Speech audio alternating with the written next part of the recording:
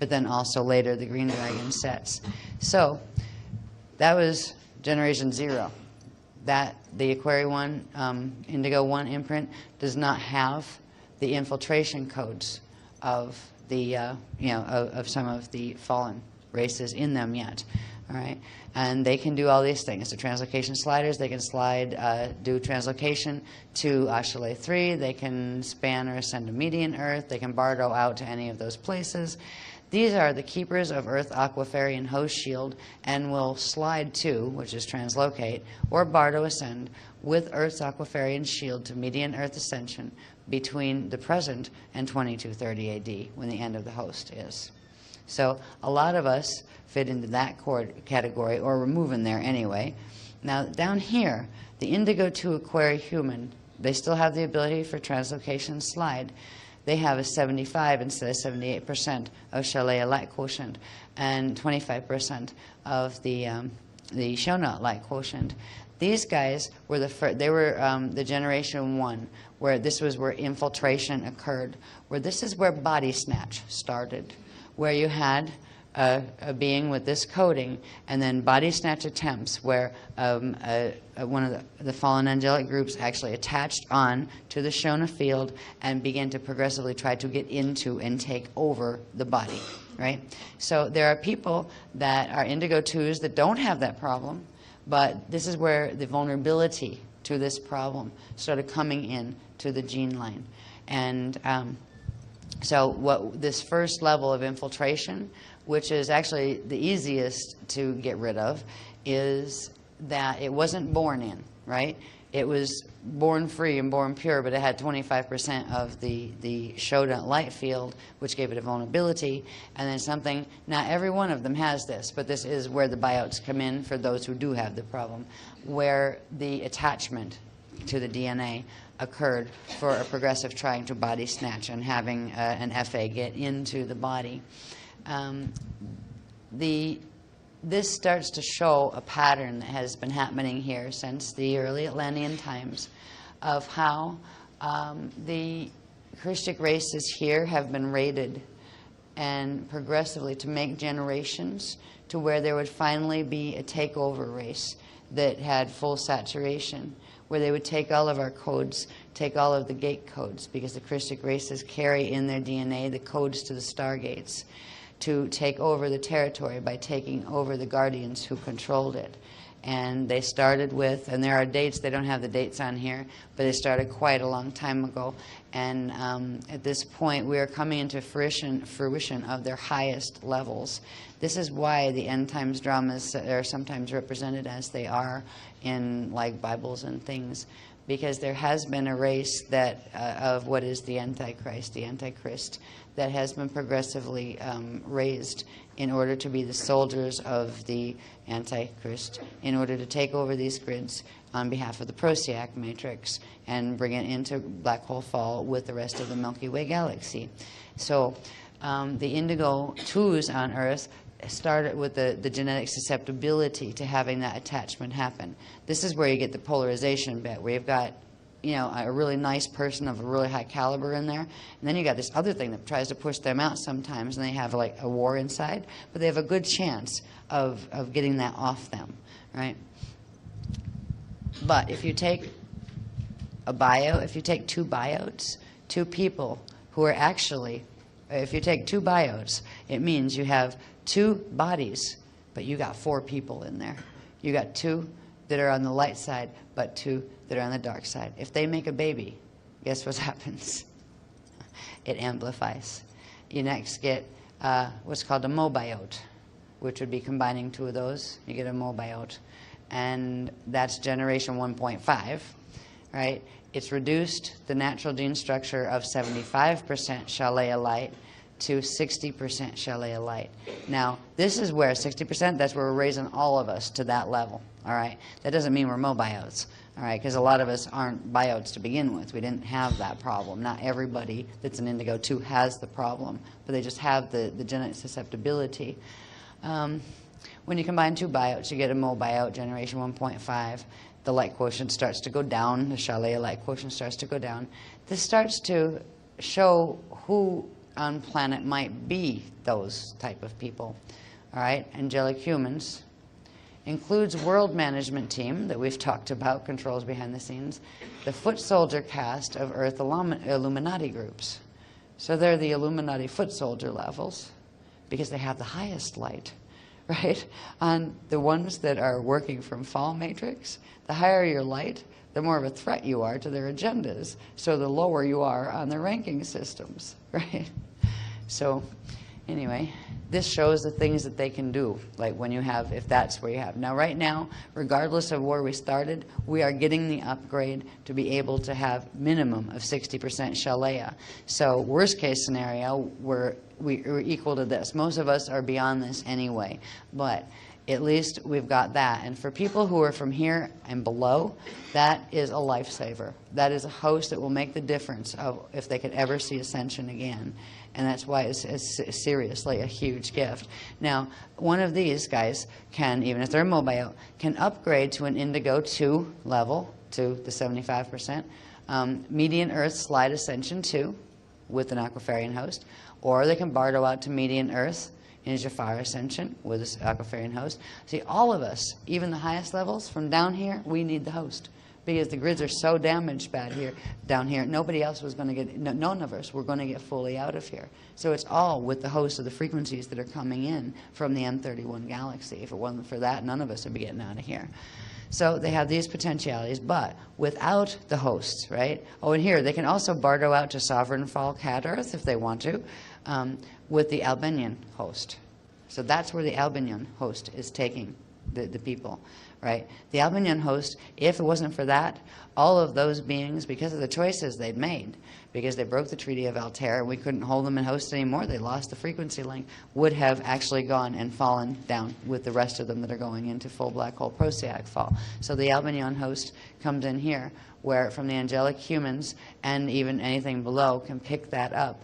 And if you can't get high enough to get to Median Earth, at least you can get to the Sovereign Fall Earth, which is going to be a Christfall matrix that the Budhara have agreed to be the overseers of. They're hosting it. If the Budhara wouldn't host it, it would go complete Procyon White Dragon Fall. So that the Albanian host comes in for these guys.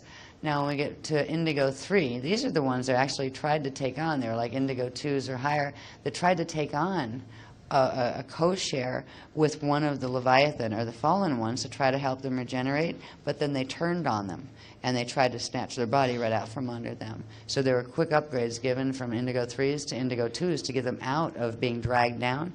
They had a 50-50 percentage, and that's pretty rough. You never know which one's going to win that war of attrition.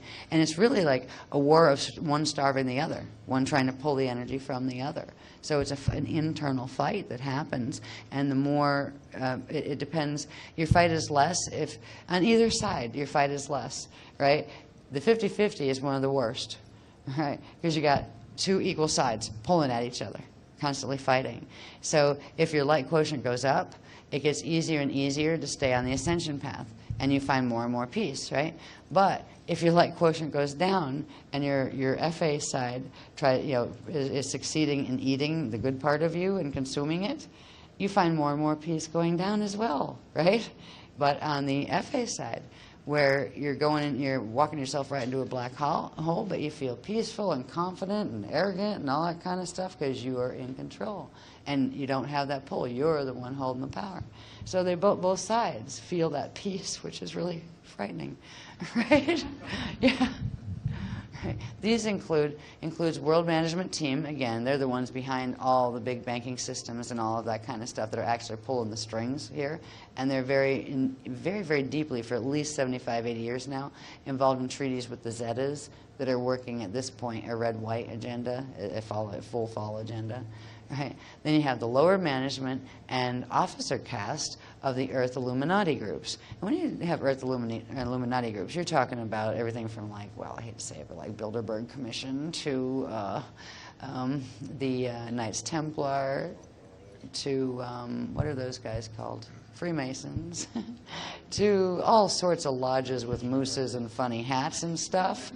You know, Knights of this, Knights of that, Knights of Malta, Knights of Columbus, Knights of whatever. All right, these are the ranks. And you can find their temples and places all over the place. You know, there's usually a Knights of somebody in most people's towns in America, you know. These guys are part, and a lot of the people involved on the surface level don't realize at all what is it to be one of those, right? It sounded good, all right, I'll join, right? You know, go to our weekly meetings, wear funny hats, and like do our secret metaphysical stuff, right? There's a lot of them do that, but only when you get to like 33rd degree or more do you find anything at all, and then usually not much anyway.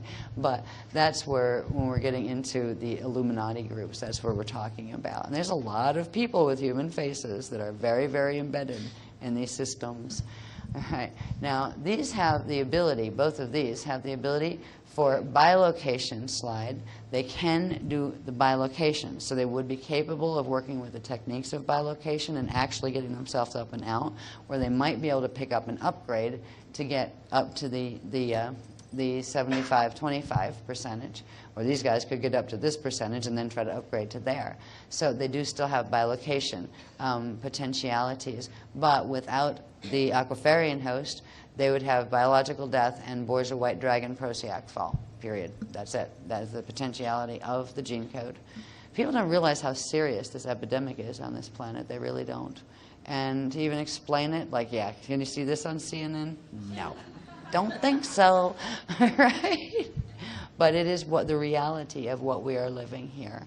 And when you start watching people lob bombs at each other, which I'm pretty sure it's going to be happening, you know, sometime while we're still here, where that World War III drama gets triggered, it's all about this. It's these different groups under the human mask that are fighting for control of the grids.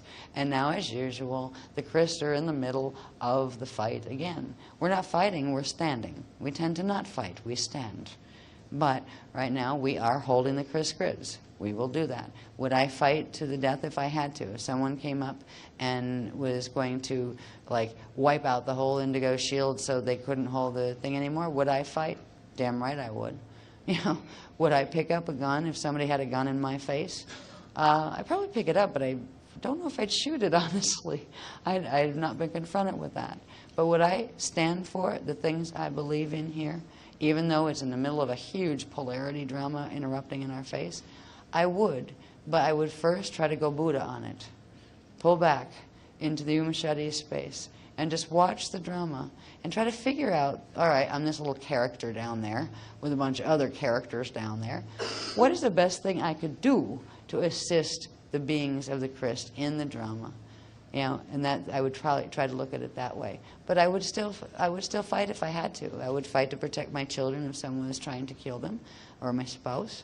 You know, so it's not like the old turn the other cheek and turn the other cheek, and how many cheeks do you have? You got 2 on your face and 2 on your bum, and after that, I think I'm done turning them. Seriously. Right. So we are watching these gene lines come into fruition. We started out with the buyout infiltration level in the gene code. That, you put 2 of them together, you get a mobiote. Put 2 of those together, you get a symbiote, which is a full generation 2. All right. Now, next page, please. There's another page of these. These guys are part of the sovereign Christfall host path, right? As far as forget Median Earth at this point, right? Be happy with the Treaty of Albion at this point. This is where Indigo 3s that didn't make the upswing, where they had their 50-50 split again, but if the negative side gets control in this, they're full symbiote, right? They have the 50-50 split, but this includes people in the world management team, the lower management Earth Illuminati groups. They can Bardo out to Sovereign Falk Hat Earth with an Albion host, or Bardo out to Median Earth, Jafar Ascension with an Aquafarian host. They can upgrade to the other side of the 50, but it will be a struggle. And it will be an internal fight, because you have another part of what appears to be your own consciousness trying to take you in a different direction. It's like having good cop, bad cop, both inside your own body. or angel on one shoulder, devil on the other. That is one of the hardest imprints to actually deal with, is the 50-50 split. So, so the Indigo 3s that took this on, they actually took it on to try to assist the fallen ones that were down in these categories. They took some of them on, and it lowered their own light quotient. And that's why they're highly protected at this point. If they haven't been taken, they've been actually given an upgrade to Indigo 2 as a minimum, in order to not allow the other thing to take them, because they actually got in that 50-50 position in order to try to stop the proliferation of this invading gene line here. They weren't able to stop it, but they still have helped some get up into the next level up. So they're highly protected, but they do have a heck of a fight in their own head, in their own energy fields between Jari and Jarosh. They are Bardo hosters. To pick up either of these hosts, they can take their body to a certain point, but at a certain point, the body's seed atom will run out of charge. It will reach mana depletion, so they will need to Bardo out and incarnate into that next level up. So they won't be able to take the atomic structure with them. So this one really kind of brings home, at least it did for me when they showed me this, that, excuse me, you can go to every church you want, but it's not going to change the fact that your gene code and your ability to achieve spiritual fulfillment, how you might define it, and ascension are completely intimately intertwined. And you may have to, if you don't have the greatest gene code this time around, there are paths you can take to build it. But there are some people that have made choices and got themselves to the point where they're born into situations where they get completely taken over. Usually it starts up at the that first generation, where maybe your first generation of infiltration, when you had 75% light still left, you made some bad choices, and you got yourself possessed, say back in Atlantis or something. And then from there, your next incarnations carried that forward and built you from whatever the first one was, biote, into a mobiote, into a probiote. So it's like your incarnations could evolve this way too if that original attachment is made. What is nice is the fact that the beloveds, and it wouldn't be if you guys, haven't been coming for the last 10 years, not all of you here have been coming for 10 years, but the people who have come with this work, we have managed to keep this host open so the beloveds could give this gift of frequency to all of us. But for the people who are down in these stages, they still have the potential, even if it means that the body is going to tire out before you get to the full level of light you need in order to walk it through. You can still get your consciousness out of here and back into an ascension path, an eternal life ascension path, right? So they are still able to do that. They can still do, they could go median earth, right, into Jafar ascension through Bardo, and that means they're out of, they don't have to go to Sovereign Fall, and they wouldn't have to go here. But without either of those hosts, they would have biological death like everybody else normally does, right? I mean, normal is death in this world, and that is not normal, but everybody here thinks it's normal. And they would, when they died, they would be brought into the Borgia White Dragon Prosiac Fall with the rest. The next are the Leviathan 2s, which have 25% Shalea and 75% Shona. They're called probiotes. They're the third generation. Notice that as the generations get, move further, the Shona field, the Shona light increases progressively. These can Bardo out to Sovereign Fall CAD Earth with the Albion host, but that's it. Without the host, they go White Dragon, Borgia Fall. There are people that fit into this category. They don't tend to come to our workshops, though. They're green and red dragon, what we refer to as the green and red dragon gene code groups, right? They include the World Management Team Middle and Upper Management Earth Illuminati groups. So here's where you're working up in the ranks of the Illuminati as the light quotient, the Christic light quotient goes down in the gene code. Their standing in relation to their organizations goes up. So when you have the head honchos, you're dealing more so with these guys. Not quite the heads yet, but you're getting up into upper management now. So they can still Bardo. It means that there's no way they're going to take their body, because of the amount of Shona light field. They're not going to be able to take it, translate that all back. But even these guys, it stops here though. These guys would still be able to get the 60% increase by working with this stuff. When we get down to here, that changes a bit. They're saying, wait a minute. Right. So again, without doing they can go and they can be like masters of the universe over on sovereign fall Earth, but they'll still have to deal with the Albanian host, which means they'll have to deal with the Budhara, not the Borgia Budhara, but the Christfall Budhara, which means they will have to be nice. They will have to relearn how you act and how you control things and how you control yourself, because you're not going to be masters of the universe taking over planets anymore, and that's one of the things the Budhara are going to teach them. They're going to teach them, retrain them in what it means to be Christic and use the resources they have available properly. There's going to be a huge green movement on Christfall Earth, where in fact that's where you're getting a lot of the green movement, as far as, like green everything, wind power, solar power, none of the gas power, all of that stuff. That is all the stuff that is actually about where the future of this Earth is going into that fall. And it's how to use your resources wisely once they become finite. All right, we're going into a place where resources are not finite. As far as median Earth, the resources are not finite. It is a Christ system that still operates with the ability to generate its own quantum and resource.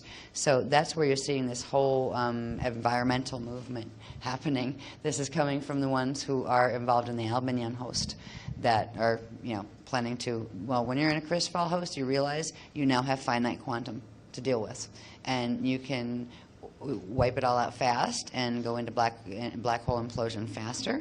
Or if you use it well and learn to cooperate with other groups that are similar, you can actually bring quantum in and postpone the collapse of your black hole system indefinitely.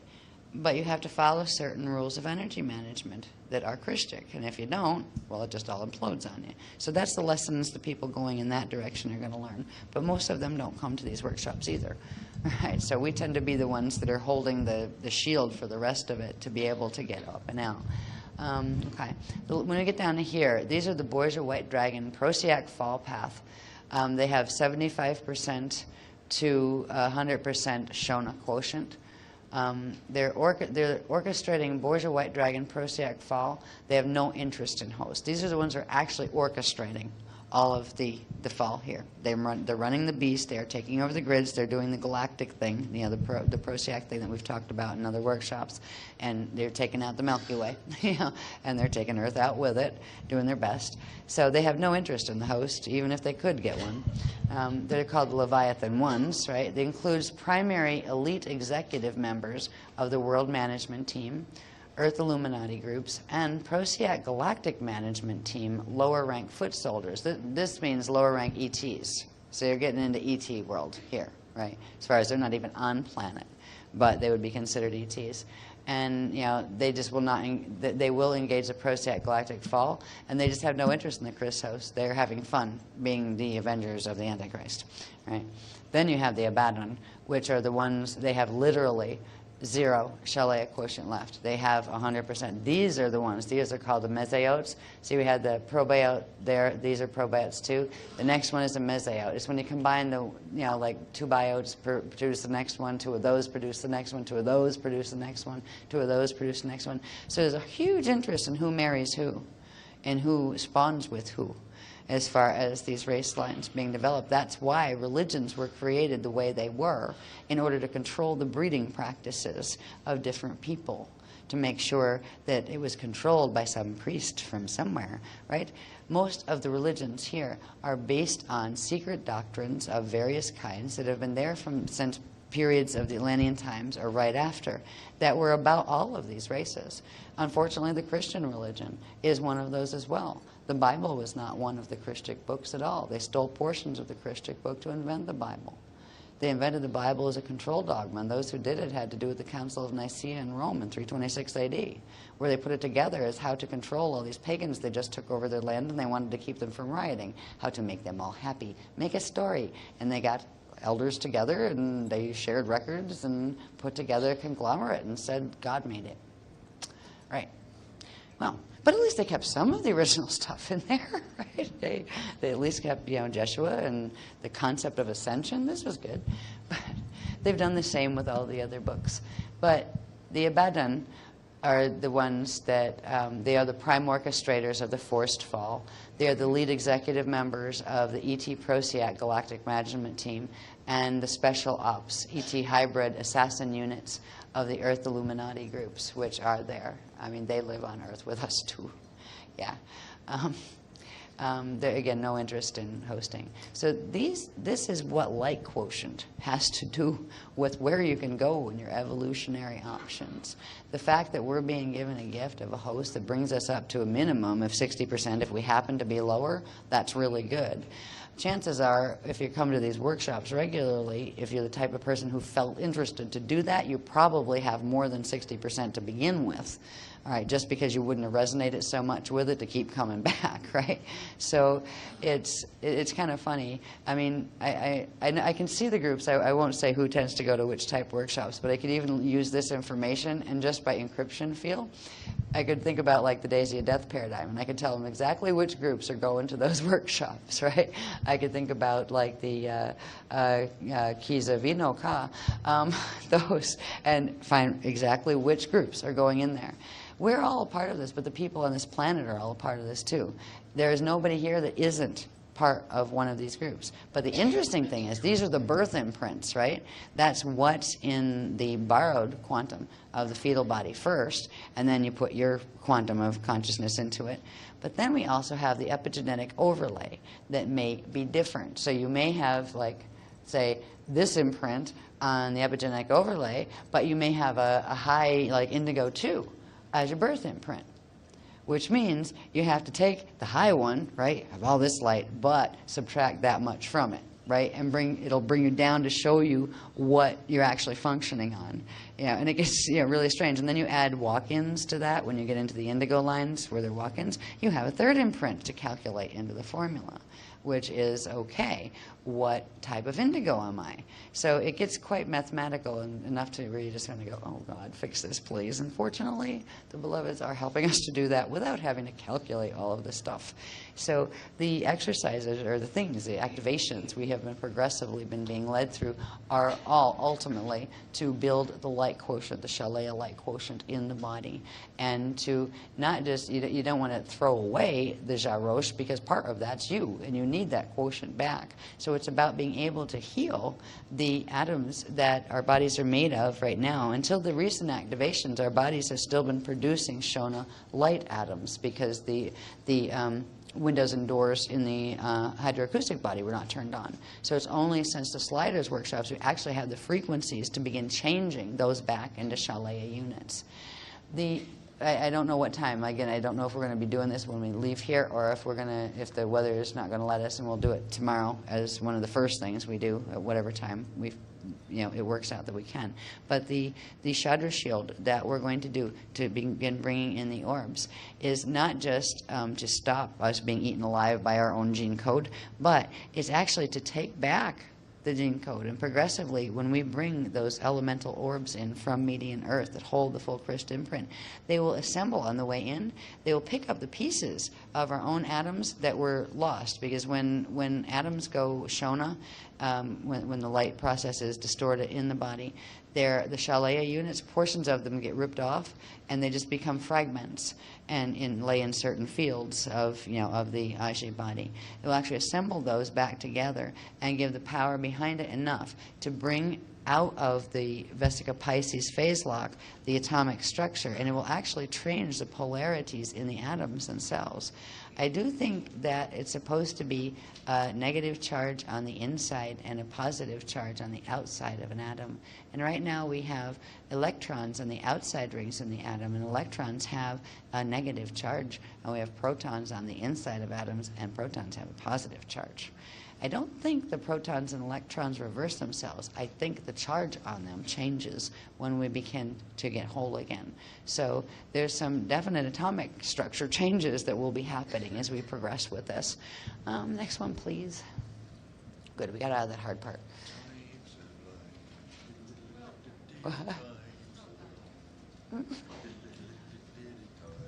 Oh yeah, this one. Okay. Yeah, this is the recent scribbly one of the day. This is just to try to show a bit of the difference between what a natural light unit is. And we talked about before, there's another graph that I need to use this about 3 different times, but let's put this on first, please, Right. and then put it back where it is so I don't lose it out of that sequence. Yeah, we'll put this on first. Before we get to that one, I'll just remind us quickly of this messy one. Remember that one, right? Where through this all is our hydroacoustic body with all our Illyrian chambers and our fire chambers. And I discussed yesterday how these living light units form through the pentagonal flows and the whole bit, and how we end up with these here, right? And a whole band of them on every one of the Illyrian lines, one of these forms. Can you lift it, honey, just a little bit? We have these guys, and this is called one element atom, right? And it's actually living consciousness. It is living consciousness because this is all from the process by which through the body and then through the field that consciousness translates itself into literal atomic matter. So this is the natural structure of an element atom. It can be whatever element, whatever coding it's carrying from whichever Illyrian chamber it's on. But it is, that is the natural structure, the Triveca structure. When we talk about the Avias orbs, we're talking about this part of the structure, and it has inside of it 12 little dots that are called elementi, and it has a calor at the center, and it has a prana jewel at the center there, and the jari is connected in there, in the center part with the prana jewel. So that is a natural configuration. It's got 2 of these guys right here, and there's a whole process by it. What sparked where, what went up, made refracted code particles, came down, sparked here, made that set of sparks. That's Ki, that's Chi, that's this, and they all form bigger units of hydrogelesic and thermogelesic radiation units, but they're conscious radiation units. If you trace them back to their source is pure God source consciousness. So they are sentient and aware and intelligent, right? These are the things right here. That is what they make when they phase, because those 2 little whatever they're called, shala units phase, and they form that. And that is what would be a natural atom. All right, that's what it is called, the atomas. Right, so that would be the atomas. That's the avias, and these are called the aveas. Right, and the whole thing together is referred to as a ayas. So AH, YAS, and IS. So the IS force is the force of the elements, the actual materialized elements, the consciousness force of the materialized elements. Now, because of the mutations in this galaxy, in this solar system, on this planet, there is also a different force that is not an organic force. And that is the force of when you take these and make something happen to them that is not natural, and you form the Vesica Pisces mess, instead of having a Triveca, you end up with a biveca with just 2, and you create a Shona light unit. That force that is the counterforce to this is called the Alusatani force. And this is where the words actually Lucifer and Satan came out of, even before. I mean, the Luciferians usually refer to the Lulcus races. They have to do with the Tothian lines that were brought from Nibiru down here, and to try to bioregenerate. But where they got their names, and the Satan line came out of the Marduk Satan line of the ETs that came down here in the Atlantean periods and did hybrids here. But if you take where those names came from back to where it was back from the original records that had to do with the force of just like this is Ayas, right? You have the Lusatani. And the Alusatani was the reversed order force, the force of the Antichrist. All right. So even the words have still remained, as far as the Lucifer and the Satan and all of that stuff. So I just wanted to remind you of that's where these come from. And then we'll look at now the units that are formed from the other, so we can begin to understand that, okay, we're made of both of these kind of units. We still have some Shalaya units in us, and what we're doing is trying to get more and more of those back and to transmute and heal the ones that have been distorted into Shona units. So next we'll look at the Shona units and what they look like in comparison. Okay, could you please put that one back here so I don't lose it out of that sequence? Thank you.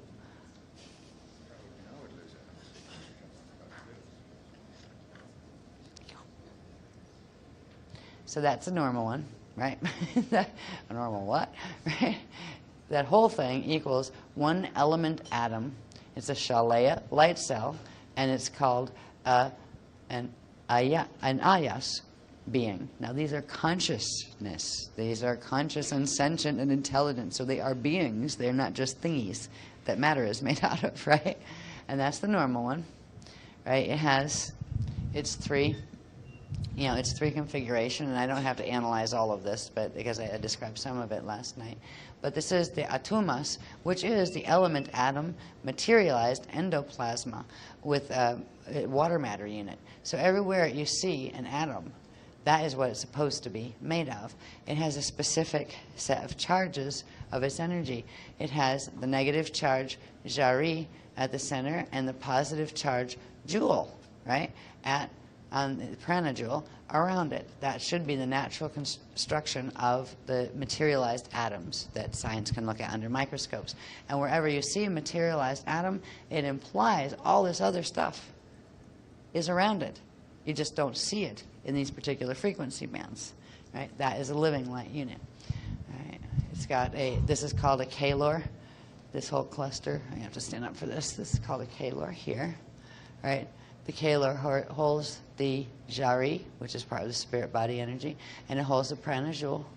And these guys are the two Shala units, right? And they are called together, they are called the Aveyas thermogel particulate beings. So these are beings too. When we see orbs, it's this one that we're seeing. And it implies that these two are on the next level up.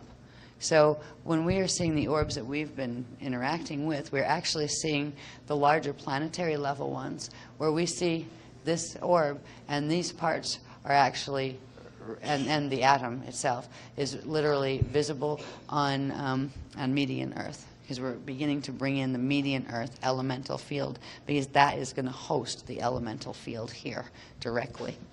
When we come down here and look at the mess, it says the mutated light matter. All right, it forms in the fire chambers only. Now remember looking at that thing where we had the fire chambers and the Illyrian chambers, and it was an interaction between pulses of energy going out the Illyrian chambers, then hitting the edges of the sphere around it, and splitting, and then going down the fire chambers, right? And then energy coming up the fire chambers, and they both hit in the fire chambers, and they make these units that form these. These actually have blocked out the Illyrian chamber lines. And what they do is they hijack energy from, they drain energy from the prana jewels from the Rasha body, and from the Jari, and from the mana quantum. Now, where do these come from? Well, for instance, in a baby body, when you start the fetal integration process, one of the first sets of things that has to be done is you do set a quantum of Jari and mana in the form of a Xeon in the seed atom of the borrowed fetal pattern, right? This is we talked about, I think in slide 1, I think it was, where we get the whole thing on fetal integration of what it means to consciousness comes into a new baby body form and that kind of stuff. So it actually drains that quantum that you as a new incoming being has set in to begin fetal integration. Fetal integration gets interrupted in this life, so on the personal level, we get attached before the baby body is even born. And what happens with the attachment is these form in the fire chambers because it sucks energy out of the original quantum of spirit, Jari, and mana, which is the Xeon, that we put in as we start at fetal integration. And then it starts doing things. All right, so they form, and there's a whole, just like if you look, I haven't drawn the whole thing. I would have to actually draw another Ajay body structure, just like the one you saw that's all messy right now, but that has the 24 chambers, the 12 fire chambers, and 12 of spirit body chambers. It wouldn't have the 12 Illyrian chambers, and it would only have 10 of the fire chambers, because 2 of them, 11 and 12 of the fire chamber lines, were actually wrapped around the center core. That's what forms that nasty caduceus thing. That's why our axiotonal lines, 11 and 12, were wrapped around our center core, and that's why we only have 5 fingers and toes instead of the normal 6 for a Christian being, right? We're supposed to have 12 lines, and 6 would be 6 on each side as far as appendages and stuff. So it goes right down to the light unit level, and that is what is surrounding, the science doesn't see yet, surrounding atoms. Right now, a percentage of our atoms are made of this stuff. They look like this instead of that. This is called, actually, they more like this, actually. This is a calorine. It's called 1 calorine. These are killer reversed light particles. You could call these like the ultimate free radicals of the universe, right? You know how free radicals do nasty stuff in your system? Well, these are free radicals. And what they do first is they form just by energy convoluting in on itself in the fire chambers, because the passages to the spirit body chambers, the Illyrian chambers, are blocked. So it takes energy off what used to be an original natural structure that was living light, and it starts feeding on it. It feeds on it to make a whole set around, you know, the 10 fire chambers of these units. And these units, called calorines, they have a reverse polarity of their center. And this is called mani. It's reversed polarity mana energy, or mana energy, right? So you have two mani units, and they form in the center of these. You get a reversed, the reversed Jari currents. The Jari is usually a spirit body current that should have a negative charge. So you got positive charge Jari, which bonds with what are called kalars. These are captured elementi. In a natural unit like this, these little guys around here, there should be 12 elementi in the Aveas portion of an element, right? So this is the elementi, this is the elemental, and this is the element, right? These things feed on these, rip them apart, and part of the elementi just go fragmenting and free. And they get picked up by the next one of these, and they bond to the reverse Jari, and they form the center core of the reversed light unit called the calorine. The calorine goes on later to form the Shona light field. And let's see if there's anything more important that I need to talk about in here. So at the center of the calorine, you have what is called a kalor. And the kalor is a cluster of 6 captured elementi bonded into a reversed Jari. That Jari was part of somebody's spirit at some point.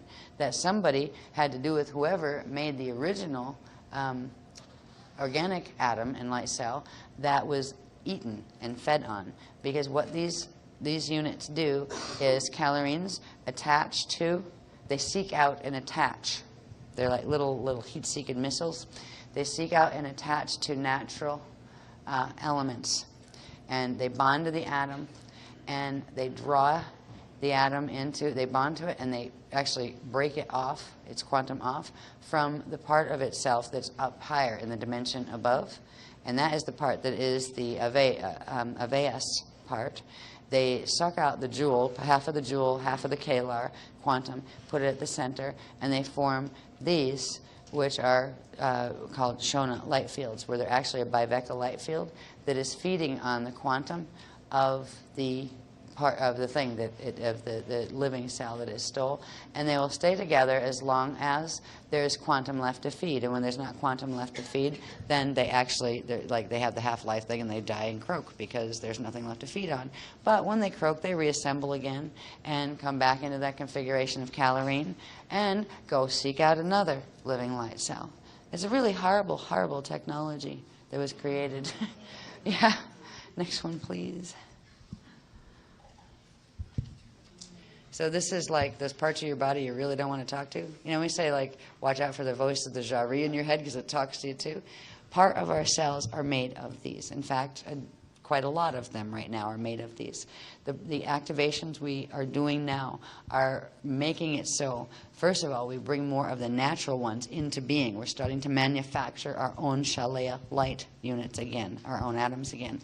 Now we're going to be able to bring in the ones from the median Earth Christic level, which will allow some of the ones that are already stuck in that state to actually find their missing parts and have a support host that will allow them to be pulled back into their natural structure. So it's not just clearing the Shona ones out. It's actually pulling back the quantum of us that belongs to us that they were stuck to. With the Shona ones, the Shona fields, those calorines actually attach to things that are in the environment outside. They pick up those fragments of elementi So you're getting pieces of God knows who and what that are embedding right into your own cells. You're picking up karma as far as radiation imprint from other space-time location lives, because they're all fragmented in the planetary field. A natural living light unit does not bond into itself anything that itself didn't manufacture. It has an exchange with the environment around it, but it's a constant flow, no embedding. But what the Shona fields do is they embed these trapped, they harness and trap the fragment elementi. And so you have these weird elemental forces literally embedded in your body, and that forms your karmic miasmic pattern that literally keeps you from being able to ascend. And it also has a voice and consciousness of its own, and very often a twisted consciousness. It's like, imagine being something that is a mouse that has a human ear on its head and a dog tail on its behind, and somebody stuck an airplane wing over on its left side. You got pieces of stuff stuck together to where you become a thing. And each part of the thing is conscious and aware and suffering from the fact of that kind of convolution. And they used to do this in Atlantis, like with genetics directly. You would find mouses with ears, human ears on their back and things. They're doing it now again, if you hadn't noticed. Yeah. So what we are doing when we talk about the Jari and the Jarosh, the Jari is the natural part of our spirit quantum that we originally put into the body when we're doing fetal integration. Part of it is progressively getting eaten. Every time we breathe, those things are created in our bodies. Those calorines are created in our bodies. And what they do is go after whatever natural light forms we have. So where the Shalaya light units we have. This is why the bodies tend to, for a long time, have hated exercise. Because the more you breathe, the more you exercise, the more you breathe, right? The more you breathe, if you haven't opened the windows to begin overriding this process, you just make more calorines. And more calorines means it'll go after more of the Shalaya units in your body. And it'll help you actually burn out faster or go fully Metatronic. And then you'll feel like very, very fulfilled, I'm sure, as a probiote, by the time, because it kicks in that whole, biote to probiote evolution of the FA agenda. So what we are working on is literally beginning to clear this directly at the atomic level. And they wanted us to understand this. This is what a natural Shalaya light unit should look like. We've talked about this a long time ago, where it's a phase unit, and these two come together and they spark, so it can continually regenerate its own quantum, because it continually sparks and makes more quantum. This is what happens with that unit when it becomes attached with a calorine. When a calorine attaches to a living light unit, it freezes it up, it reverses the polarity on its natural axis so it can't phase anymore. And it creates a phase lock, so it's like literally locked in place. And then it progressively drains the energy, the elemental energy from the portion of the Aveyas that it had harnessed. And it also, at the center of it, has half of the joule, the joule quantum of energy, and half of the Kalar in there. This whole system that forms this is referred to as the Cal force. And the Cal force is the force of the Lusitani, reversed matrix forces that were purposely created by the ones who chose to explore the will of opposite to divine will expression. So anyway, next one. That's what we're fighting in ourselves. That is the war of attrition between the light and the darkness, the bright light and the dark light. All right, this is just showing you what these light configurations actually form, besides being in every atom, right? They also form on the D1 level, D2 level, D3 level, and D4 level, what are called Shona harness fields. These are what are blocking our perceptions, where we can't perceive the other reality fields, and they actually beam in and program into them false memory matrices and commands where anything from voices talking to you in your head to channeling, to all that stuff. They are being consciously run by certain beings who control these machines through these harness fields. These harness fields they form in a configuration that has to do with the specific dynamics of how that harnessing takes place, and they form what are called buckyballs. which is it's a shape that buckyballs comes from the word Buckminster fullerenes, which is a mouthful of a name given to a certain type of particle that was found. They're now using buckyballs in like micro stuff to actually harness other atoms and to add and subtract things to DNA and all sorts of things. They're using them as a scientific construct. Lovely, right? Also the geodesic dome things that you see, that were popular for a while there, I think in the 80s or whatever, 70s and 80s. They are built on the same configurations. There's also a whole set of metaphysical teachings, not even the Daisy of Death. I think they talk about it too, but there's a whole bunch of others that talk about the lovely field around the planet Earth that is its natural magnetic, electromagnetic field, and it's shaped like a buckyball, and it's, has a truncated dodecahedron, I think they call it. Well, that is the one that has to do with the grids that are falling. It was artificially created. So all of this creates all of that, and when it comes right down to the molecular level, to the atoms we're walking around in, we have a fight right within our own body. And the things we've been learning and the activations we've been doing are what the weapons are to win the war of attrition between the Jarosh and the Jari in the body. The exercises become important, especially after the activations are done, because until then, they just make you breathe more. And the more you breathe, the more of the Shona light units you'll make. And no wonder the Jari in the body doesn't like to exercise much and that kind of thing. All right? Now we will be able to make Shalaya units when we exercise. Now we can begin expanding our body forms to hold literally our muscles to hold more in the axiotonal lines and the meridian lines, so we can up the content of the Shalaya natural light units.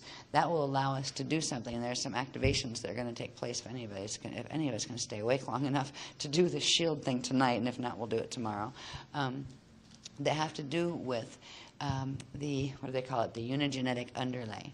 And there's a portion of the anatomy that when the axiotonal lines and meridian lines reach a certain quantum, that is their natural quantum flow where they should be flowing at, they open up these networks that are literally like fishnet stockings that run all between all of the atoms in the cells, and it makes like a fishnet of aqua light, living light energy all around and through the atoms. This is what we are going to initiate the activation of in this next shield activation that we do. And by the end of the workshop, in the last night, is what we're going to bring fully online and activate within our bodies. When this living light matrix begins the cellular communication, it begins a rapid transmutation of the Shonas back into the Shalayas. And part of that is inviting the host, the elemental host from the median earth to come in, because that will expedite the process. It will give actually the frequency that allows our atoms to come back together with their missing parts, to be able to blow off the Shona bonds and pull back into their normal structure. So I hope I'm explaining this well enough. I mean, it's just a wave that's rolling out my mouth, but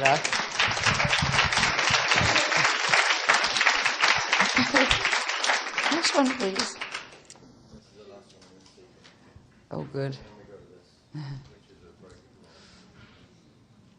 Okay, we'll do a short break on that, and then that doesn't have to take too long, right? I think I just wanted to say this, and I think I just said it without the picture. Arrayas. Yeah, the Arrayas exercises that we've been doing, right? They bring into the body's Shona atoms the radiation encryption of your other probable selves and God's self via the axiotonal and meridian lines, allowing for biological time leap for slide. All right, so this means as we're working... No, we have right now Shona atoms, right? All right, it's bringing in the good stuff into the Shona atoms that are in the body, okay? That's what that means, right? You could take that either way. I could see how you went there with that. All right, so they're actually bringing in the frequencies, bringing into the body's Shona units, the frequencies of those other vectors and your God self vector, which will hold the Shalaya light encryptions that will progressively run in the axiotonal lines that will allow for those Shona units to be turned back into Shalaya units. And that means the polarity, I do believe, between the nucleus and the the area around the nucleus, the electron ring, will eventually reverse. I believe to go to median Earth, you probably have to have your protons carrying a negative charge and your electrons carrying a positive charge. And they can, I believe a slider would be able to flip back and forth with that polarity charge in literally the atomic structure. Okay, so this would just to remind you of the axiotonal lines. I haven't gotten into numbering them yet or anything, but these are being restructured. And now we already, from the activations from slide 2, we already have the six on each side turned back on because we released the caduceus mesh that was running down the middle and freed up the 11th and 12th line, so we've got our 6 sets back. That means eventually we'll be growing back our 6th appendage, but it won't happen right away. Well, some people have. I know one lady who was actually growing back a toe right on where the 6th one should be, and she had to actually have it surgically removed because it was painful as it was coming through. Yeah, so it ought to be interesting to see how we grow up together through this process, but it is a very physical process as we move into it on this level. Next one, please. Oh, that's it for the 6th. Yeah, there's only a couple more after this, and then we'll go into the, if we're still alive and walking and not sleeping on our feet and it's not pouring rain. If it's pouring rain, we're going to have to reschedule to tomorrow sometime, and we'll have to do a little bit of talking between us and find out what we can do with that. But if it's all right to go out there, it's not cold and nasty, we'll take let's just take 15 for bathroom and that kind of stuff. I'll have just a couple more diagrams on 4 more when we get back, and then it will be going to technique time. And there is also, before you go, one more little write down of what is the mindfulness exercise for this coming day. Okay, so thank you for still being awake with me. Thank you. We start, this would be the D4, and density 2 would actually start here. That would be the 0 point for D4, and then it would go up to D4 3.5 subharmonic, right? So this is where you're making the transition into the next level of densities up. The Shadi states, remember, occur in these bands right here, where you have the overlaps of these. They have to do with those element, the element atom cells and the light body structure around them. So we have the smaller ones that go at density 1. There's 1 there, 2, 3, 4, and then there's a bigger one that extends out where this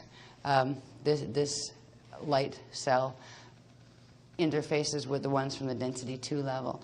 To see where we are as far as understanding where we're going to be projecting to in this one, it's a little bit different place than we've projected before. Now we've gone up vertically and kind of sat on top of our orb, right, of our density 1 orb, and when we went into the Shadi planes that we've used so far. Now that's going up vertically.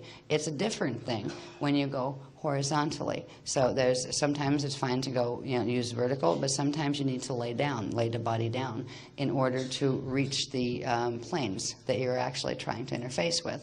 So if we can understand that this particular one is the density 1 Ajay body, and then start to see that context. I know it has all these little Shadi planes in between, right, that we have opened. We've already opened the seals on those, and we've opened the seal on the larger one too that spans up into the density 2 D4. If we look at that and see where it is on the next diagram, start to get context of where exactly are we going when we do the projection that we're going to do. Could I have the next one, please? Is this the one I think it is? Is it the one I think it is?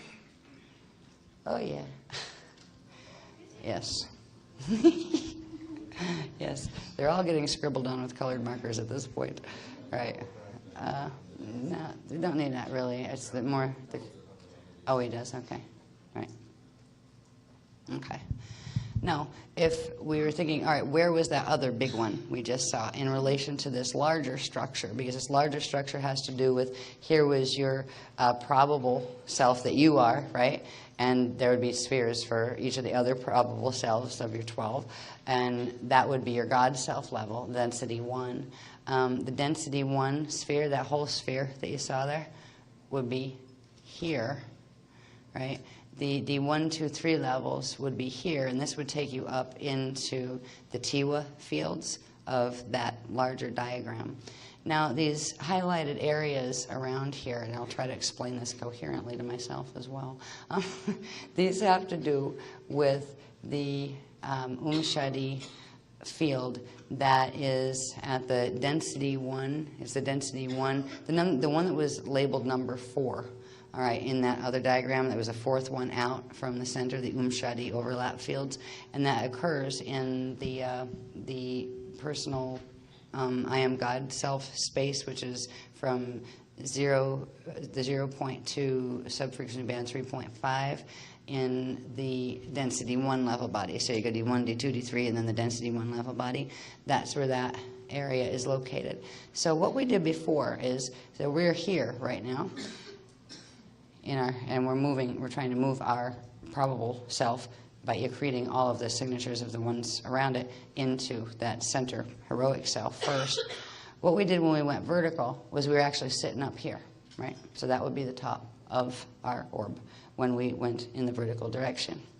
Now this, as we had described before, this whole chamber here that opens between all these levels, going back to the density, we're only showing to the density 3 level, but there's also density 4 and density 5 and that kind of stuff. But this is the transcendental passage. And when we were standing up vertically, see that's supposed to be a little vertical guy standing, right? That's your vertical column going up, and that's when we projected up vertically. Now, if you lay down, right, you're actually laying into the transcendental passage. And from there, you can access not only this Umshadi plane set, right, which is the number 4 one, but you can go past that into this one here, which corresponds with the transcendent self, that is the soul self.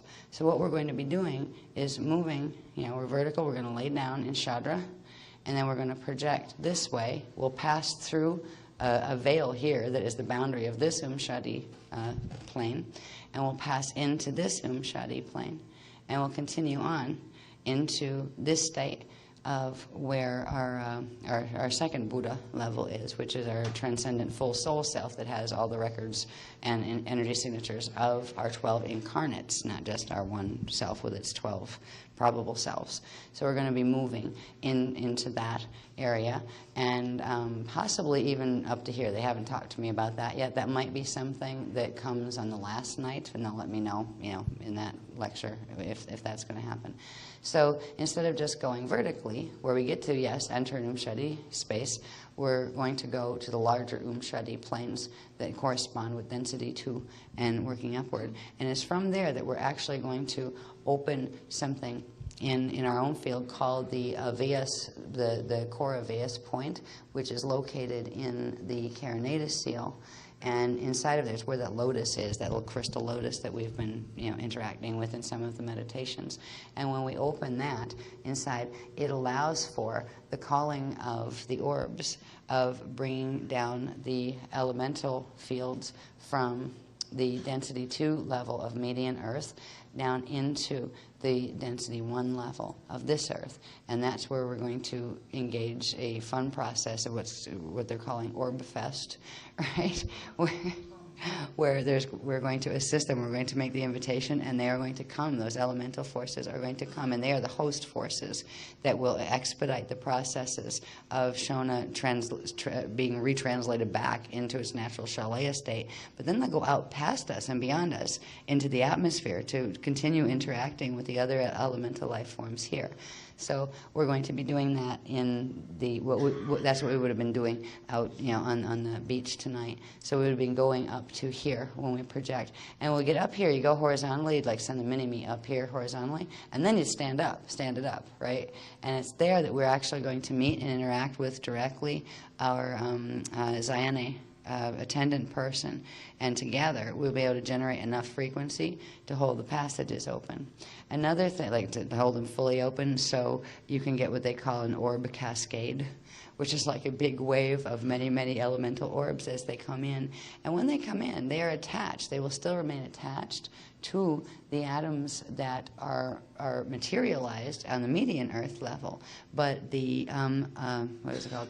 The Avayas part of them will be what we perceive as the orb. So we're perceiving a part of it, but it's actually part of the light body structure of what are actually atoms, crystallic atoms, up on the median Earth level.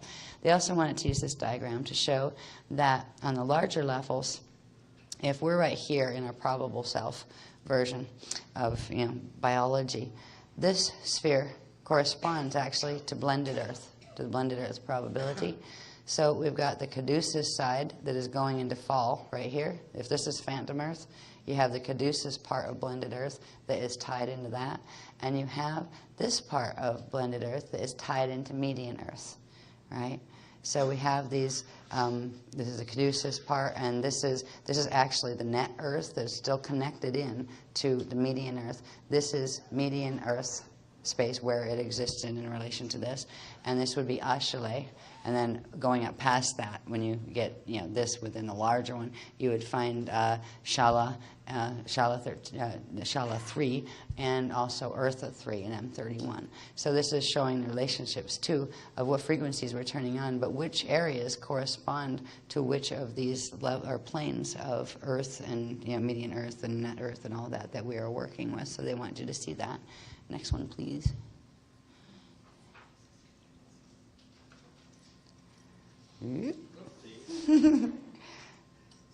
Actually, you need to put it where these words are backwards. Yeah, because no, you have to flip it the other way. See, these are backwards. The green ones are backwards when the black ones are forwards. I do that on purpose, actually. Now, this way, it is still in the same direction as the other diagrams that you just saw, even though the diagram was originally drawn from the opposite way, as if it was on a different vector or, like horizon line. But this shows you as if you were looking at our probable self set, where we had that one probable self body that was connected into the heroic self body, et cetera, right? And it was facing out that way, so that's why I flipped the diagram. The words in black aren't important. It's just the little notes that I made in green that are important. It's just showing you when you look at this configuration, all right, if this is your probable self body, right? This out here, which is the same one as this one here, is that field, that Shadi field that is around your God self, right? And that's where we had projected to as when we went in. We actually projected. No, actually we didn't. I just realized something. This one, if this represents the probable self, that we projected up to the probable self, but the probable self would actually be out here on one of these, right?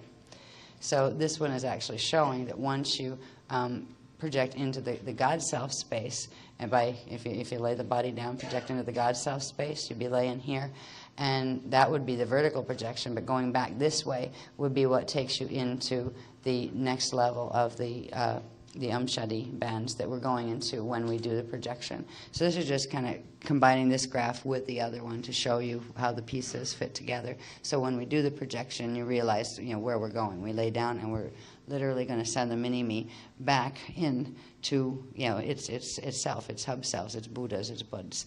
I think that's all on that one. Next one, please. Oh, this one's fun.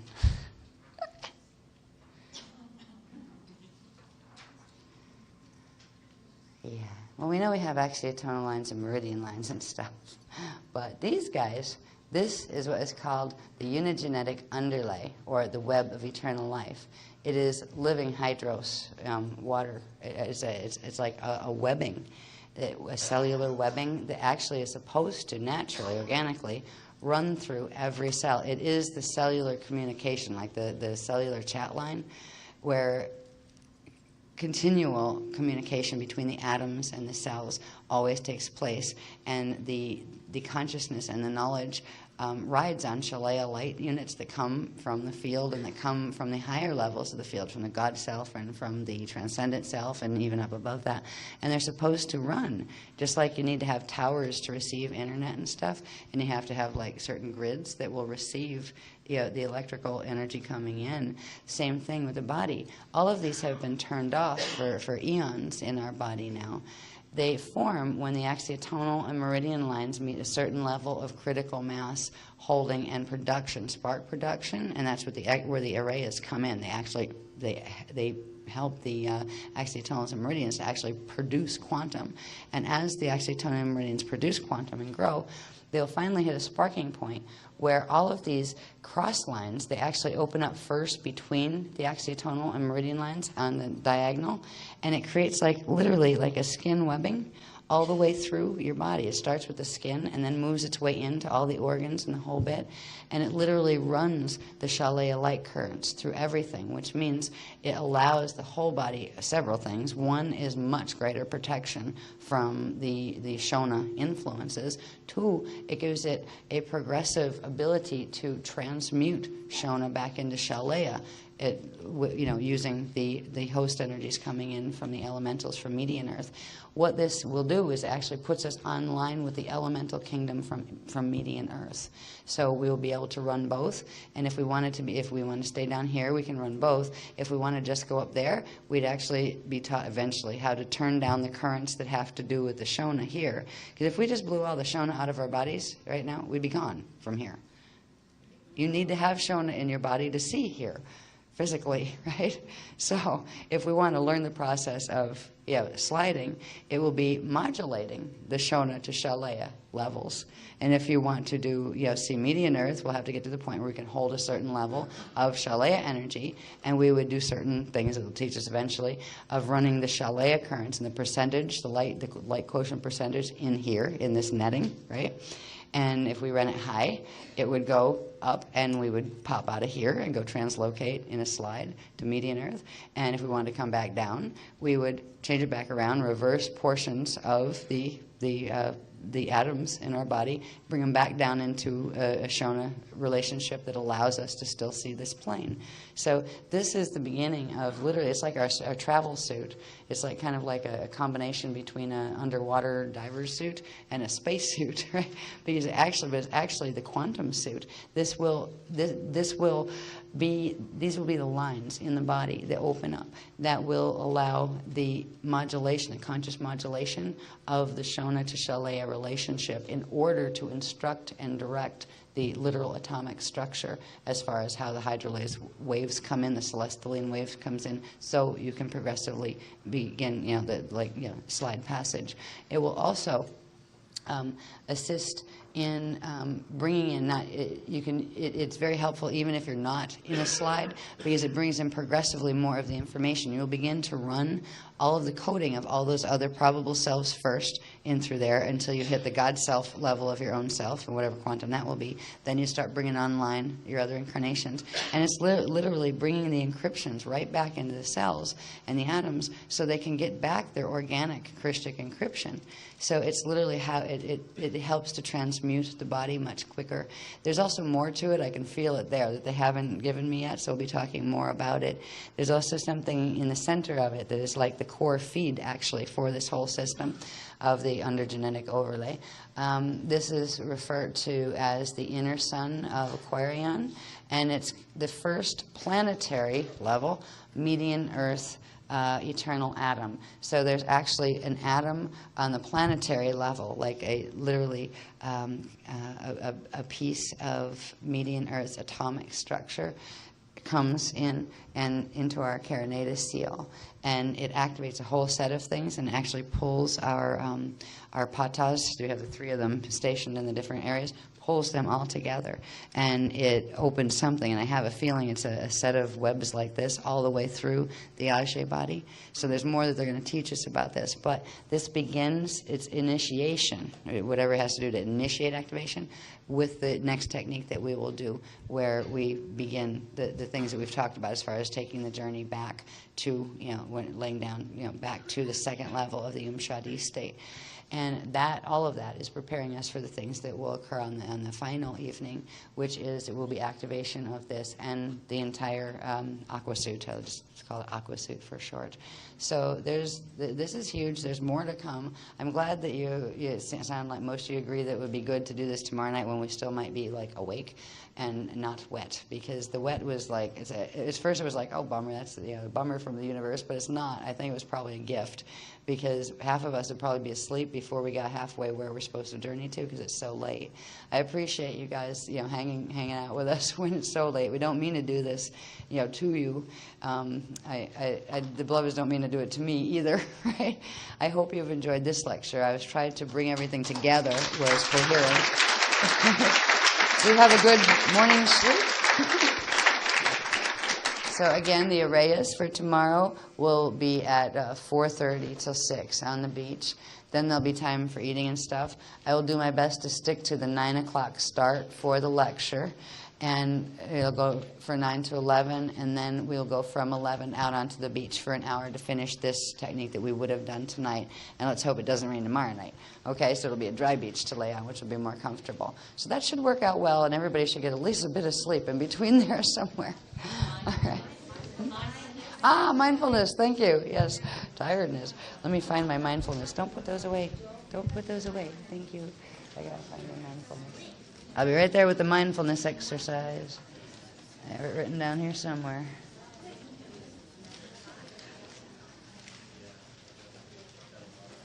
Where do I have it written down? Okay. Is this it? No, that's not it. Oh, yes, that's not it. Is it? I'm talking to myself. I'm talking to myself. There we go. Okay. Alrighty. We've got one more mindfulness technique for if anybody's awake tomorrow in the daytime. This one is called, we have two more, but the one is actually, we'll talk about that on the last night, but it's number 5 for tomorrow. And we've had other things like a guardian, like, walk like a guardian, etc., think like a guardian. This one is be like a guardian. Be like a guardian. Be as a guardian. Now, what this has to do with are several things. One of the first things is it's about becoming sensitive to others, other things, other beings, other energy in your environment that is in your hologram. Becoming sensitive to others as self. If you recognize yourself as that whole orb, and you recognize your little body in the middle of it, and realize everything within that orb is actually a part of what you are too. There's a whole shift in perception where you get out of the little mind state, the little me, the little identity, and start to realize yourself as a larger being in a collective. Now once you can, there's a certain couple of steps you take here to help you develop some of these sensitivities. So one of the things is helping you to become more sensitive to yourself as your hologram, right, and the elements in your hologram. The next thing is also transcending the small self. It's trying to help you with transcending the small self to become aware, literally, of not just aware here, but aware I am this. Not just I am this, but I am this also, right? Now, there's little tricks to doing that. One, it's like, let me see, I want to read the steps here a minute. Expand to self-view. All right, the first part is you put your mind on thinking, expanding yourself, the you that you know yourself as is, I am orb. You felt the parameters of your orb before when we did the other techniques. Well, try to really breathe yourself out into the wholeness of that sphere and try to move the consciousness out of the little focus between the eyes and in the brain, in the body itself. Okay, that would be, you do that first, and I am orb, I am this sphere. And what is in this sphere? I am this as well, right? People, buildings, bugs, birds, the whole bit. If there's a whole state you can get if you really just start saying, and you look at a sphere around you, and whatever is in that sphere, I am this too. And first your brain kind of goes, no, I'm just over here, and that's over there. No, you are here. And for some reason, this is inside of you, so therefore it is a part of you right now. So you are this, even though there's other thises involved with it. This is you. When if I did that right now, I would look out and I'd say, well, geez, at least the first half of the rows, that's me too. You are me too. And each one of you could do the same thing. And I would be a part of you in your hologram. There's a level of transcending the singular identity of self, the rigid focus on a singular identity that's focused in the body. And that's at the beginning of taking you into literally the transcendent state of consciousness where I am soul, Or eventually you're going to have to know yourself as I am these 12 incarnates flipping around in the universe in different space-time locations, and being able to go to a space where you can move your consciousness in and out of any of them. And you have a right to. They're you. Right? It's a whole different level. So it starts with simple little things of sensitizing to I am not just this anymore, but I am this too. Right? You can go up and touch the bird that flew overhead and feel it as part of your consciousness. You can go down into the ground to wherever your sphere goes to, your orb, and feel all that lives in there. I mean, it's amazing. It's also a really good way to douse if you need to find water, right? Where you just expand your orb out really big and focus on the downward part and just feel where I am water, right? And the people that get sensitized with that can be really, really good at that. Okay, now, after you do that, you just expand the size of you to I am orb and everything that I see in the expansion of my orb. Okay. Next, once you expand out to I am orb, there's going to be a sense, and the beloveds are going to help with this. Your INA will help with this, your attendant. There will be a feeling somewhere in your orb of a direction that you need to go, that there is someone that needs something that you can give. And what you're going to be asked to give are 3 instances with total strangers not in the group of random acts of invisible kindness where the stranger doesn't have to know you did it. Now, there will be 3 people for each one waiting in your hologram somewhere in this I am this. You need to feel out just any kind of direction. Like, okay, do I walk down there? Do I go over there? Where do I go to find these 3 people who supposedly need something from me? This is about being like a guardian. What do guardians do? Well, one of the things is they are very, very attuned at all times, actually, to harmlessness. But not just being harmless to other life forms, all life everywhere, but being helpful as well, right? So, if there will be 3 individuals that will be in your hologram, and the beloveds will help align that. There will be just a feeling, a little like pull in one direction or another when you expand your orb self out as far as you can, and then just breathe quietly in it. And try to feel for the little pull or little fibrillation that says, okay, I'm supposed to walk over there. And you walk over there with your orb. You begin to feel like really, really large. You'd almost want to roll, right? But feel out where it's directing you. And eventually, the more you do this, you'll actually start to really, really feel it. And then you realize you can see from 360 degrees all around your orb and all sorts of other things. But for this one, the object is to find there will be 3 people that are strangers to you, that are not part of the group, that will not have any idea what you might be doing. But there is a random act of kindness that you can do without them seeing, and you need to sense out where those right 3 people are to employ that random act of kindness. It can be any kind of random act of kindness. It doesn't have to be expensive. You don't have to give somebody money or anything like that.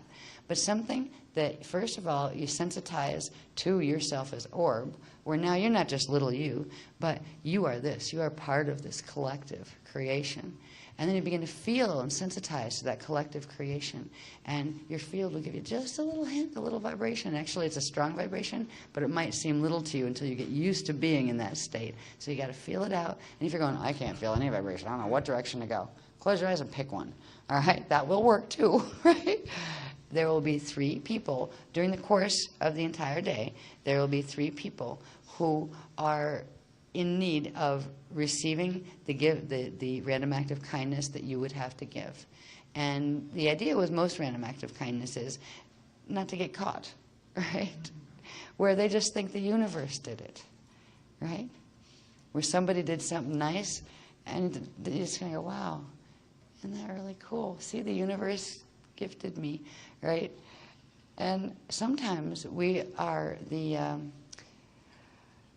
spokespersons or the delivery vehicles for the Universal Christ to deliver these types of gifts. Start with random act of kindness to 3 strangers where they don't know you did it, but you know you did it. And try first, sense in what direction you go, find who they might be, right? Now, there's a lot you can learn with these type of things, but this one was very, very, very special to the beloveds. They've actually set up, they're just saying, of the 3 people that will be the ones you actually feel guided to. First, you'll just get a sense of, maybe a little bit of sense of direction. Should I go forward, backward, over that way, or whatever? I'm just going to go for a walk, and hopefully I bump into these 3 people, right? And say you walk into a crowd all of a sudden. All 3 of them could be right there, but you have to start to sensitize. But there will be a feeling. You'll be drawn in one way or another, a little bit toward maybe that one. Omit the word maybe. Okay, that one. Right? And you will get a feeling. And the part of this is to learn to trust those feelings that you get, and to learn to go with the direct cognition that the rest of your Buddha self will actually give you. You know, your Buddha level of identity perceives in that way. It doesn't have to put it like a flag on somebody, a little name tag, say, hi, I'm one of the 3 persons that you're supposed to do right in the back of kindness for, right? Right. So play with this one. There will be 3, but one of them will actually be a guardian in disguise. And that one will catch you. And just do something to let it know that it caught you, be it smile or let you know somehow, right? So there will actually be a regular person, but they will have a guardian visitor with them that will know that they'll actually catch you with what you're doing. That's good. So 3 strangers, one of them will have guardian presence with them. Might not have it all the time, but it'll have it during this period when your hologram intersects with theirs. And there will be some kind of cognition. We're almost like, I can just see somebody going like, hi. Right? And the other person like going, whatever, right? Because they don't remember that part of themselves either, right? But when their guardian level comes through. Because sometimes, you know how there's the old saying, through the mouths of babes? That sometimes the most prolific, amazing things just fall out of the mouths of like little children that can be really brat little children sometimes, all right? They're not perfect little angels or anything all the time. But every once in a while they just hit this state of consciousness and the universe just goes blah, blah, blah. And it's the most prolific, amazing Buddha type thing you'd ever hear. You know, kids can do this, adults can do this too.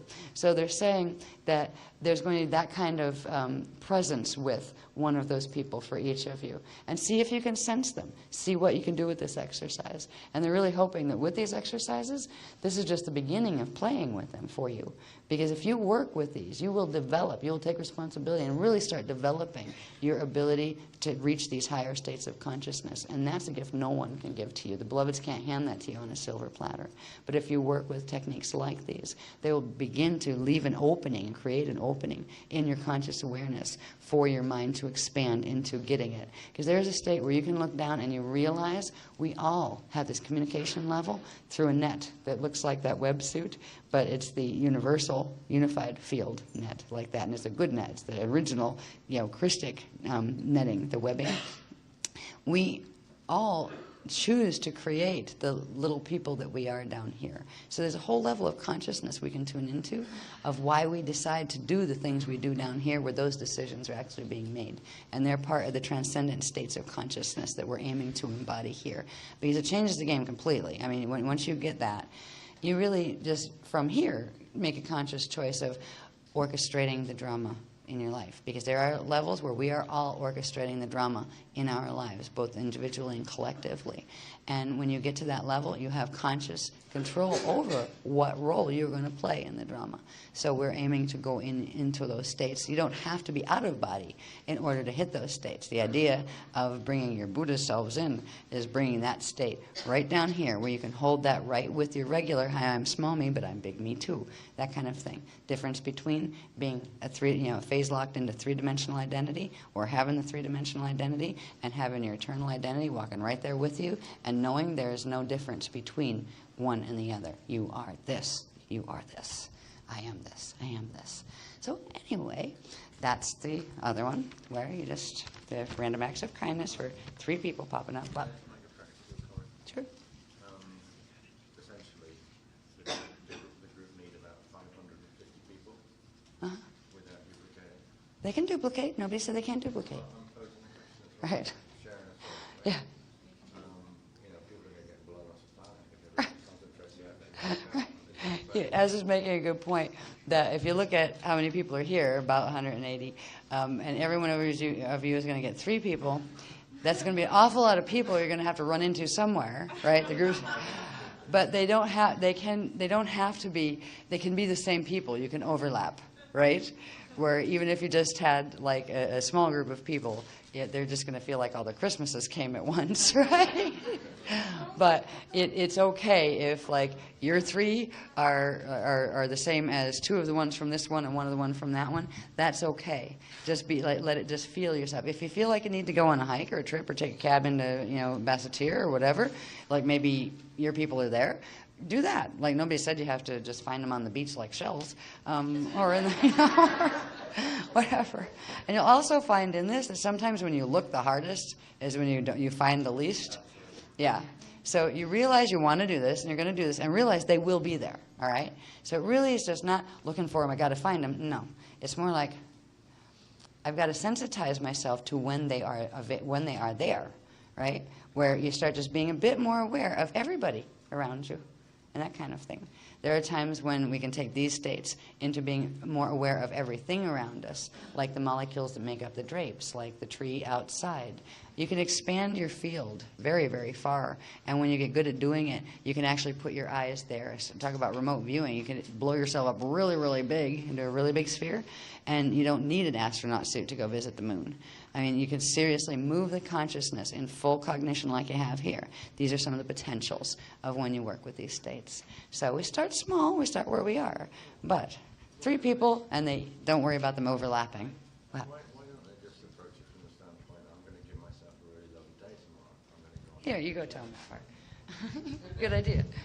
You know, there's lots of little tricks and ways of shifting consciousness in a situation like this, which we don't discuss it very much, but I know we both have discovered them.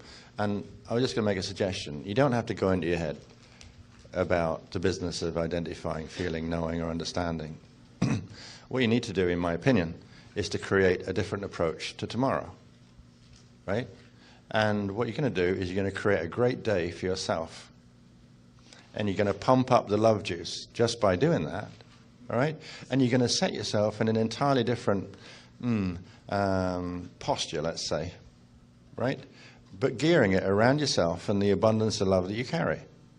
And if you just set out to have a mini journey tomorrow that is just there to recognize who you are and the developing bigness of who you are and the ability to influence things, circumstances, beings, and whatnot, and just gear your day like that and then set out on your journey. And I'm telling you this, if you do that, you will see much more clearly and much more quickly in the moment. That's all I wanted to add. Thank you. Thank you. Sure. All righty, now we can all go to sleep. Thanks for being here and staying awake. And we will see you tomorrow for those who are doing the leg set at 4:30. Okay? Night-night. Thank you. Good evening. Hey, not too bad. We're in a half hour, 45 minutes of time. This is good, right? Yeah. I've been in transmission all day with the information pertaining to the safe zone maps and that kind of stuff. So we're going to be covering some of the things we talked about in relation to the light body quotient and stuff, but going more into the larger, planetary scale of it to understand better where all the things we're learning on the personal level, where they fit into the grid drama that is taking place on the planet. It will culminate in the introduction of the first level of the safe zone maps. They will evolve between today and tomorrow, where they'll be a little bit more specific.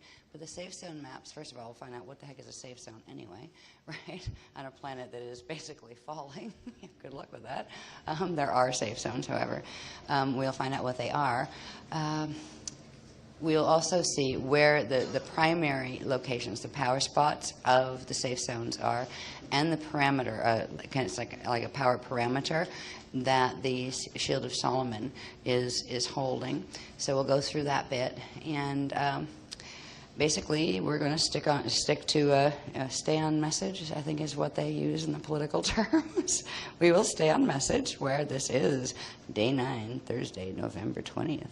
And this is the Lecture 5, Time Passages and the Rashapata or Awakening. what we've been moving through is the Rashapata or awakening, and a lot more than that.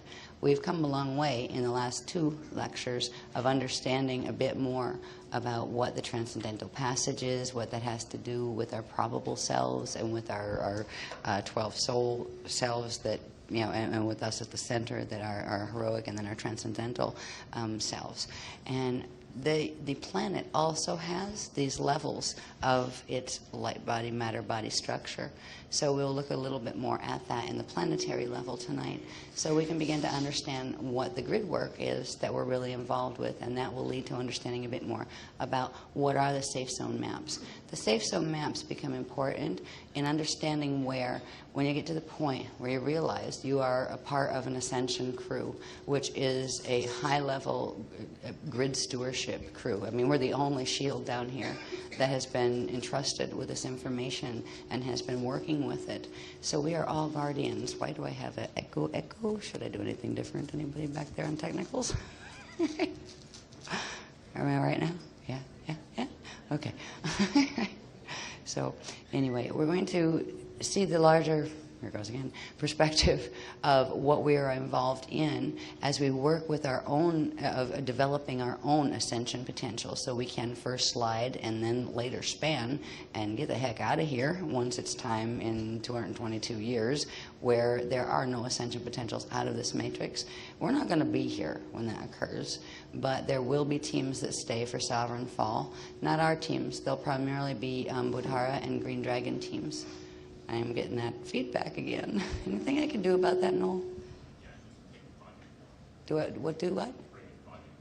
Bring the volume down? You're fine. We'll adjust. Oh, you're going to bring the volume down. Good, because I'm saying I'd be glad to, but I have no idea what to do with this. At least I know how to talk into it, right? Thank you. Yeah, I'm like an electronics retard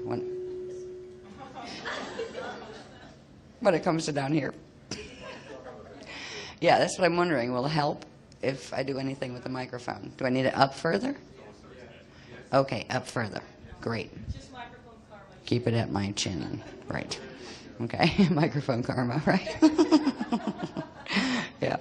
At the end of the technical session of Mylars and things that get into the planetary grids and stuff, we will end this evening with doing what we were going to do last evening, where we will go out onto the beach and do what I'm considering Aquatone technique 5A, right, which is actually a Chandra shield. That is the beginning part before we get into using the aliyahs of momentum.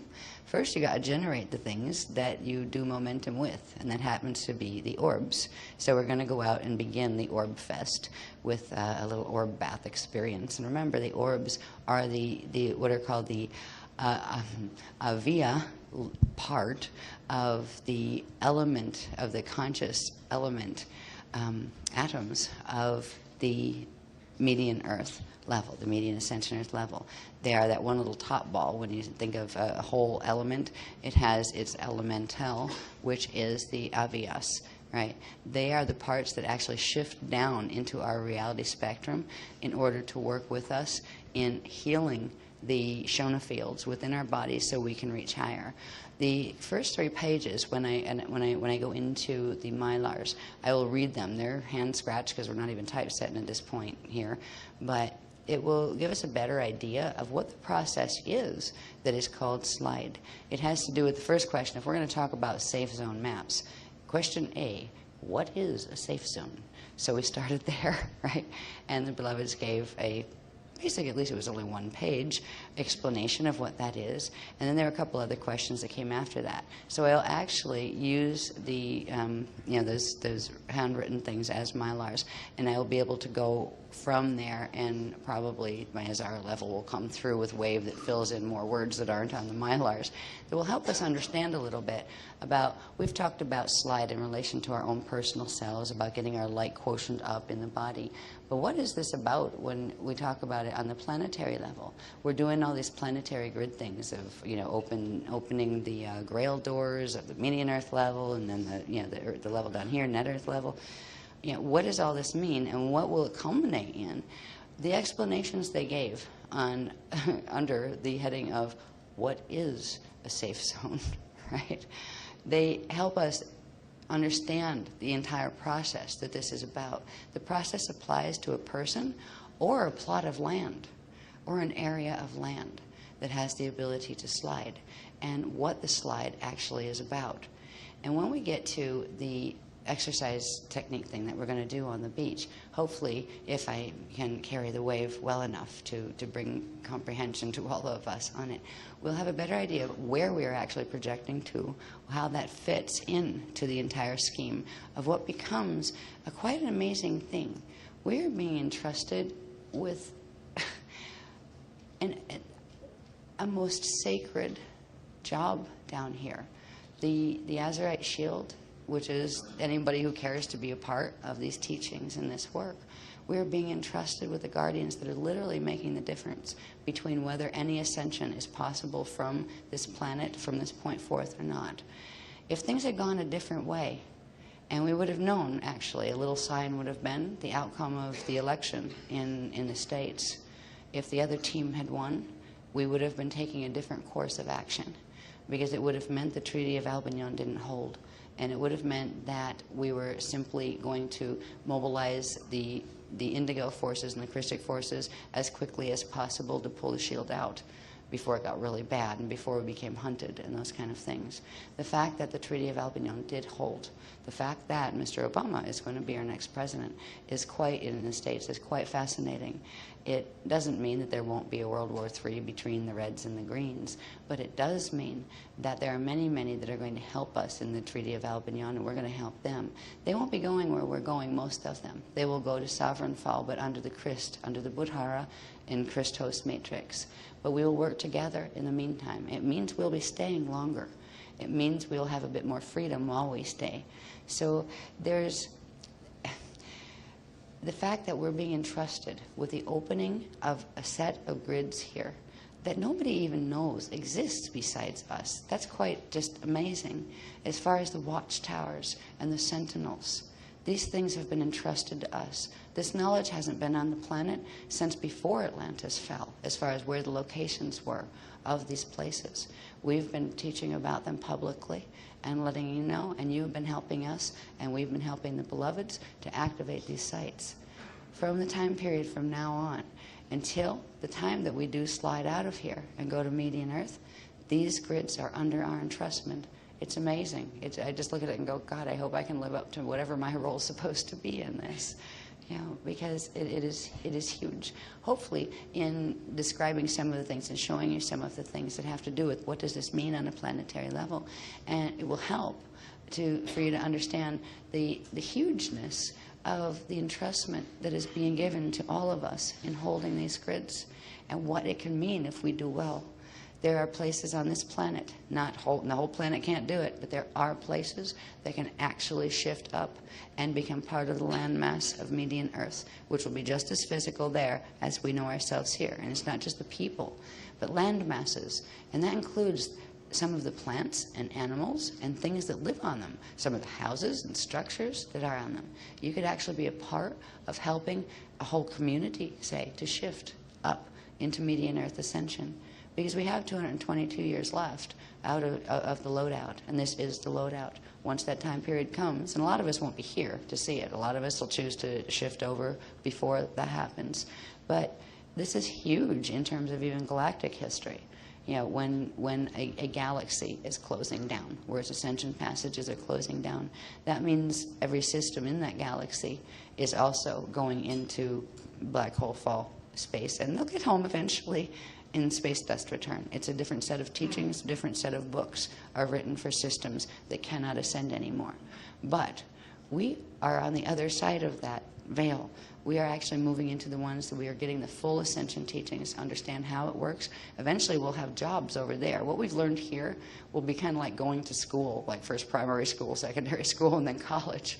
We'll come in with some kind of degree in terms of what we know. Just the fact that we know is what was the Treaty of Avignon, or what is a Stargate, or any of this stuff. The fact that we know this, do you know how few people on this planet even cognate these things exist?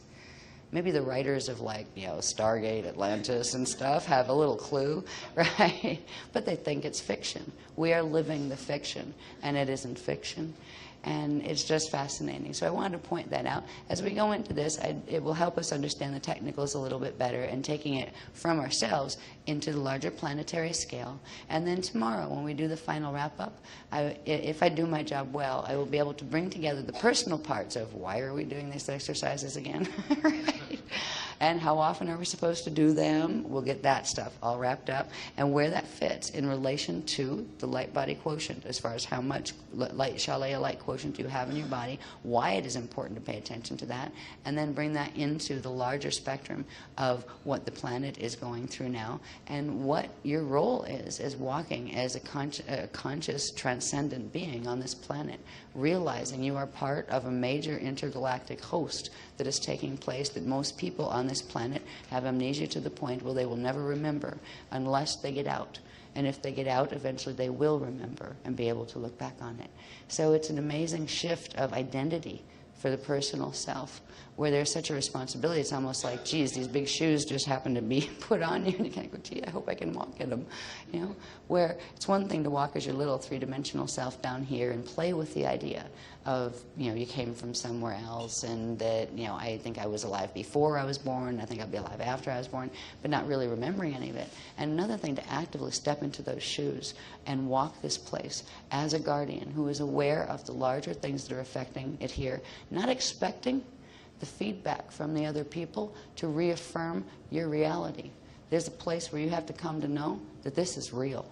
And regardless of whether your mother, father, sister, brother, anybody else in your family, your spouse, approves or agrees with you, it doesn't matter. You learn to honor your own understanding of it. And it puts you in a really different space. This whole workshop period of this, this 10-day intensive marathon, from my perspective, has been about trying to help us realize what that shift is about. Not just doing the activations that will create it on the biological level, but about expanding the mind and the perception of identity, of self-definition.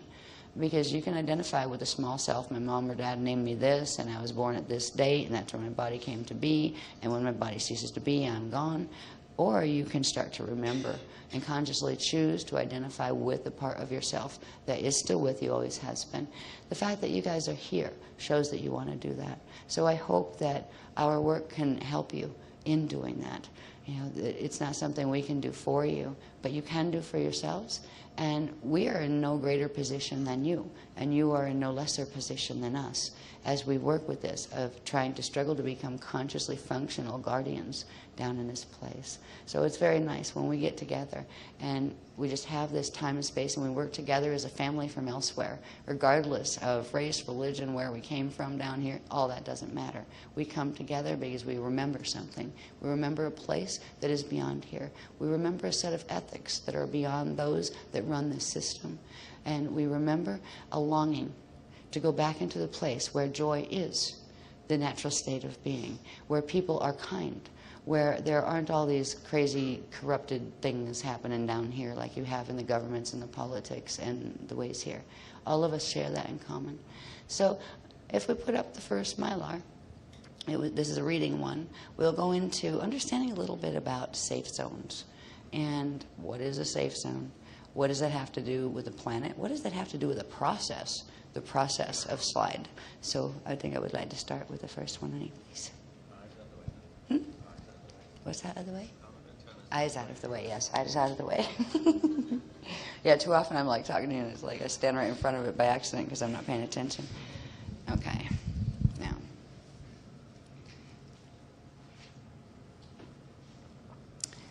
Since the main focus, when I looked at the description that the Beloveds had given as far as what this lecture is supposed to be about, one of the main important things that I know you guys want to know about, I could sense you wanted to know about, are the safe zone maps, because we've been talking about them for a while.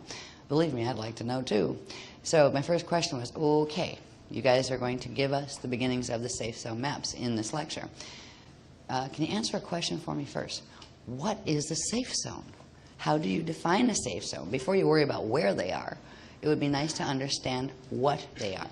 And that's where the next 3 pages of, very brief, I mean, you could probably go a chapter on each question, but in a nutshell, they answered the question this way. And there's a lot of information in the answer they gave. Can I have the pointer, please, honey? So I can follow, so I don't lose it, go cross-eyed on trying to read. Oh, yeah, thank you. What is a safe zone? Now, if we talk about safe zones, they are thingies, places that exist on the planet that you would be better off being than others as the Earth goes into this cycle of changes. But what is a safe zone? And here's how they answer this. They said, first of all, a safe zone is a slide zone, a place whose local grids contain an obvious unigenetic underlay edonic shield. Now remember we talked about that interesting web of hydrolays that turns on between the axiotonal meridian lines and runs on a diagonal all the way through the body, the personal body? Well, a safe zone is a place that the local shield, and there will be a parameter, how many miles from its epicenter in one direction or the other, what the diameter of that shield will be. But that shield will contain the coding for the unigenetic underlay on the edonic level. Not all portions of the planetary grids have that shield coding. And these codings were set a long time ago. They haven't given me a lot of history on when, but it has to do with the original fall of Terra when the Amenti host was set 550 million years ago. So there are certain grids that were plugged in to the unigenetic underlay system that would allow for, evacuation when necessary and activation of certain things that would make those places safer than others if the planet was not able to get the rest of its grid healed where it could go into its own organic state of having these underlays. The underlays, the unigenetic underlays, are a natural part of a crystic structure. But when you have a hosting planet like Earth was when it came into being Earth 550 million years ago when they put it in as a Mente Earth, it already had grid damage. Where you have grid damage, you have the unigenetic underlay turned off where it just can't access through the grids. The coding is not there in the grids. So the safe zones, if you look at the whole planetary surface to start with, there are some places that have, and they're circular in form, they're like a circular shield that has the diameter of unigenetic underlays, a shield, and that shield is called an obvious shield. The obvious shield does certain things. Now, the obvious unigenetic underlay edonic shield allows for the Shalea atomic quotient to separate from the Shona atomic base. Now that means in an area, if you have an area of grids that happens to have one of these Avia shields underneath it, what the Avia shield can do is when it activates, it allows for the dynamics of atomic separation between the organic Shalea atomic structure and the inorganic Shona structure, where the Shalea organic structure can actually shift angular rotation of particle spin away from the part that is not.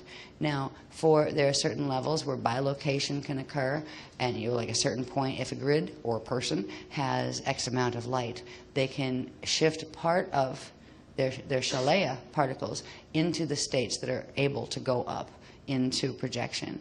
But there's a certain level of light quotient in a body or in a matter area.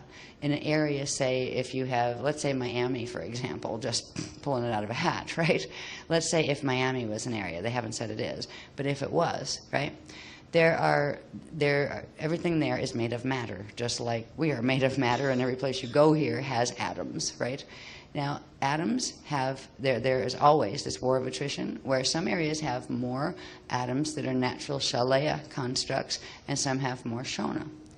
The portions of the Shalea atoms in a particular structure have the ability, when the Avea shields activate, to actually shift angular rotation of particle spin and move into alignment with the transcendental passage in order to go into the Shadi states, and a process that allows them to actually go up into the next level.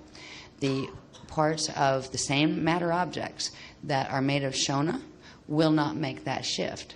Now, if there's a stronger Shona area amount than there is of Shalea, you'll not get a full atomic slide where the physical form actually moves. So the processes that we'll read here come down to percentages of how much Shalea light percentage you have will tell you, and not just you, but the building you're in or the grids you're standing on, that kind of thing. There are places on the planet, just like there are persons that have different light levels, right? If you want to be able to make a full translocation slide, which is all the atoms go, even if they're not all fully Shalea yet, there has to be a percentage. 75% Shalea is required for a full slide to translocation. That means where if you did it as a person, you would actually disappear atomically from here and end up in the other spaces on the next level up. Where if you had less than that, you could still participate in the processes involved with the AVS shields, but 50 to 60% Shalea quotient, remember, we will have 60% when we leave here, right? That is what is the minimum for a bilocation slide 1, which means the part of you that is made of Shalea atoms will make the shift, but there will still be a part of you. There's still a significant amount of Shona that is anchoring you here and holding you here, so you'll find your consciousness split, your conscious awareness split into two spaces, and try to keep track of both of them as far as simultaneous memories, right? Where you're actually moving through simultaneous reality fields at the same time, which can be quite confusing. And slide 1, it's nice to know, it's better than being stuck here completely. All right, it's better than not being able to get out of your own head and your own body at all. But slide 1 is almost like a tantalizing taste of what is possible afterward, where, yes, if you can bilocate, that's a good start. But to be able to translocate, where you actually can move the entire atomic structure and pop up seriously someplace else and realize you just did it, fully conscious, and realize that the people, if there had been people around you when you did it back where you came from, they would see you disappear at that moment. The same thing can happen with pieces of land or water, pieces of the Earth's crust, pieces of the Earth's mantle, are capable of doing that too, depending on their quotient potentials, their light quotient potentials. But it is a minimum for something to disappear from here and even temporarily visit up in median Earth would require 75% Shalea quotient. For something to make that shift and permanently stay in transmigration, where they span and they just don't come back and they pull all their quantum out of here, that would require 80% of a Shalea light quotient. And that is the equivalent of a Mashaya fold. All right, so they're the Mashaya folds that we talked about. There are planetary grids that fit into this category as well. When you think of the planet, and if you, like, say, drew little circles on a map, and some of those circles had these Avea shields, right? If you could get the light quotient of those grids up to the 75% level, they could actually beam out temporarily. Seriously, just slide out and go into a transcendent state. Ought to be interesting to see what happens down here when something slides out that way. They haven't answered that one for me yet. I mean, is there no grids left? Or does the Vibhati get left, where there is still the structure of what appeared to be there before, but only in the Vibhati, the donated quantum form? I think that is how it works. But they're explaining to us a process that not only persons go through, but so do areas of landmass. The reason they're explaining this to us now is because the process that we're involved in is not just getting ourselves and our own booty out of here into safe ascension, but those who actually get to that level are being asked to help certain parts of the planetary grids to get out too. We are the keepers of the ascension potential of portions of the Earth's body, not just our own bodies. And that's why they're teaching us how this works. That's why they're showing us where gates are and how they work and all this kind of thing. So as the question evolved, can we move that down just a little bit more, please? Right. No? Cool. Yeah? Right. Back to where we started, right? Okay. So the Avais unigenetic underlay Edonic shield allows for Shalea atomic quotient to separate from the Shona atomic base. Then the Shalea atoms shift angular rotation of particle spin 90 degrees. They actually shift from a vertical alignment to whatever the reality system is here into a horizontal alignment. So they are able to go back through the transcendental passage of the Bardo chamber and move into the Shadi spaces, the planes between the different dimensional reality fields and the different density reality fields. So it's literally the part of your body or the part of a planetary grid's body that is made of Shalaya light. When the Aviyas shields activate, they will actually go through a set of energy infusions that will then allow them to come out of the phase lock of angular rotation and particle spin. Because right now our Shalaya and our Shona light levels are holding the same angular rotation and particle spin. But it will allow the Shalaya parts to shift out of that, to shift 90 degrees so they can do a horizontal run back through the transcendental passage in order to go into the next stage, which is kind of fascinating too. As we get through these 3 pages, it's actually revealing the process that occurs when, okay, you get the shift in angular rotation and particle spin of your Shalaya parts, then what happens? So as we read through this, I will embellish the words, but this is how they helped me to understand, just with these 3 little pages, the basic processes our persons, but also portions of our planet are involved in.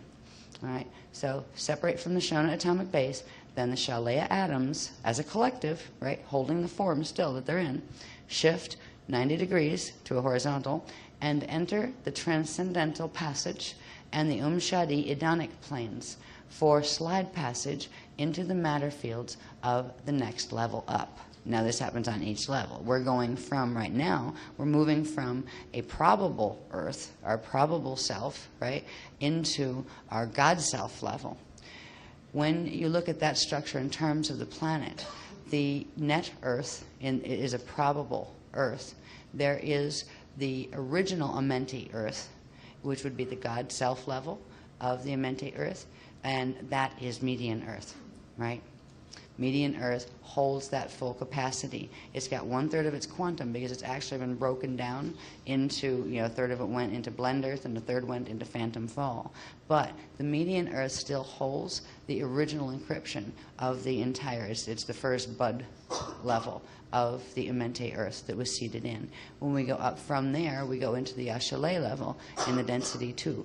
So just like we showed these levels in terms of our personal selves and our probable selves trying to get to the God self level, and then that being a whole incarnate, and then that being just one of 12 incarnates going into the transcendent self, the whole soul level. These levels apply to a planet and a solar system as well, and a galaxy. We're dealing with it now on a personal level, but also trying to understand the planetary level of it. All right. So we go into the transcendental passage and the Shadi Edonic planes for slide passage into the matter fields of the next level up. From where we are right now, the next level up is median Earth, which is mean we're going from a probable reality system into the heroic God self probability system, like the whole self, the whole incarnate of Earth space is taking place in that space. So we're moving from the probability self of 1 of 12 into the center point on the first density 1 level. And there's all sorts of seals and passages involved with that, things that have to turn on in the body and in the axiotonal lines and meridian lines, etc., to enable the body to do this. Right? Now, once the density 1 matter structures composed of Shalaya atoms, all right, so it's only your Shalaya atoms that are capable of going through this, and same with any grid space that has a shield under it that's capable of activating. Only the Shalaya parts will make that shift. But once the density 1 matter structures composed of Shalaya atoms enter the Shadi state, the Aveyas elementals, remember they were those little orbs from the next level up, the Aveyas elementals of the next level up shift their angular rotation and particle spin downward. So we shifted ours upward to be able to we actually shifted horizontally to make that upward journey into the next level up. They actually shift theirs downward, where they would make a 90-degree shift and point downward. So they could move into the Shadi band as well with us in order to merge with the Shalaya atoms of our ascending Shalaya matter. So the elementals from density 2, if you wanted to look at it for density, right now we're looking at not quite density 1, density 2 yet, because median Earth is still density 1. All right, we're in density 1 here too. We're a fragment, all right, of the full heroic God self of Amente Earth. That is what median Earth is, but it's still its density 1 imprint. So the next level up for us, we're moving from a probability level into density 1 probability level into the density 1 full heroic self of Earth level, which is the median Earth level. But let's see, so the elementals from median Earth actually shift their axis downward to put that how they have the Triveca configuration. They actually tip upside down and put their orb part, the Avias part of the whole set, downward in order to link with our Shalea atoms that had gone upward. And this allows for the following things to happen. Okay, so they go into the downward position in the Shadi band, and that's where we start to see orbs, right, the elemental orbs, and they merge with the Shalea atoms of the ascending Shalea matter form.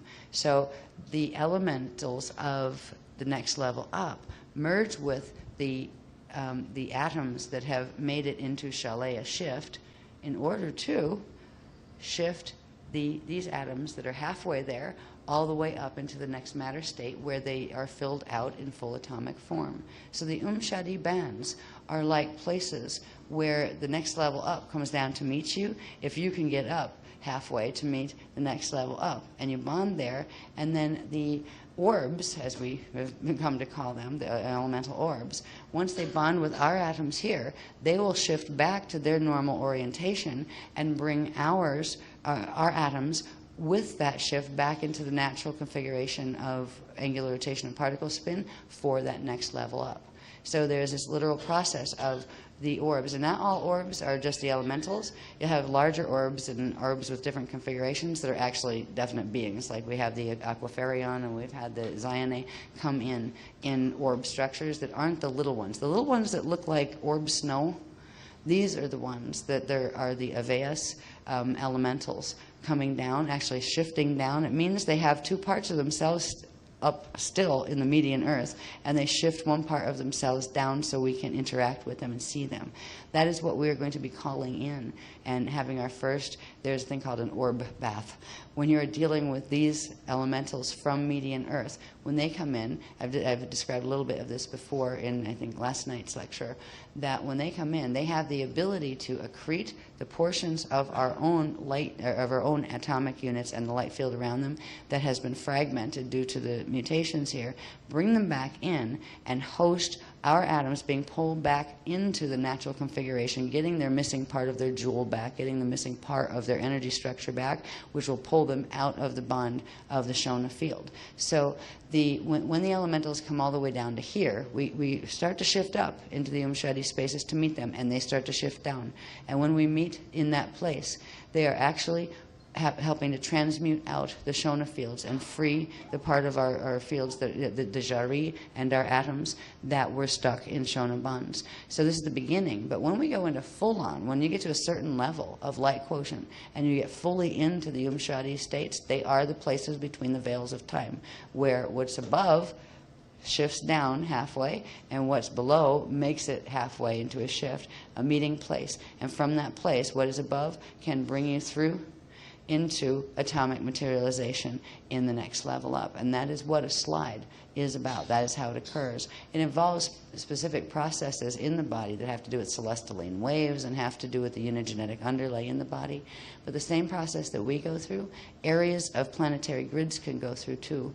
And this is eventually, once we get to understand this, of just at least be able to wrap our brains around how this works with our personal selves, the beloveds would like us to realize that there are areas on the planet that still have the ability to do this, and they would appreciate it very much that once we became personally able to do it, if we would accept a grid commission to take care of those grids and get them through. Because if you've got the ability, if you've grown yourself to have the ability of being able to make these shifts, you have an amazing gift to bring to this planet. You can actually go to grids that have a potentiality of the light quotient necessary and help to amplify them. So you could actually float an island through It might actually be a part of a grid landlocked in the middle of a country, but it ends up as an island when it gets over to the other side, because it was the only level, only space or grids in that particular area that held enough light quotient. Where you'll put your bodies as we go through these activations, your bodies become beacons that amplify the light field in the immediate grids around you. So you become a healer just in the presence of being and breathing and walking. And there are certain areas that have potential already to make it through into a hosted slide, that there's going to be a point, and we'll probably talk about it more tomorrow, where we're going to be asked to, when it comes to making home, where do we feel we belong, where do we want to be? There are certain areas that still have potential. They're going to suggest that those who have the ability, that if you have potential to make it through slide, it's a good idea to go to areas that still have a potential to make it to slide. Because if you don't, you're just going to end up in a relatively energetically hostile environment that is really not interested in anything you care about as far as ideas or anything like that. And you're not going to be able to do anything with the grids there. Some people will go into places like that to pull out individuals, right, to get certain individuals out to a safer space. But there are what would be considered safe zones that are still on the slide zone map, areas that can still have the potential of getting up to the 75% light quotient level, where they can actually make an atomic slide once the full transitions occur. The full transitions aren't going to occur for another 222 years. When they do, they're probably going to be, before they even happen, there's going to be grid tearing that happens anyway. There are going to be earth changes here. If we're lucky, we can hold them off past 2012 and further into the future. But eventually they will occur just because the Omega Code has activated. We'll talk a little bit about that when we get on the planetary maps, of what the Omega Code is doing and what the Shield of Solomon is doing to at least hold that and hold the ascension potential here for the next 222 years. After that, we won't be able to stay here. We won't be able to hold the grids anymore, and they will go wherever it is. The Green Dragons, in association with the Budhara teams in Christfall, whatever they choose to do and hold, but they will still have the battle that is they got themselves into with the red and white dragons. But that's a battle we won't be a part of anymore. There's other things. There are many, many species, not just from this planet, that are moving through Median Earth, because Median Earth has that connection just like Earth did. They're healing sanctuaries in literally the galactic spectra, because we hold that connection from Earth, Earth 3 to Median Earth, number Stargate 3, to Ashalay, number Stargate 3, to Shala, number Stargate 3, to going into Eartha, number Stargate 3, all the way up to Andromeda. So there are healing stations. These are healing planets. We've done this before with the Fives on Tara and that kind of stuff. But there are a lot of jobs that it's not great to take a job that, especially if a big fall is involved, where you're going to end up in a black hole system being a very, very good teacher, when there are so many good teachers needed, even on the ascent levels. So those who are going to fall can do it well. If they can't, if there's people that don't have the ability to actually make it into a slide ascension, and the highest level they can go is to a sovereign Christfall, that's good. That's much better than going down Procyon black hole systems.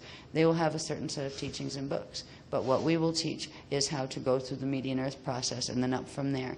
Because it's not just about us here on this planet. It's about everything from the Milky Way galaxy system that has still had ascension potential left, that it will need guardians and people to help it, just like the beloveds are helping us evolve into getting our light quotient up and healing ourselves so we can reclaim that ascension.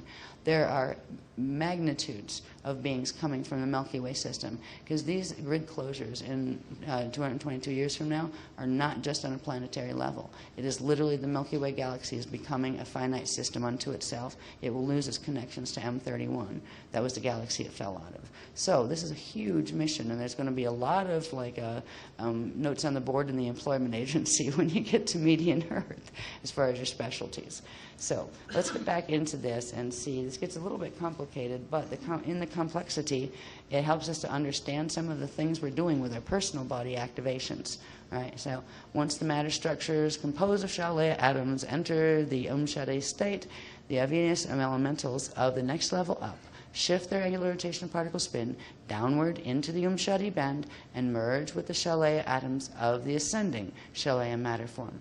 Then the Avias elementals shift their angular rotational particle spin back to their home focus, bringing the Shalaya form with them. So in other words, we get to that halfway point, the orbs come down and meet us. They shift by shifting theirs down to meet us, then they shift their elemental angular rotational particle spin back, and as they shift back, we end up with atomic manifestation or materialization in the next level up. So it's a pass-through zone. It's a natural pass-through function, actually, of the Ajay body structures of both persons, but also planets and solar systems.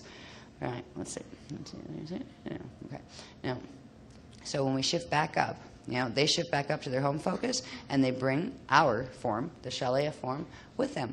When all have shifted to the new angular rotation and particle spin of the next level up, the ascended Shalaya form, the one that came from below, materializes as made of the next density up Shalaya atumas atoms. Right? So you shift into the natural atom structure of up there. And when you get to a certain point, if you have the 80%, you can actually, at that point, vaporize anything left behind that was Shona and take it with you, and you can actually cut the cord and not be tethered to the one below. But we're aiming for these and these right now. When we leave, we'll have this potential, and we'll be trying to build next to the 75% light potential in order to be able to at least translocate where you still have a portion of your Shona fields that you have to transmute down here that still anchor you down here. But this is where the Dr. Who land comes in at this point. This is where you can actually space-time shift temporarily, but have to come back to your home focus until you get more of the light quotient built to reach 80%. So this is what we're working on. But this is also what portions of the planetary grids are working on. And there are areas that we're going to be asked to protect that still have that potential. And even if they just end up with one house and on an island, that was like the lot that your house sat on, right? That ends up as an island up in median Earth, right? That is an accomplishment, and that means you've got a portion of the Earth's consciousness itself out into a hosted ascension. So we're going to be asked to hold that ascension here for that potential for the planet. It's a really big job. So I'm still trying to wrap my brain around how to get my own sorry butt out of here, right? Seriously, it's like, God, Tim is always making me nuts down here.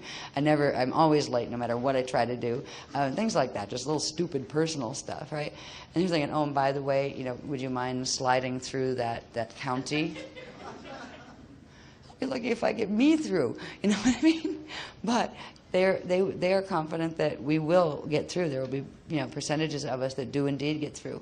And if we have the absolute joy of reaching that potential ourselves, it's a no-brainer to go back and try to help a portion of this Earth that a lot of us, most of us, do love. Just because the systems of the Earth have become corrupt does not mean the Earth is corrupt. The Earth allowed herself to be victimized, actually, to push it right to the limit as far as anything. If it could bioregenerate here, she would give it the opportunity. She knew she would fall doing it, but she also counted on a good portion of herself getting back out through the Guardian teams. We are one of them, and as far as I know, we are the only large one on the planet, because I have not seen anybody else that isn't working, like any large groups. The public groups that are teaching stuff, they're all teaching Metatronics. I would love to find a group 10 times our size, 12 times our size here that we're teaching the Christic grid work and the Christic metaphysics, but I haven't found them yet. We might have to shift to Shadi state to find them, but we are small. Our little group down here is actually very, very small, not only compared to the Metatronic crews on the planet, but also compared to the huge Christic Guardian crews that are working from median Earth. They look at us like an endangered species down here. We are. We are. Seriously. Right? Anyway. Now, this was just page 1 of which started with asking the question, what is a safe zone anyway? So if we go back to answering that question, we got a lot of information as far as how processes work. But the basic answer to the question was, can we shift it down to the top, please?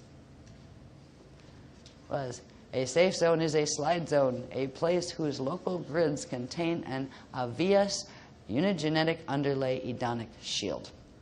Good definition. Next one, please. This is how I work with the beloved sometimes. They'll say like, blah, blah, blah, blah, and I go, Okay, question one. It takes like 3 days just to come up with an intelligent question after they give a dissertation with all new words and concepts in it. Second question was, okay, got that. That's what a safe zone is. How does the Avias unigenetic underlay Edonic shield create the slide? What is the dynamic of this? I mean, it gave us a little idea of we had to shift our Shalea parts into 90-degree angular rotation and particle spin shift so we could align with the transcendental passage, which is that one on a personal level that comes out in back of you, right? So it's like laying down horizontal. We have to do that. And then we go through and we get met up by the orbs from above, and we all shift together and materialize up at the next level. Great. That's like a really not heavily technical explanation. Is there anything more we need to understand about this? Was where that question came from. How does it exactly create slide? This is the answer we got. The Avias shield, when activated, turns on the transvector Pata codes. Now remember the Pata ors that we've been integrating, the density 1, density 2, and density 3, those little sets of 3 eternal life atoms that we have been progressively reclaiming that belong to ourselves. So when the shield activates, it turns on the transvector, which means they're more than one vector. Now a vector is 2 event horizons, right? Like if you're looking at the Lumiridana spirit body, if you're on vector 4, on horizon 4, the other part of that horizon is the 10 horizon, and together 410 is a vector. Now that's one vector. So this is transvector. That means being able to go more than just to the adjugate across, but actually move vectors. So if you were on like the 1-7 vector line, you could move, say, to the 3-9 vector line. It's literally bringing in the codes into the body or into the grid area that is going to shift of the other probabilities that allow for it to shift space-time location into a more preferred center probability. And that's just the probability level. Then we get into once you become your heroic self by integrating the vectors of the probable selves, then the next step is integrating the vectors of the 12 different soul aspects of yourself. Now, if we have one incarnation that from one fetal pattern, and that has 12 of the probable selves. If you look at that in terms of a planet, you have, say, a Mente Earth, right, as its whole self in the center. And then there's 12 probable versions of that. When we get back to the God self of Earth, we get a Mente Earth. But then when you take that into the same concept of, okay, if we become our personal one incarnate, our full incarnate, that is just one of 12 incarnates, that if we assemble all of those, we have the consciousness of ourself as a soul. All right, a full transcendental self-soul that has 12 different space-time locations. When you put that on the planetary level, 12 different space-time locations of a planet implies 12 different identities, planetary identities, just like you have one fetal pattern as one incarnate, right? When you get into the soul level, that fetal pattern is only one of 12. So the Earth's imprint at that point would be only one of 12 of its other incarnate selves. Each one would be a different planet or star, right? And when you put all those together at the center, you would have a central sun that would be the hub on the density 2 level. So this is how it works, the same process of our 12 probable selves, and when you bring them all together, you get your first density 1 Buddha self, your bud self in the center. The same applies to planets. And then when you take that one fully incarnate bud self, it is one of 12 of the fully incarnate ones just like that, but each of you have a different fetal pattern or core seed. But when you put them all together, you get the bud self out of which they came, right? Planets work the same way. Stars work the same way.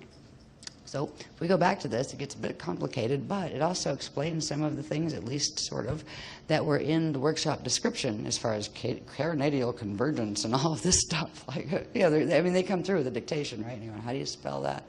And I write it down. It's like, great, we got a workshop description. What does it mean? I have no clue, right? When I show up for the workshop, no, I don't know until we go through the more tight transmissions that explain what is that anyway. All right, and they are the ones that choose it. Once in a while I get to ask questions like, can we just stop it there and just please help me orient, like, what is a safe zone, right? So, and this one was, how does this process work as far as the Avias shields creating slide? So they went into this. The Avea shield, when activated, turns on the transvector pata codes of the Buddhas, or the bud levels, the density 1 God self and the density 2 transcendent bud centers, right, those center cells, within the axiotonal and meridian axiom and ley lines. Now, axiotonal and meridian lines apply to your bodies, right, our individual bodies, but when we get to the planetary level, they're called axiom and ley lines. So we have the axiom and ley lines on the planetary level. So these codes, these transvector codes, that have the codes of the various other probables, the other probable versions of that self, those other 11 probabilities, they get coded in and they start turning on in the axiom and ley lines of the system, or on a personal level in the axiotonal meridian lines of the physical body. So once they start to turn on in the region contained within the shield parameter. So the shields have a specific diameter or a specific size, and it's only within those areas will the planetary axiom and ley lines carry the transvector codes. The transvector codes allow for bringing those vectors together to go back into the center, which allows for slide. And the slide occurs, we're going from the outer domains of the radon fields that we're all in here, and literally sliding through into the middle domains of the edons. They are edonic matter, and they are edonic slide zones, which means you take a step through into the middle domains and then come back out through them into the next level up of the radon domains. Okay, so you kind of have to like go to the middle to get back to the outer. It's a quick way through. It's much faster than the longer process of accretion when you just take the radon structure up. And it's actually a huge privilege to be able to use the edonic pass-throughs. It's a guardian entrustment to be able to do that.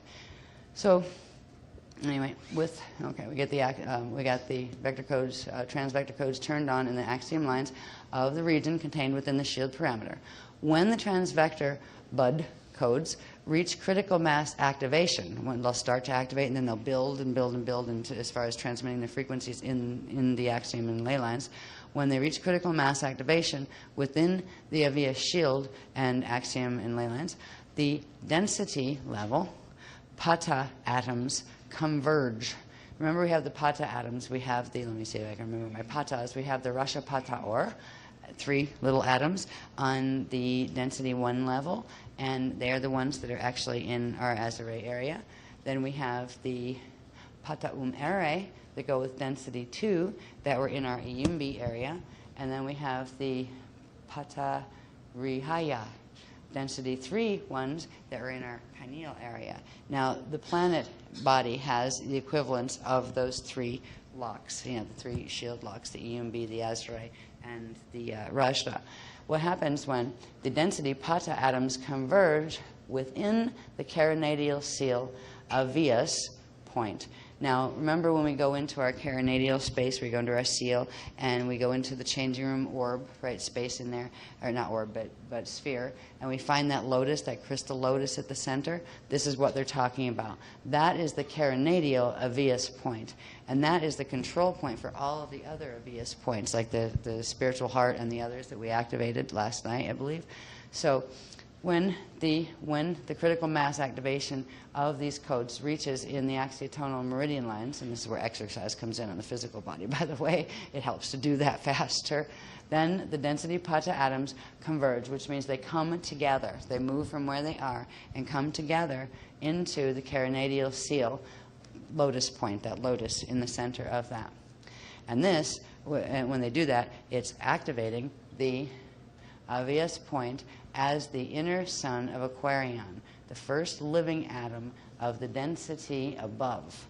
So when those 3 pata atoms come together, converge in your carinadial seal, and it's the same for the planet, when it happens to the planet, that creates an activation where the Aveus point opens and blooms, the lotus blooms, to become what's called the inner sun of Aquarion, which is a first living atom of literally an atom that is of the frequency bands of the next level up. And that starts a sequence of activations within the body that allow the body or the particular area of the planetary grids that are in one of those Avea shields to begin making the shifts that will allow it to go into Umshadi and then shift up to the next level.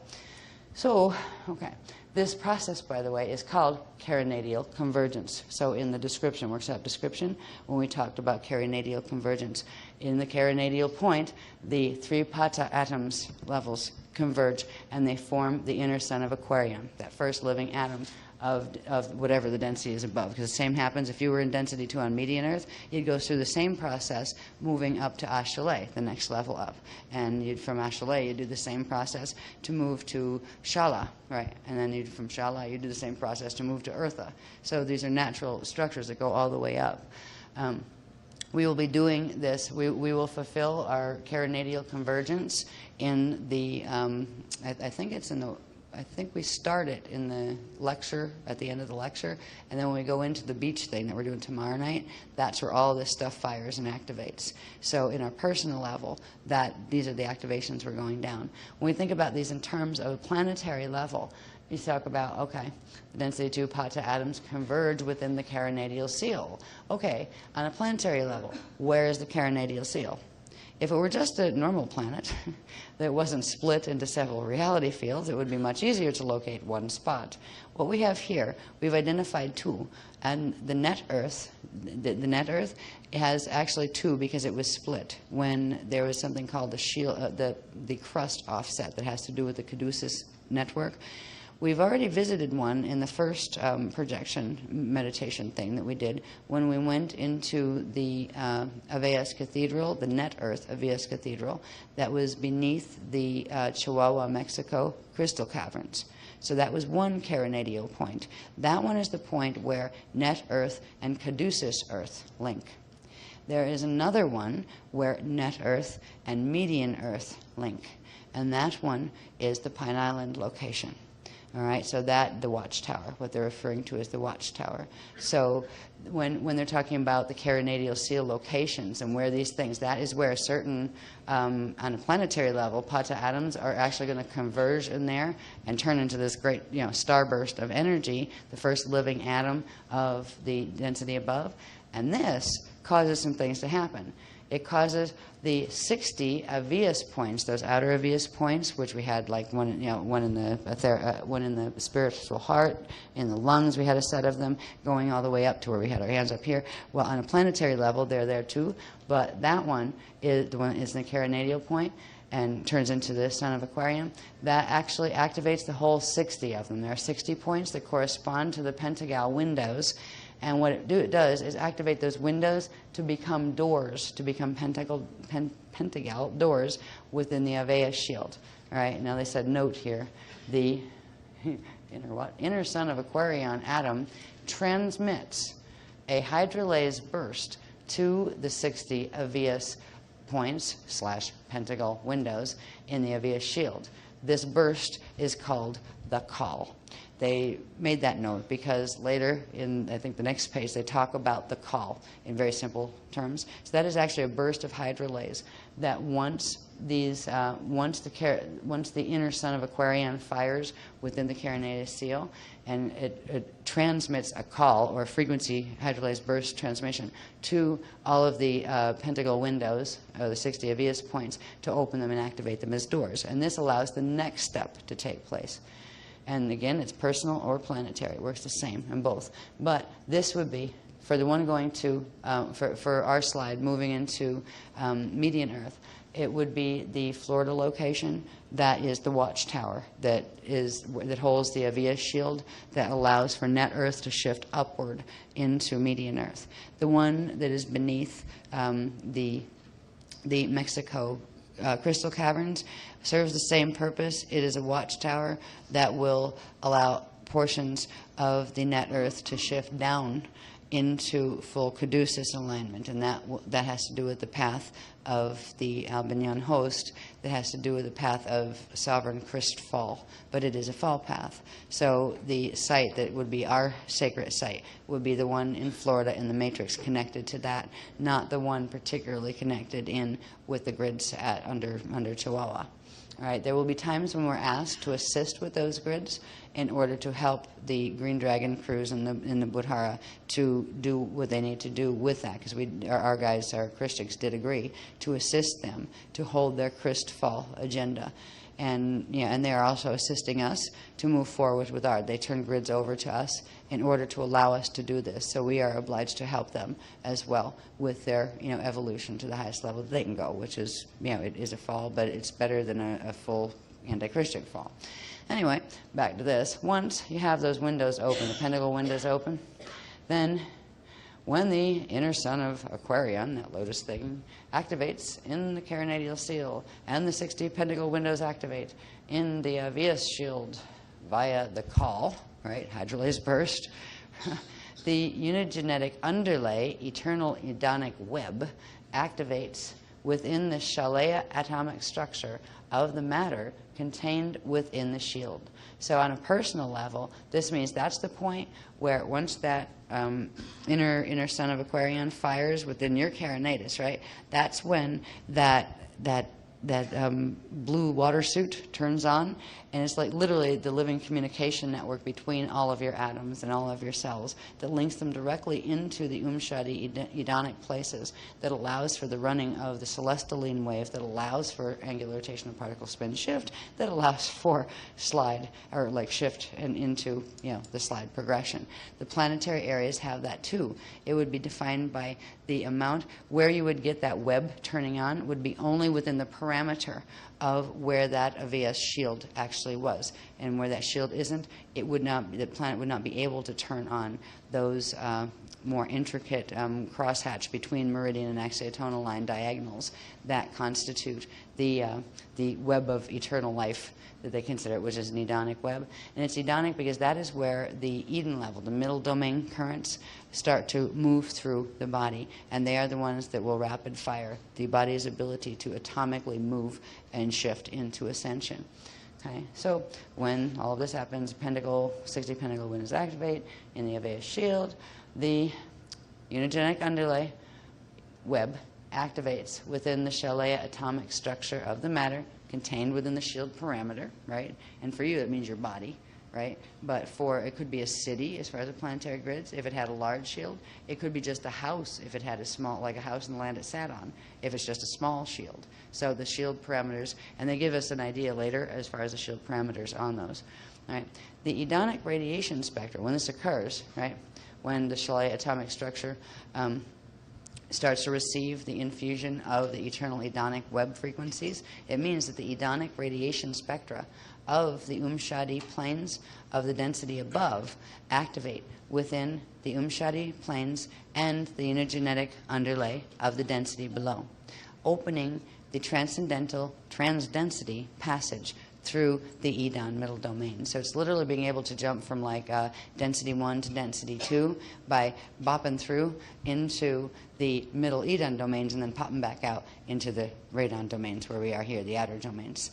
And our first pop through, it will be popping through the Edonic level to make this shift from a probable system of Earth and density 1 to the natural full system, or the God Self system of Earth and density 1, which is median Earth. So that is our first thing. And we will be doing it through translocating through the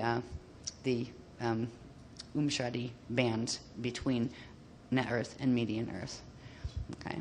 And this is a bit complicated. Some of this stuff, I just kind of shake my head and go, oh, here we go again, help me. Right? But it usually, by talking about it and with the wave that comes through while I'm trying to describe it and read it to you, it gives us a basic gist of, yeah, okay, you can feel how those basic things work. And what's most important about the detail is only that there's enough of it there to when you're asked to do certain things in a projection or whatever, you have an idea and a feel for what it's about and what you're doing this for. You know, why you're bothering to do this or that or the other thing, where you see where it fits within the larger structure of the dynamics that it's a part of. So anyway, get here, continue. Let me see. The Edonic radiation spectra. Opening the transcendental passage. Yes, I'm just a little bit slow. I'm picking up my spot. There we go. Okay. Now, activation of the unigenetic underlay, and that is that like aqua-colored, living water diagonal grid, right? The web grid within the atomic form, be it your body or a house or the land under a house, right? What this does, it sparks activation of the aquiline sun fire orbs within the Umshadi bands of the density above and below, which means now the aquiline sun fire orbs. You have the, first of all, we talked about the inner sun of Aquarion. That would be in here in the Shadi, right? Then we end up with the UGU, the unigenetic underlay, that would be literally running through the body atoms. Then in the auric field, on the levels of the auric field that correspond to the Shadi layers, that's where you get those aqua-sun starbursts. We've talked about those before in the tribes classes in relation to the planetary aurora host and that kind of thing. So these would turn on next, and they cause other changes to occur. All right, and this happens planetary-wise, and it would be just literally an orb that would form around the size of the diameter of the shield if it were on the planet, like in the grid levels. For you as a person, it would be your orb around you. But if you have, like, say, a shield that's 10 miles across in a particular grid area, right, it would be a sphere would form around that. And within that sphere, those layers would activate, but the part of the Earth grids around it would not have those things activating in it. So there would be localized orbs that would form over areas. Some of them would be larger, some of them would be smaller. And on a personal level, it would be, your own orb field, and it would literally turn on the different layers of the aqualine or the aquafire orbs.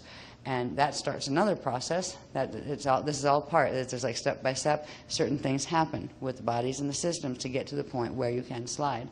Okay, so when the aquafire orbs activate in the auric field, the Shalea atoms of the matter form in the Aveus shield, right? Now, in the Aveus shield in a planetary grid, or the Shalea atoms in your body itself, right?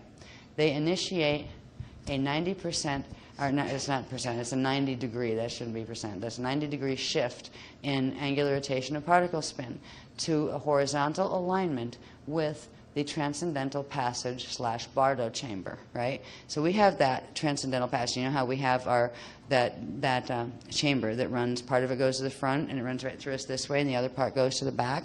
And it's actually through the back that's called the Bardo chamber part of it, that we are actually hooked into the next level up. And that's where we came from before we came out here, right? So the planet has that alignment too.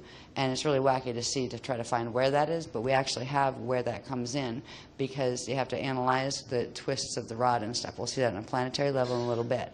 But when they're talking about this, what it's basically saying is once the fire orbs activate, after these things make them activate, all right, in the auric field, the Shalea atoms in the body form or in that shield parameter area in the grids, they initiate the 90 degree shift. So if their little atoms have their top up, or their top pointing upward, which they're supposed to do. Actually, they'll align with whatever the polarity of the system is, so they'll go top up to point to north.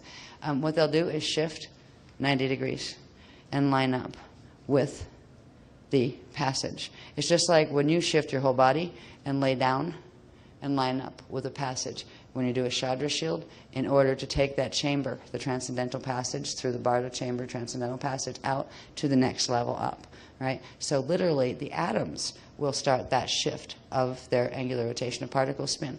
And that's after the aquafire orbs do their activation in the auric field. Okay, so they'll go into the 90 degree shift in angular rotation of particle spin to horizontal alignment with the transcendental passage and Bardo chambers.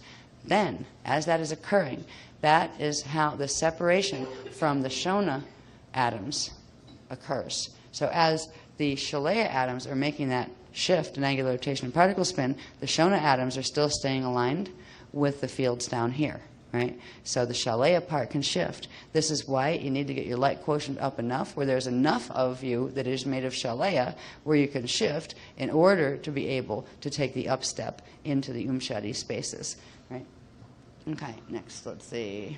Okay, so then then that's when the atoms start to separate, the Shona and the Shalea separate, and the Shalea enter the Shadi plane, and this one happens to be when we start, it's actually the astral number 4 as far as where those Shadi bands are, and we're going to look at a diagram that was driving me crazy, but it shows you a little bit more about where the Shadi bands are, to meet and merge with the Avias elementals of the next level up for translation into next density matter atoms. So it's in those planes. It's actually in the number 4 astral level of the Umshadi bands that we shift up in our Shalaya level, and the elementals from the level up, above us, shift down, and we merge there, and we get translated on the shift back up into the molecular structure characteristic of the next density up.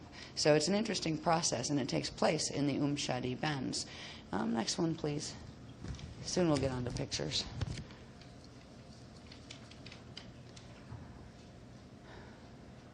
This is my next question after all that. And it was kind of like, okay, get the gist. Please don't go into any more heavy technicals on that exact process, because I'm ready to just go to sleep and scream, actually.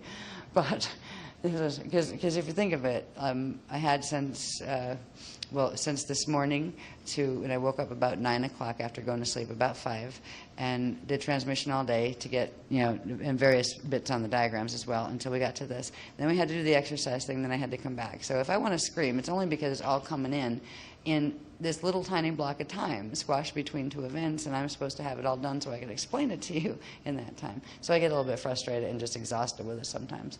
But so then we go into okay, let's just get to the point. And I asked next was, how do safe zones / slide zones relate to each other? Because they've already talked to us about, we've got watchtowers, we've got sentinels, we've got lighthouses, whatever they are, right? We know we've got hub gates, and we've got gates coming out our ears down here from all those lists of gates they've been giving us for the last 10 years.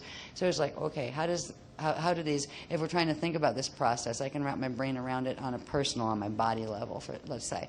But I'm trying to do that on a level of, okay, how does this work with the planet? Since the whole planet body isn't coming, right? It's only portions of it. I got that okay, it's only little portions of SHIELD that have that, and they would do an orb around them and be able to make the slide. But my biggest question was, what are the differences between these, the different labels on these areas that do have Avia shields, and how do they interact with each other? So we understand a little bit more about the significance of watchtowers and sentinels and lighthouses and stuff. All right, and this is what they said. The watchtower is the carinadial Avia shield. That's what the watchtower is, right? And its location controls activation of the other sites from the Avias cathedral correspondent level on the next density up. Now, what this translates into as far as what we're dealing with here, this location, the watchtower carinadial Avia shield, the one that goes with the part of net Earth that's going to median Earth, that is the Florida location, okay? So that actually controls activation of all the other sites, meaning the sentinels and the lighthouses and the gates that are connected to them. But not from our house, not from where we're going to live. We're just anchoring and holding frequency, for the cathedral above. But from the Avias cathedral corresponding on the next level of density up.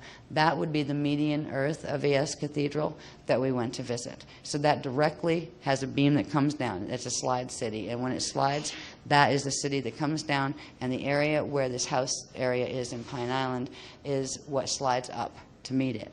All right, so that is the direct anchoring point, and that is the watchtowers, the carinatus location. Just like we have a carinatus location in our body where that seal is, that is the one that corresponds on net Earth going to median Earth. Okay, so that is the control center, but who lives on this end of it doesn't control it. We're just helpers, but it is run by the frequencies that are taking place in the cathedral, the Avias Cathedral on median Earth, and the guardian groups that work there. And that would be the Aquaferi and a number of others, including the Zion A, but they're actually a density level up from that. They've come down to work with us from density 3, the Zion A have. So it's like, okay, so you got watchtower as central control, kind of like air traffic control, as far as the rest of the system. Then they said, when activated, the watchtower transmits the call, right? And the call is the hydrolase burst to the Avias points from the aqua sun in the carinadial seal. So after the carinatal seal activates, right, there is that burst that they refer to as the call that transmits the hydrolase burst that initiates the rest of the waking up of the shield so it can go into those the shifting out of the Shona bonds and going up into the Umshadi state. Okay, so when activated, the watchtower transmits the call to the sentinel shields, and the sentinel shields then transmit the call to the lighthouses, and these are harmonic convergence points, right, that we've talked about before in a different context. And the lighthouses then transmit to the arc hub gate clusters, and all Shona separate, which means start that shift where the Shalaya units start the shift to horizontal 90 degrees, shifting out of alignment with the Shona parts of themselves. They all Shona separate and go in shift, and they start to shift together. So it means all of these, once the call is put forth, it spreads through the network, and then all of them start to shift together, right? So the Shalaya parts of their atoms and their structure begin the 90-degree shift. They shift together, and they enter the transcendental passage as Shalaya light atomic structures together. So they actually come together in that space. The image I keep getting is like literally floating cities. Like if you were standing here and not shifting, it'd be as if a ghost city rose up and disappeared, and they'd be from all these different locations, and they would come together at a certain point and form a whole like city shield, and then that would merge with the elementals from above and actually shift up and go into atomic materialization on the next level up.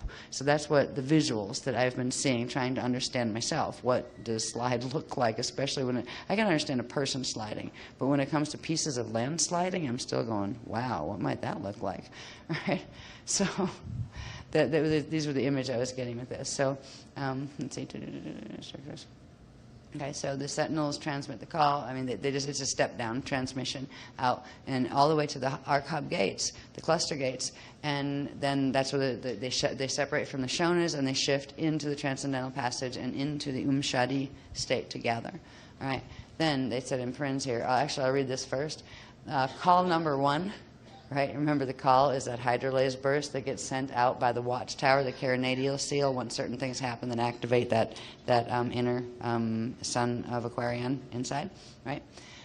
Call number 1 on the planetary level is the CAD-NET call. Right? That's the one that has to do with the cathedral under the Chihuahua, Mexico grids.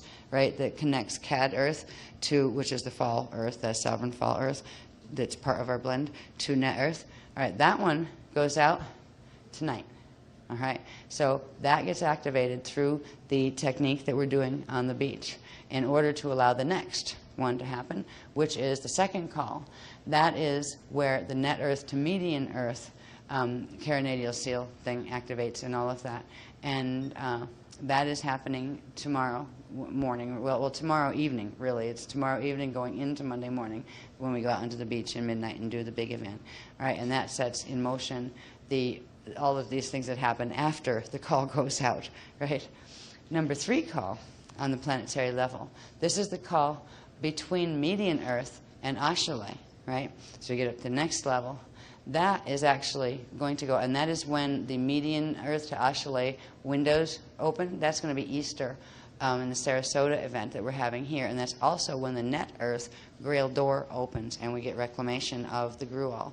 When we get reclamation of the Gruel point on Earth, that's the control stargate for down here, the natural occurring stargate that Christix lost control of back in 2000.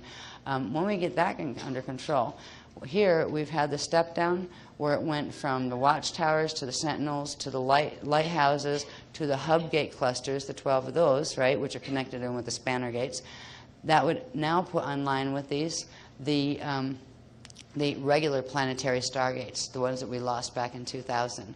So we would get a portion of those back under Christian control, and that would also allow the Trinity gates that we've talked about whenever it was, in 2003 or 4, also to open. And they are the lowest level gates. They are a base 3 gate, so even just 3-strand activation can get you through into a safe area as far as slide goes, not all the way up to median, but it allows for the potential with these 3 calls and what it sets in motion in the grids.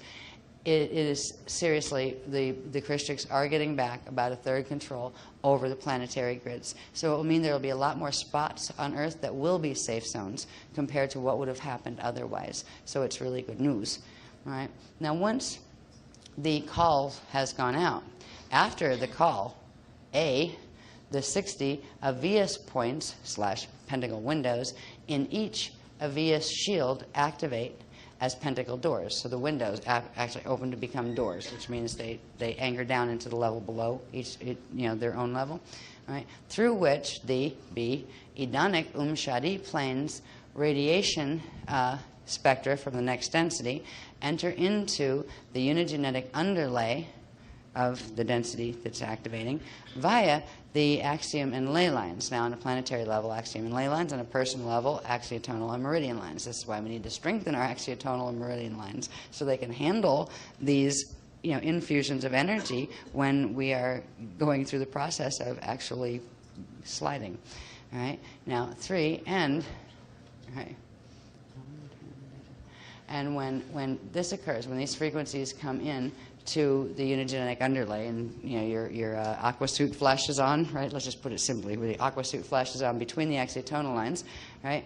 Then the transcendental passage opens. On a personal body, that would be the one that runs behind you. That would you go horizontal, and you would actually be able to, go up and out to the next level. On the planetary level, it means the same. The transcendental passage on the planet would open, and they've showed us where that is on the maps that we've had, and I'll show you those in a little bit. Okay, once that happens, the unigenetic underlay web activation, once that interior bodysuit, and on the planetary level, since it's not the whole planet activating the unigenetic underlay, it's only that little shield area of the diameter of that shield. It actually activates in the orb space around that shield. If you have the shield like a dish and you drew a circle or a sphere around the dish, it would activate there. That would be where, like a little area would have its own little aqua space suit to travel in, just like our bodies would get that too. And it would also move through all the atoms in everything within that sphere. So say if you had a house and some trees and a car sitting out there, whatever had enough Shalaya light to make that shift, to meet these activations, it would actually get this aqua blue grid turning on inside of them. Like I could see it like a graphic. If I could do computer graphics, you could really just show it and just go like electricity. You could hear it electrically turning on. This is where the atomic structure becomes a superconductor, and it can run the electrical frequencies from the next level up. So on a planetary level, you'd see little bubbles of areas that actually had this capacity. And some of the matter forms within them would have the capacity too, but others wouldn't. So it's like, you might have got your car, but you didn't get the old tire in the backyard through. The old tire couldn't light up blue, but your car did, right? I mean, those kind of things. That's how it would actually look if you were going to see it standing from the outside watching it. All right. So let's see. Okay. Spectrum into the UGU. I found my place. Right. Passage. Okay. The UGU, the unigenetic underlay web activation sparks. Number 4. The aquafire orbs. Remember the ones up in the auric field. Aquafire orbs in the Shadi bands. And then 5. And the Shalaya atoms start their Shona separation and 90-degree horizontal shift as they receive the celestaline wave. This is where the celestaline wave starts to move through the body, and it moves through that unigenetic underlay. This is like the cellular and atomic communication network, right? Like how you see in some commercials where they show you the networks of the, like, say, internet towers and stuff like that, where they light up, or the phone towers, where they light up and show you like little blue lines that connect all of them. Well, this is what happens between all of your atoms and cells, and this wave of hydrolase then moves through them, and this is where the particles literally shift into the atoms and particles of which your body and your consciousness are made, will shift out of Shona alignment and into the Shadi state. All right? So that's where the celestaline wave fits. Right? And that happens, celestaline wave releases once those aquafire orbs release. So there's a whole, eventually when I have time, I'll try to take, 1, 2, 3, 4, 5, 6, whatever, how many steps it is, this is what happens next, right? Because they're doing it in more text context, and I like to just limit it to 3 words on each, number 1, 3 words, number 2, 3 words to get the sequence down. But that kind of analysis of this type of data takes a while. And sometimes I never get to it, but at least it's in the writing. So you can understand it and analyze it if you wanted to. Right? It fails. Okay. Whatever Shalea atom structures shift 90 degrees into the transcendental passage, so whatever is of Shalea will shift into transcendental passage and merge with now we're talking about on the planetary level here, they'll merge with, this starts first at the watchtower. So the watchtower, that's the watchtower word there. Watchtower Shalea atom structures, so the watchtower starts the shift first, right? The grid's on the watchtower. Shift 90 degrees into transcendental passage, and then they merge. They all start this wave together. It goes from the watchtower out through the sentinels, out through the lighthouses, and out through the hub gate grids and all of that. And they all get kind of like the blast of the call together, but it starts at the watchtower. And then the watchtower starts to shift first, and then it would be the sentinels, and then the lighthouses, and then the hub gate areas, right? But then they would all shift, and they would merge with each other in the once they get into the Shadi band, the D4 astral Shadi band of the transcendental passage. So it would almost be like a new land configuration forming, because you take all these different spots of little pieces of land, right, that are right now in our grid, but they all come together and they form a piece of land that would look different because you have all these little pieces of different areas put together. So that could be interesting too. They haven't told me too much more about it, but I do know they come together, and they would then take on materialized form as they shift up, as the orbs come down and they make the elemental connection and they shift up into the next density level.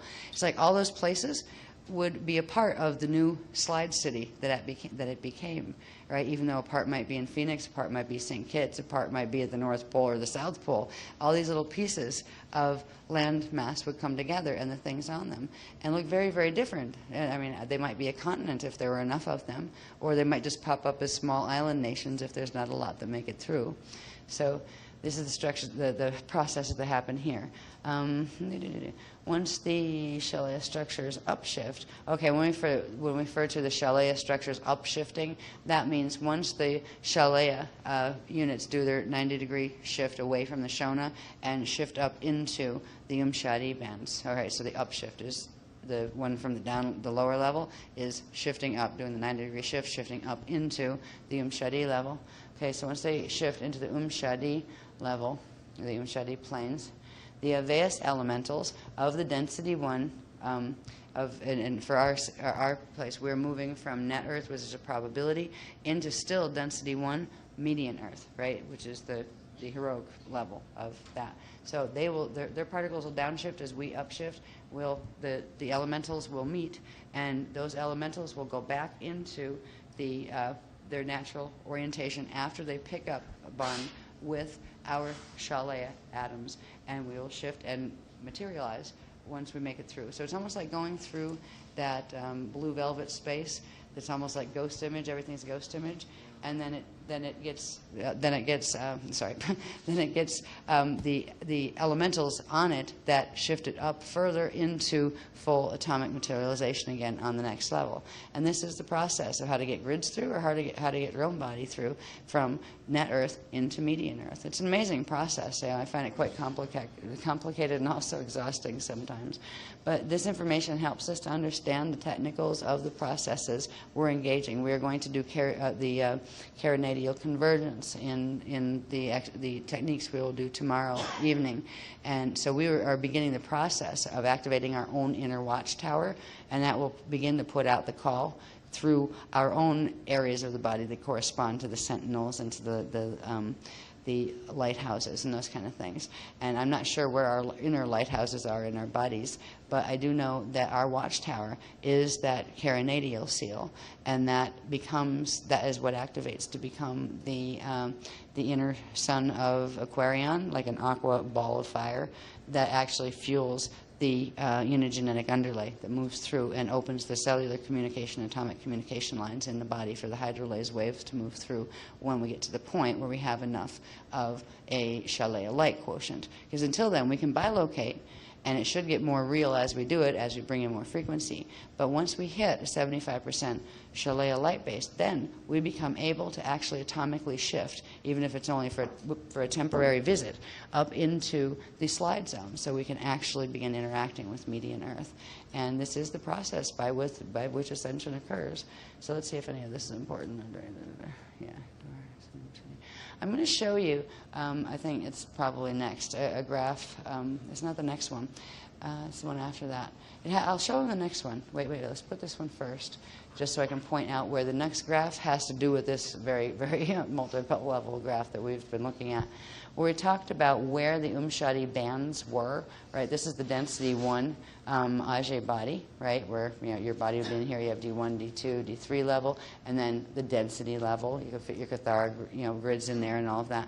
But here we have those Umshadi layers, those bands in between, and they run from the 0, actually they run in between one set and the other. So this one would be the lower bands. It runs from 3, this would be the 3.5 point in D2 to the 0 point in D2, right? So they're connecting in between these spaces, and there are these spheres that have to do with these light structures, the IS light structures that form, and they are what form the atoms at their centers, right? Up here, the IS has in it the VS. This is the orb part that we see that actually downshifts into the Umshadi field, whatever band it is, because there's smaller ones of these that form on each dimensional level. So they actually turn around, downshift to come pick us up, and then turn back around and upshift to bring us back in to the into materialization on the next level up.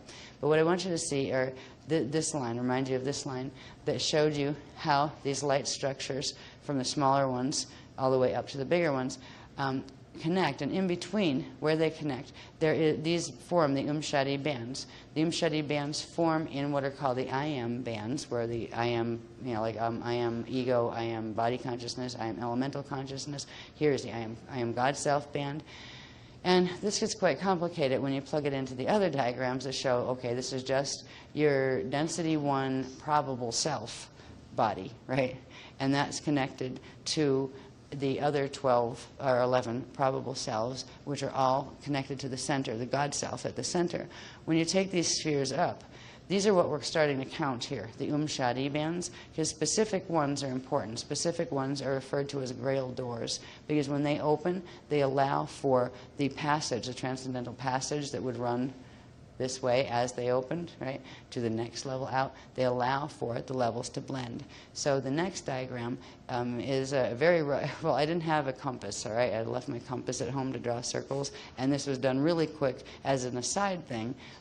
That's the other one. No, I need the other one. I'll show this one first. What we're showing again is these areas here. Here's your probable self thing, right? So there's a set of those little spheres and their little Umshadi planes in between them. And this is the density 1 level, your full incarnate level. Now that would correspond to, on Earth's thing, we are here in net Earth. This would be a mente Earth, the full Earth encryption, and that is actually the median Earth, what we call median Earth. Median Earth would be in these bands, and then the rest of this would actually hold the rest of the original mente encryption. And we're just like a probable Earth down here that is losing its grids. But the original encryption is eternal. So it applies to ourselves as well.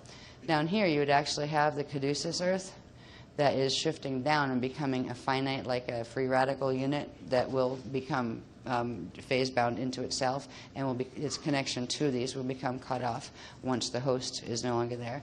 And there would be another ball on the end of this that would represent the phantom Earth levels that caduceus is being pulled into.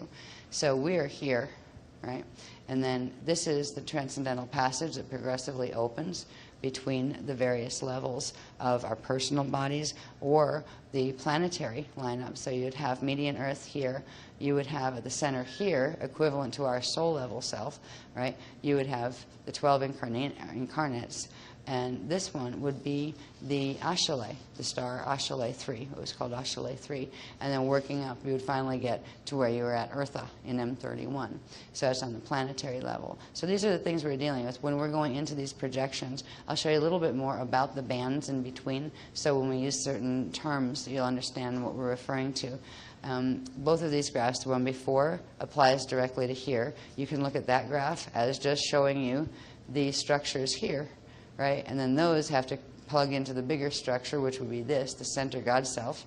And then that plugs into the larger structure, the full incarnate, that connects into the full soul self that has 12 full incarnates in it. So there's this whole level of seals and Umshadi planes that occur in between these areas to open this transcendental passage. And certain ones, the ones that connect from one density to the next, are the key passages, because if you open those, they will open all the smaller ones above and below them, and that's what we're getting ready to do with some of the techniques. The techniques we're using tonight will actually open the barrier fully. We've gone up here. We've projected up here before in our probable orb, our probable self orb. Next, we're going to go in this one tonight. We're going to project up here and open this transition point here, right through the God self. When we do the things tomorrow, we're going to be going up to here and opening these seals and transitions. So I'll show you a little bit more closely what they look like. Next one, please. I think this is the new one.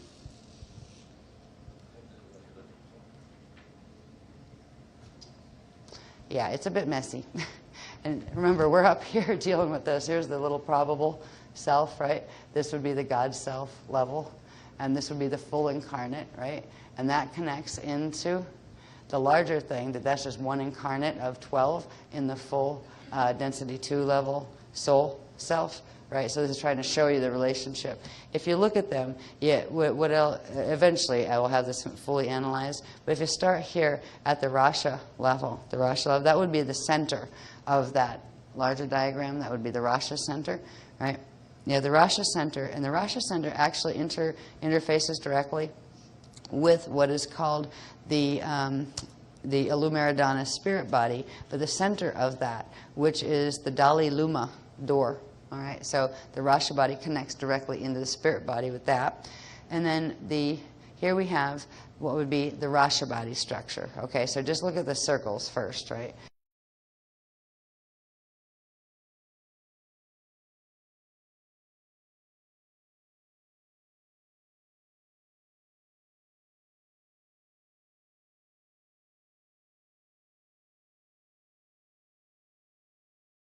What would be the Rasha body structure. Okay, so just look at the circles first, right?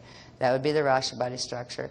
Next you would have the D1 structure, and this would be like the D1 band, right? This would be the Rasha band, and this is like 6.5 in the D1 band. This would be 0 in the D1 band. This would be halfway through, which is 6.5. This would be 12.5. This is how these all run.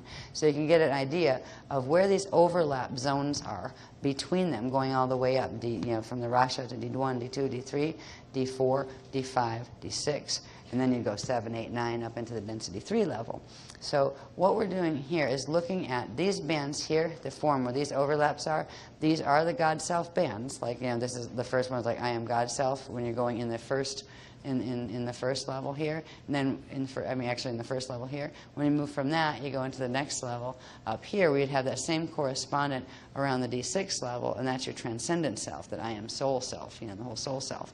There are all these little bands, too, and they are all Umshadi planes. They are all those pass-through planes where one set of dimensions overlaps another.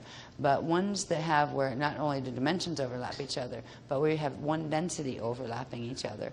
They are called Grail door domains, Umshadi domains. This one is the astral Umshadi, the density 1. The density 1 God Self band actually interfaces with the density 2 levels of D5. So you have like the 5 orb, or actually 4, sorry. 4 is here, and 3 is here, right? D3 and D4. Between D3 and D4, there is this Grail zone. That is the link between density 1 and density 2. So this would be the second thing we're going to activate. First, if we bring this all back, there's the same equivalent down here when you say, if you look at this as being the God Self level, right here, you have the little probability self level first that has its own little 4 set of orbs going like this, and that would be interfacing here. So the Rasha seal is actually what would open the equivalent of that, but down here first, to allow these frequencies to start merging with these frequencies. These frequencies correspond to this part, right? When you get through those, when you activate this one, right, that's when you're activating the connection between this and the density 2 level, where we start going into the density 2 structures of the transcendental self. What we're going to be doing tonight is we'll open this level that will bring in it will trigger the opening of the ones above it and below it, so it will allow the beginning merger of the probable self, body, and grids that we're working with into the heroic self on density 1.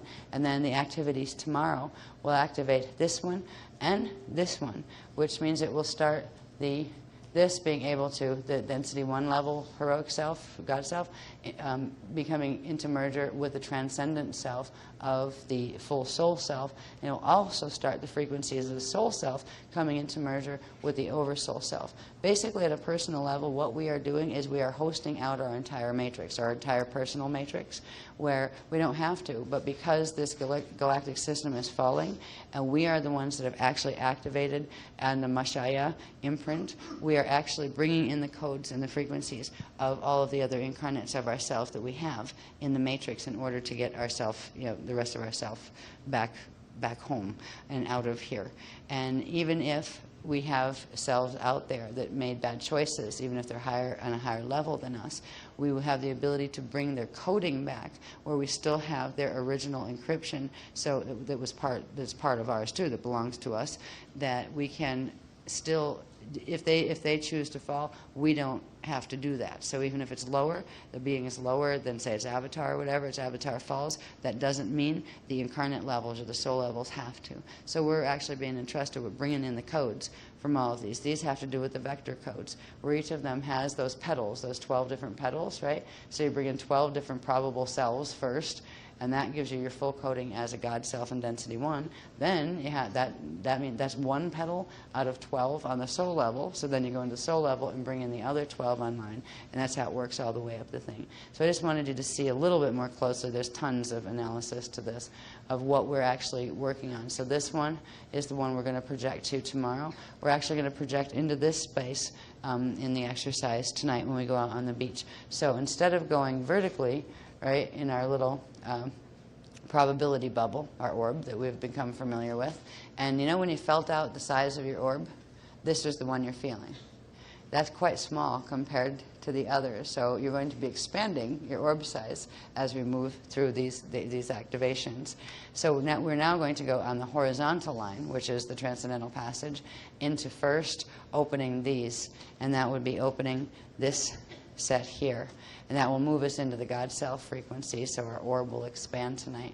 And then tomorrow we will be doing a technique that opens this one, that takes us into this space where we go into the I am transcendent self, I am soul. Transcendent, you're transcending just a singular identity, where you're starting to recognize yourself as a multiple identity focus. And that doesn't mean a split personality. That means a being who's consciously aware of being simultaneously manifest in 12 different space-time locations, in 12 different fetal body growth forms.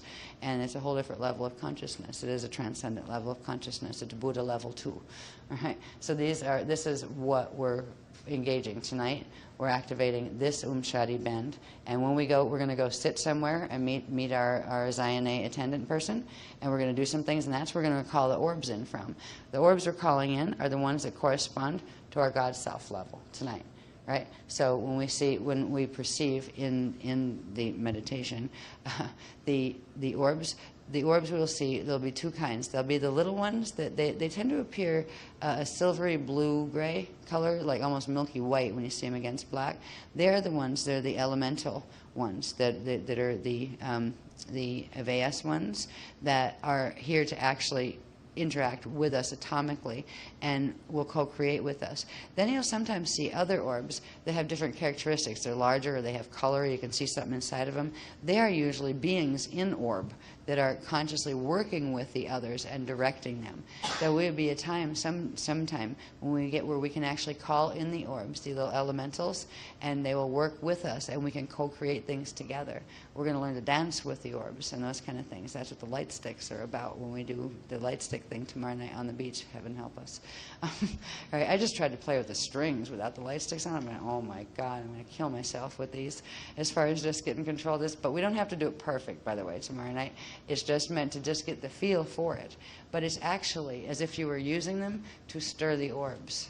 right? And to get that, and they'll move, they'll stick on the ends of them, and they're going to explain more about that tomorrow night. But we will play with the light sticks tomorrow night. This is the first part of that technique, is what we're going to do this evening, is going into the state here, the Umshadi state here that connects the probable self directly into the God self. Because before we went vertical, we went this way. Right? So we got into that Shadi space, but we didn't pass this barrier yet where it goes directly in to the God self space. So we're opening that seal tonight in the technique that we do. And then we're going to do, those who want to, are going to do the orb bath, where they just come in and link with and they're literally just atoms from our God self, and they're personal. They're from your God self space, right? They will link with your atoms here to pull them out of Shona Band and bring them, layers of them. It happens in layers. Bring them back into the natural Shalaya structure, so they become Shalaya light instead of tied up in Shona fields, and progressively releasing your Jari from that harness as it goes. So that's what we're doing tonight. Tomorrow night, that's what we're doing, and that one as well. And we'll know more about tomorrow. But tonight, I'm trying to get through this. I still have a bunch of Mylars that I want to get through, but I think I'm going to, before I do them, I'll finish this set, but before I go into the planetary set, I'm going to take a 5-minute break, or make it 10, just because when everybody gets up, it takes more than 5 minutes for everybody to get back down again.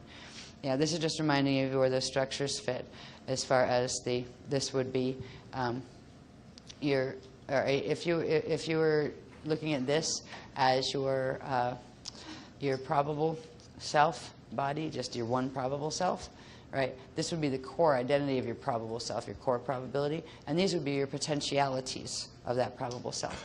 Then you could look at that same diagram as this being your full incarnate identity, and that full incarnate identity at its center would have its God self, and these would be the 12 probable selves around it, right? You could look at the same diagram as this being your full soul self, each one of these being one full incarnate identity, and altogether 12 of them make your transcendent density 2 I am soul self identity. So it goes all the way up the process. And inside of that structure, you've got this, right, where you've got your chambers.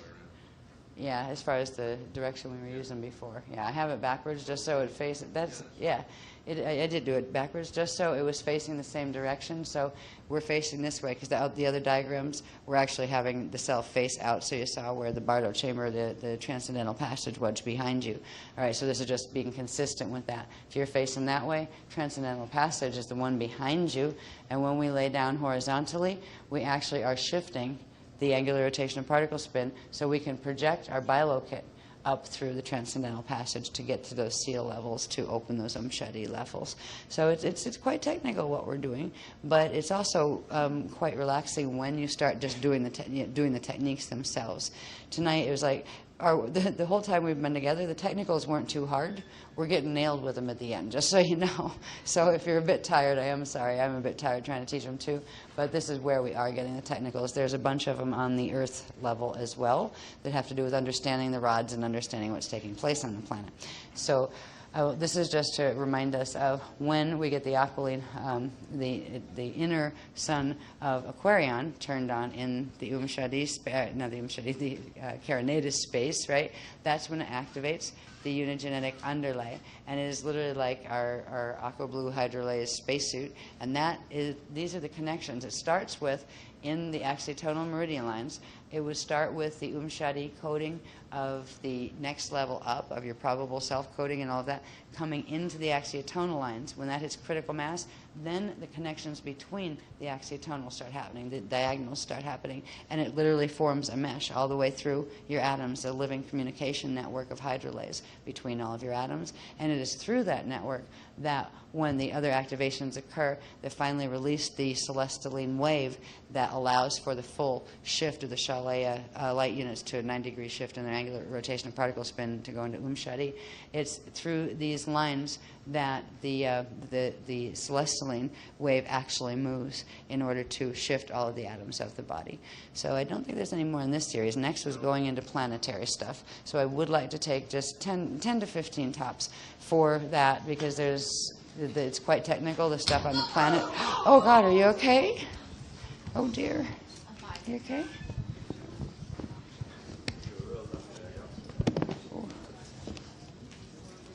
there something there that people are tripping on? I know. By millimeters. I know. That's what she's going to place it, actually. That's what I was afraid of. Gosh. Is there something there to trip over? Is there a wire? There's no wires or anything. Oh, she tripped over you? Oh, dear. Okay. All right, so 10:15, we'll be back, and we'll talk about the planet then, and look a bit at the safe zone maps and what that stuff's about. So we'll be back.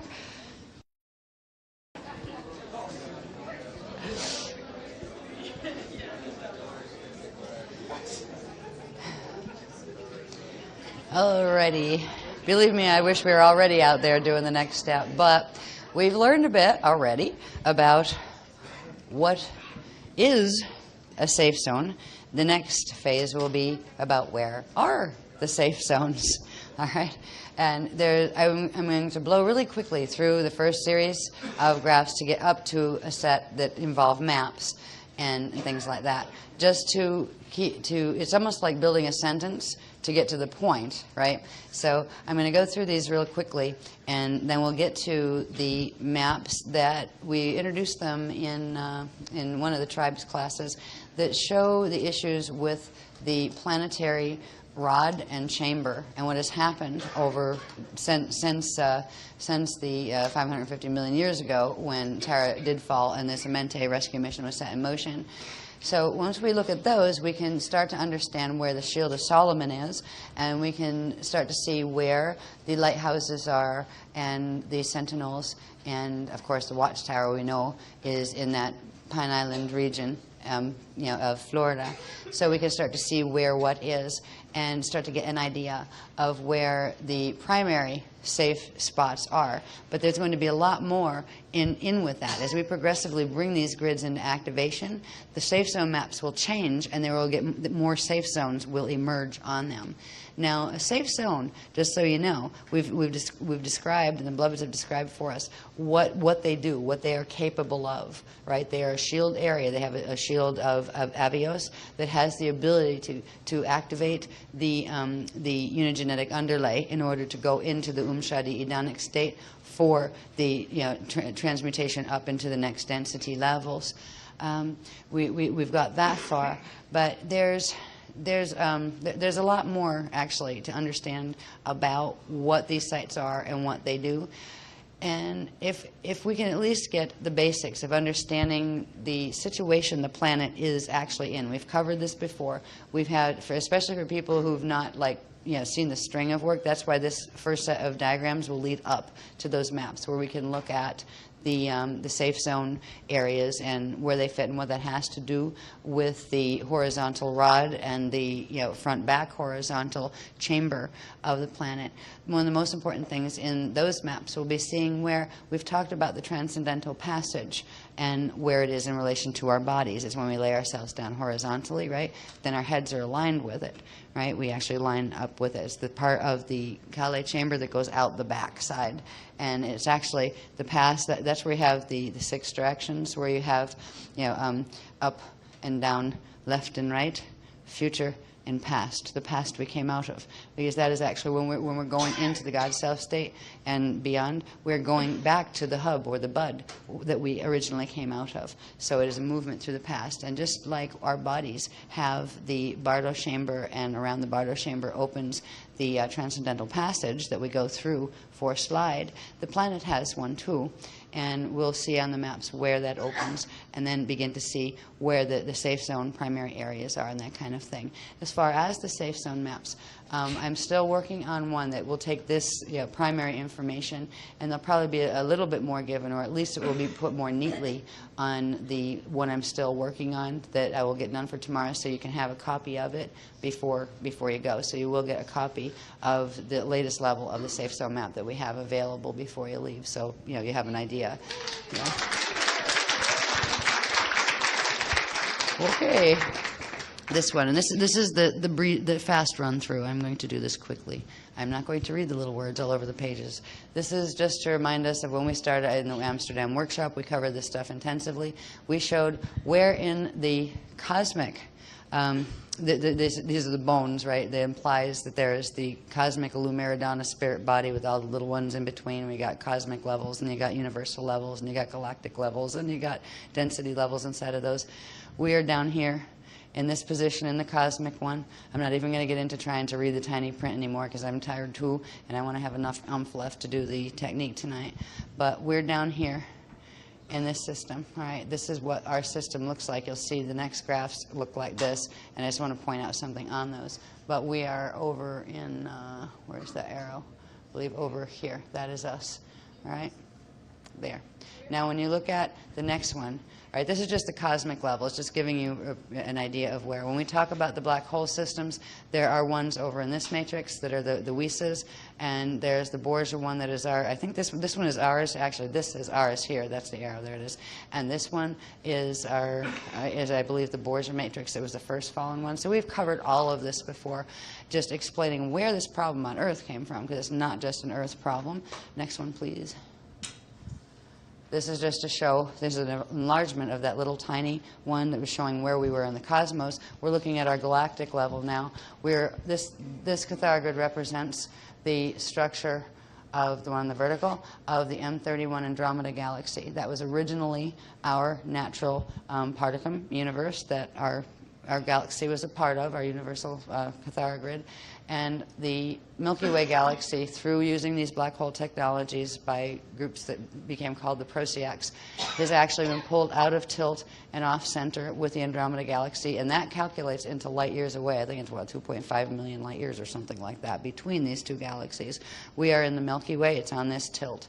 The one thing that still connects us to home is in the Milky Way, the planetary, not planetary, but the Stargate number 3, the Cathara Center 3.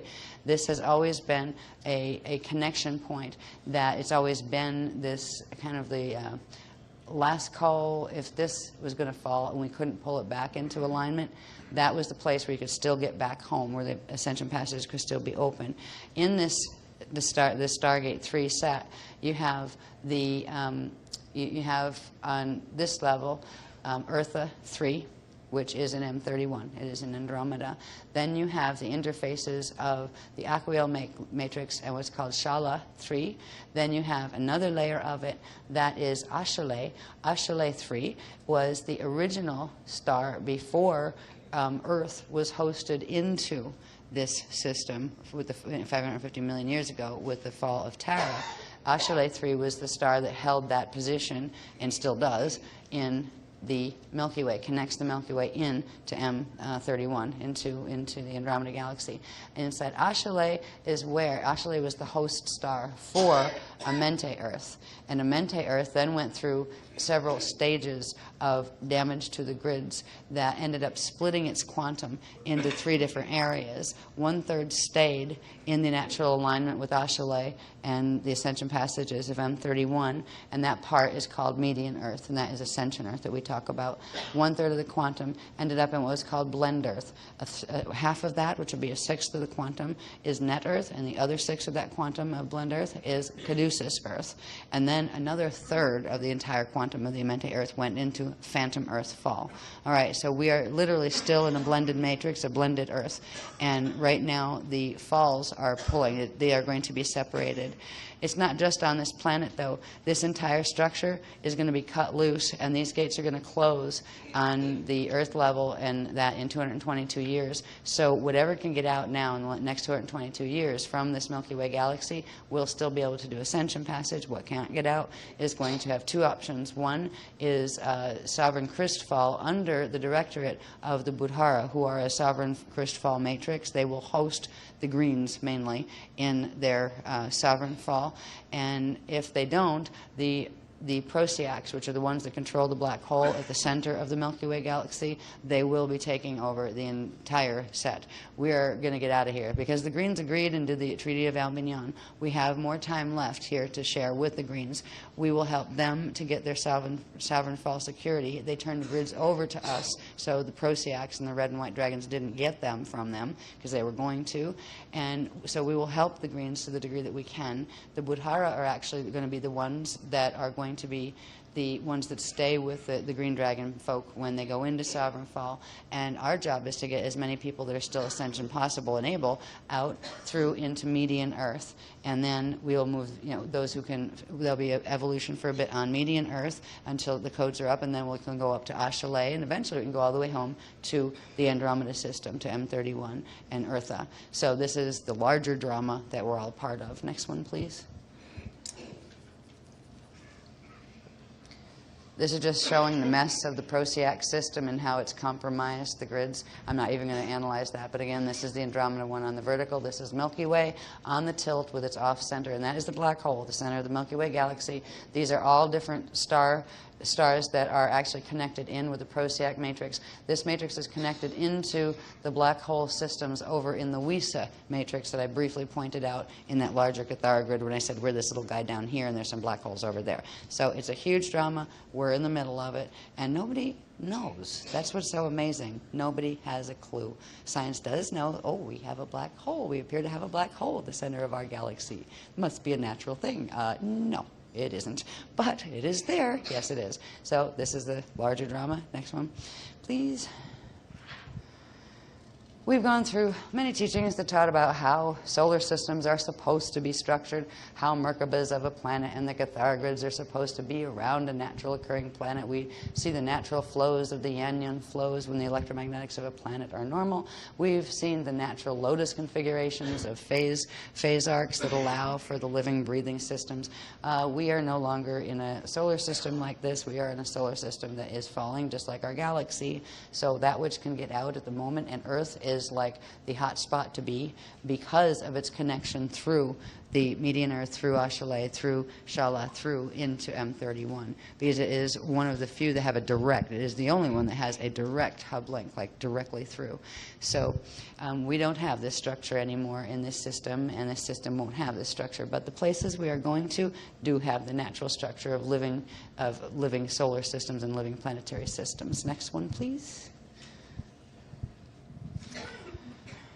This one is showing, this is what it's supposed to be with the nice arcs between where they all this, if you have a central sun and all the planets orbiting around it, there's supposed to be natural energy flows that happen between them, living, breathing, happy system.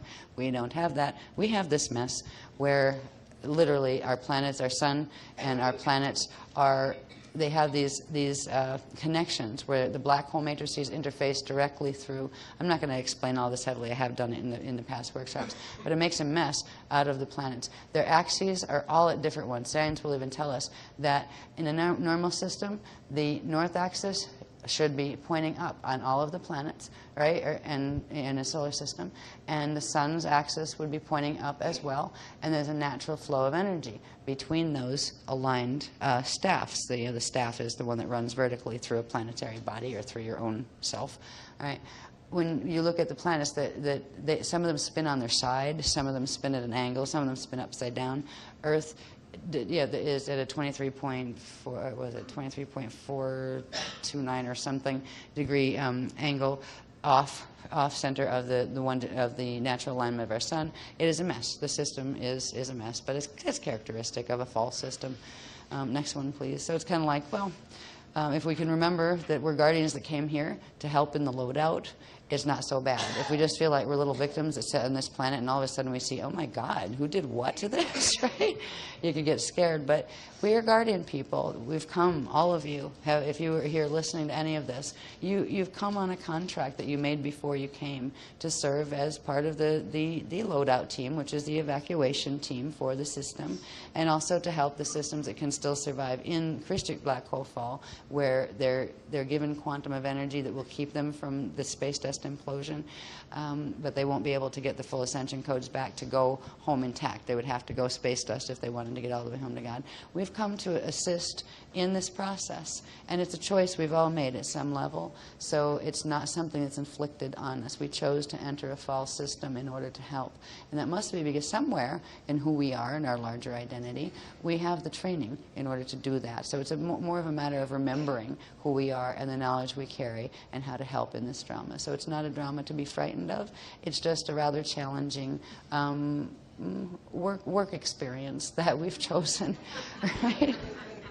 All right, this is showing a bit up closer as far as the mess in relation to the Earth alignment, where our Earth is at its tilt. It's actually upside down. This is showing where the Van Allen radiation belts in our atmosphere are actually holding us in to the unnatural axis tilt. And this is all product of what is called the BEAST machine, the blank slate technology that is the Metatronic technology, that is black hole technology. That's what was used to make Atlantis and Lemuria disappear off our global map, which was done by something called sinkholes. And we'll see a little bit about what they're about in a little while. Next one, please.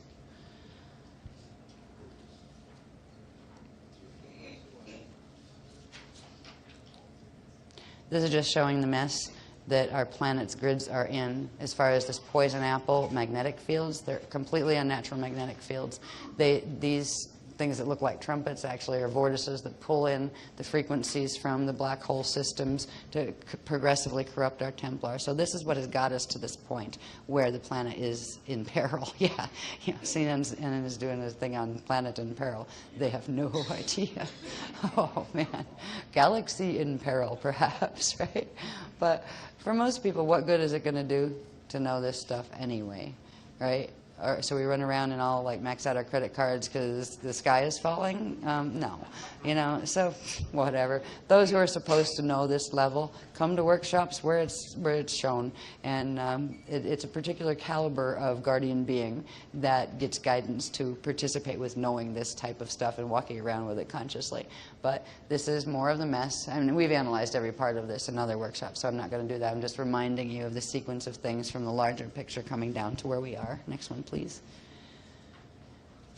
And then you keep going, okay, we know what safe zones are, but where are they on a planet that's in a solar system that's in a galaxy that looks like that, right?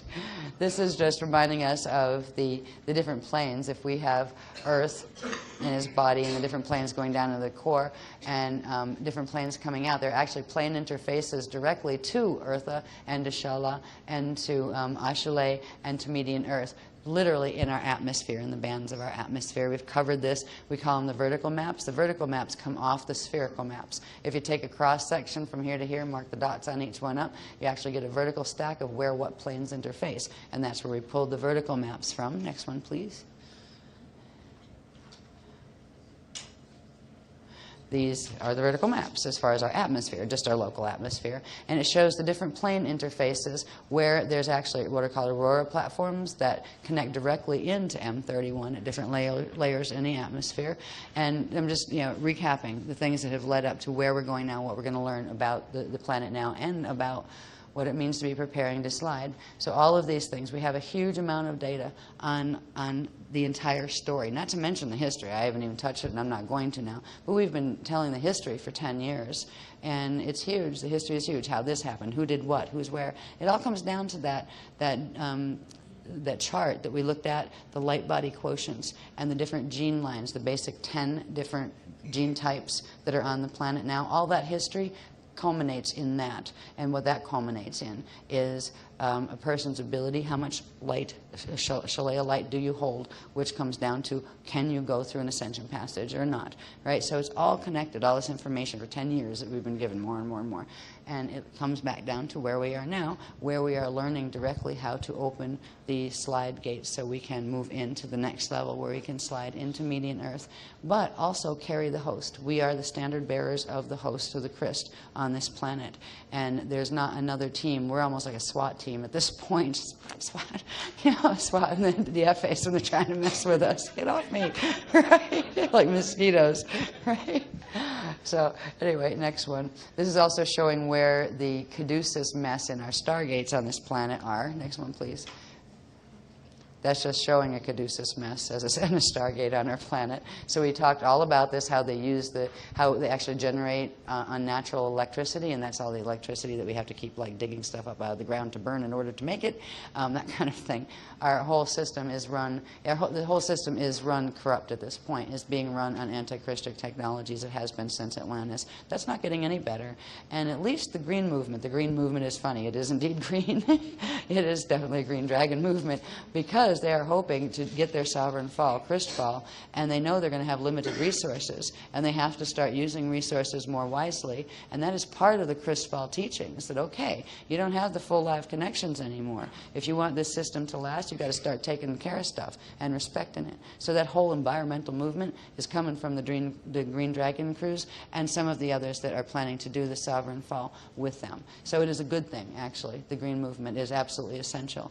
The Red Dragon and White Dragon Cruise are the ones who don't go to the environmental conferences and just, that they'll kill all the trees if they need to, or dig up all the oil, and they're really thinking short-sighted. Just take as much as you can now and don't worry about the effects it causes. You can really see those two things represented in the politics in the United States, just between the Republicans and the Democrats. It's getting so ridiculously obvious between those two groups, it's almost funny.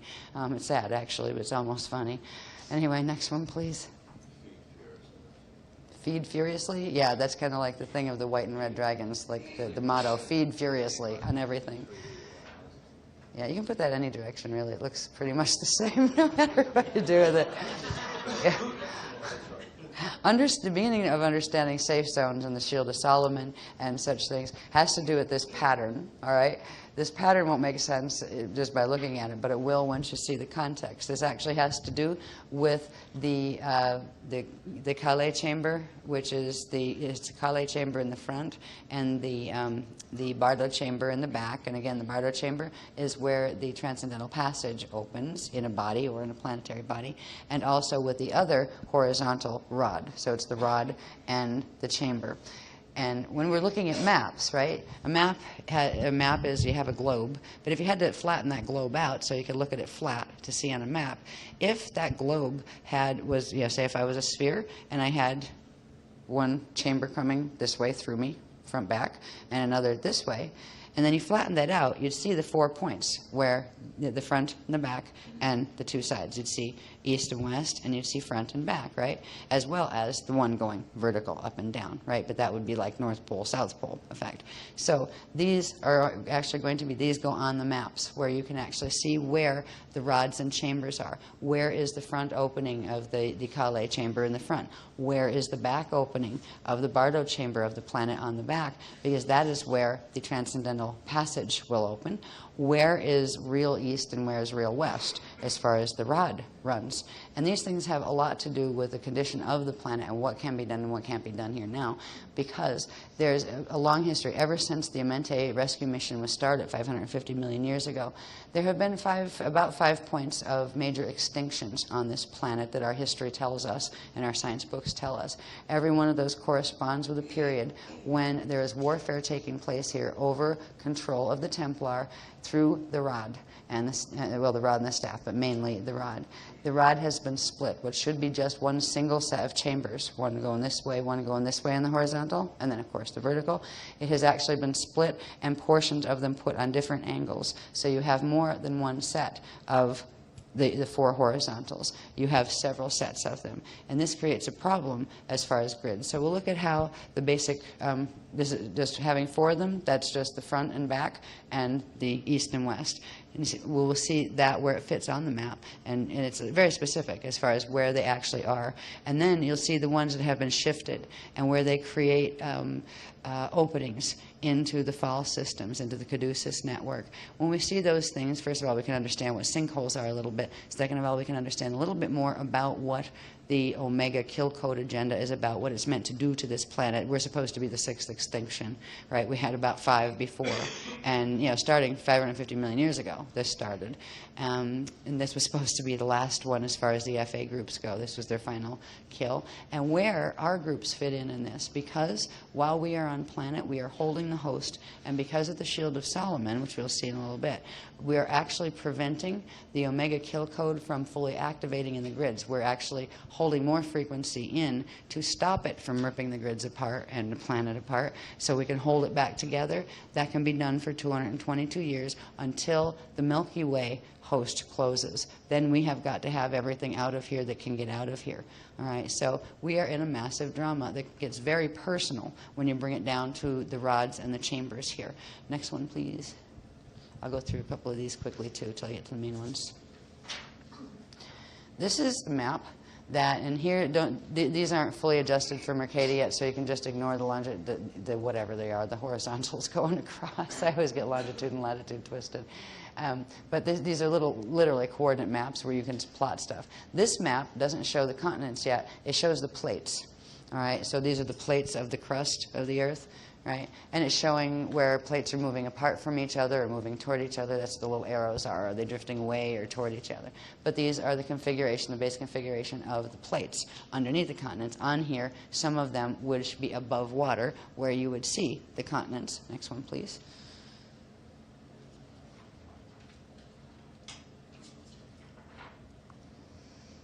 Now again, just ignore the scale on the other side. It's not fully adjusted for Mercator yet, and that has to do with how you adjust for on a sphere thing, all right, which gives you more accurate longitude, latitude stuff.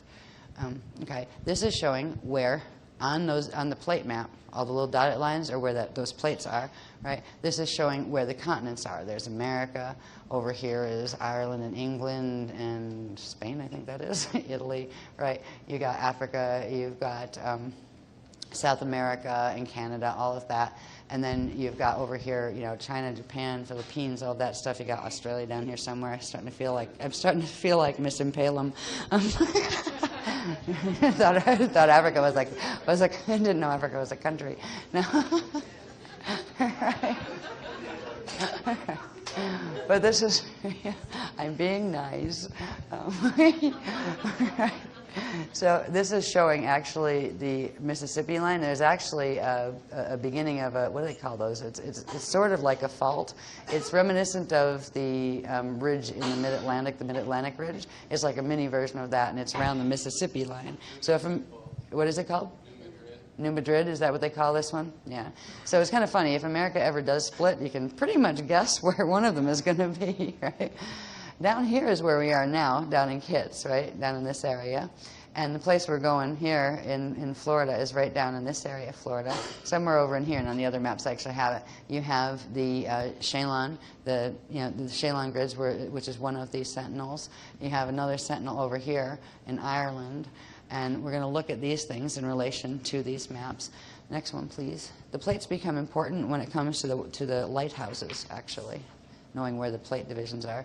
This is just showing how this is literally a map that's not just like a hypothetical. It's actually done with longitude, latitude. This is not fully adjusted for Mercator, but where you can track longitude, latitude lines. So it's a practical map, not just like a hypothetical one. Next one, please.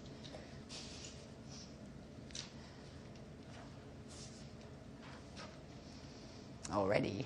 Now, this is showing, again, the one with the continents and the plates, right? The dotted lines are the plates. These little dots here are called harmonic convergence points. The harmonic convergence points are where 3 or more plates touch each other.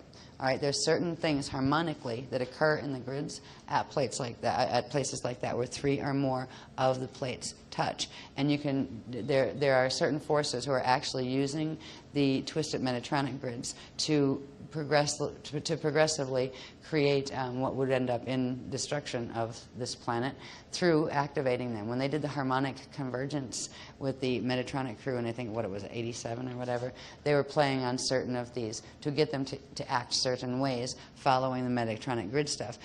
The Guardian groups also have like ways to work with those. In fact, those are the points where the what are called the lighthouses exist. They are power points on the grids. We can use them to hold the grids together just as much as the others can use it to try to rip them apart. And that's part of what the mission is going to be here for the next 222 years, is to try to help avert the excessive earth changes that could happen as far as quakes and all of that stuff that could happen as the Omega code that the others released in the grids continues to progress. We're actually going to just try to hold the grids together while the Omega code tries to rip them apart. Next one, please. We'll look at those again in a minute. Now, this one. This one is showing you the 1/3 median Earth and 1/6 net Earth link. I had mentioned before that the front, back, and side to side rods of the planet. Now, if you think of that, if you look up in this corner, that shows it a little bit better. If you got a sphere, right? You have a sphere. There is a front to the sphere. There is a back to the sphere. there is a left and right, or east and west to the sphere, as well as a top and a bottom.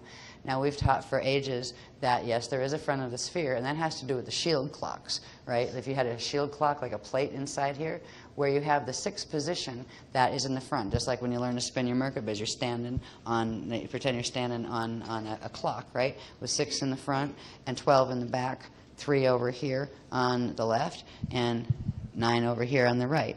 So that gives you an orientation of how the actual structures are when you're dealing with light body structures and everything. It applies to planets as well. There's a natural structure where the front should be, right? And that should be the 0 line.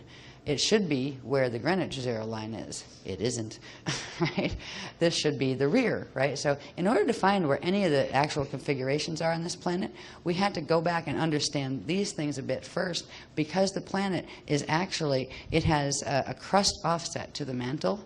That was done actually, I think, 65 million years ago. That was when the dinosaurs got wiped out because a big asteroid hit down somewhere in here, right around there in the Yucatan Peninsula, is where they attribute the last extinction to.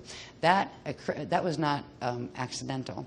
The dinosaurs were just kind of in the way from what the FAs were trying to do, and what they were trying to do was create a literal offset. They were shifting the rods and chambers again to try to pull the gates into the Metatronic configuration, and they split. They did a final split on the rods. And now what we have here is a normal configuration. I'm not showing the split yet, or the offset. When you're looking at this, all right, the front of the sphere, right, that would be here.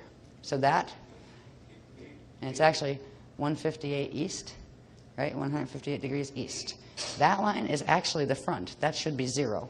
Right, when you're doing, like the 0 going around to 180, so you can do your longitude and latitude stuff. This is the equator, right? This is the natural place where both part of net Earth, the part that we're on, and median Earth, that is front, that is where their front chamber comes out of the planetary body. That is still there and intact.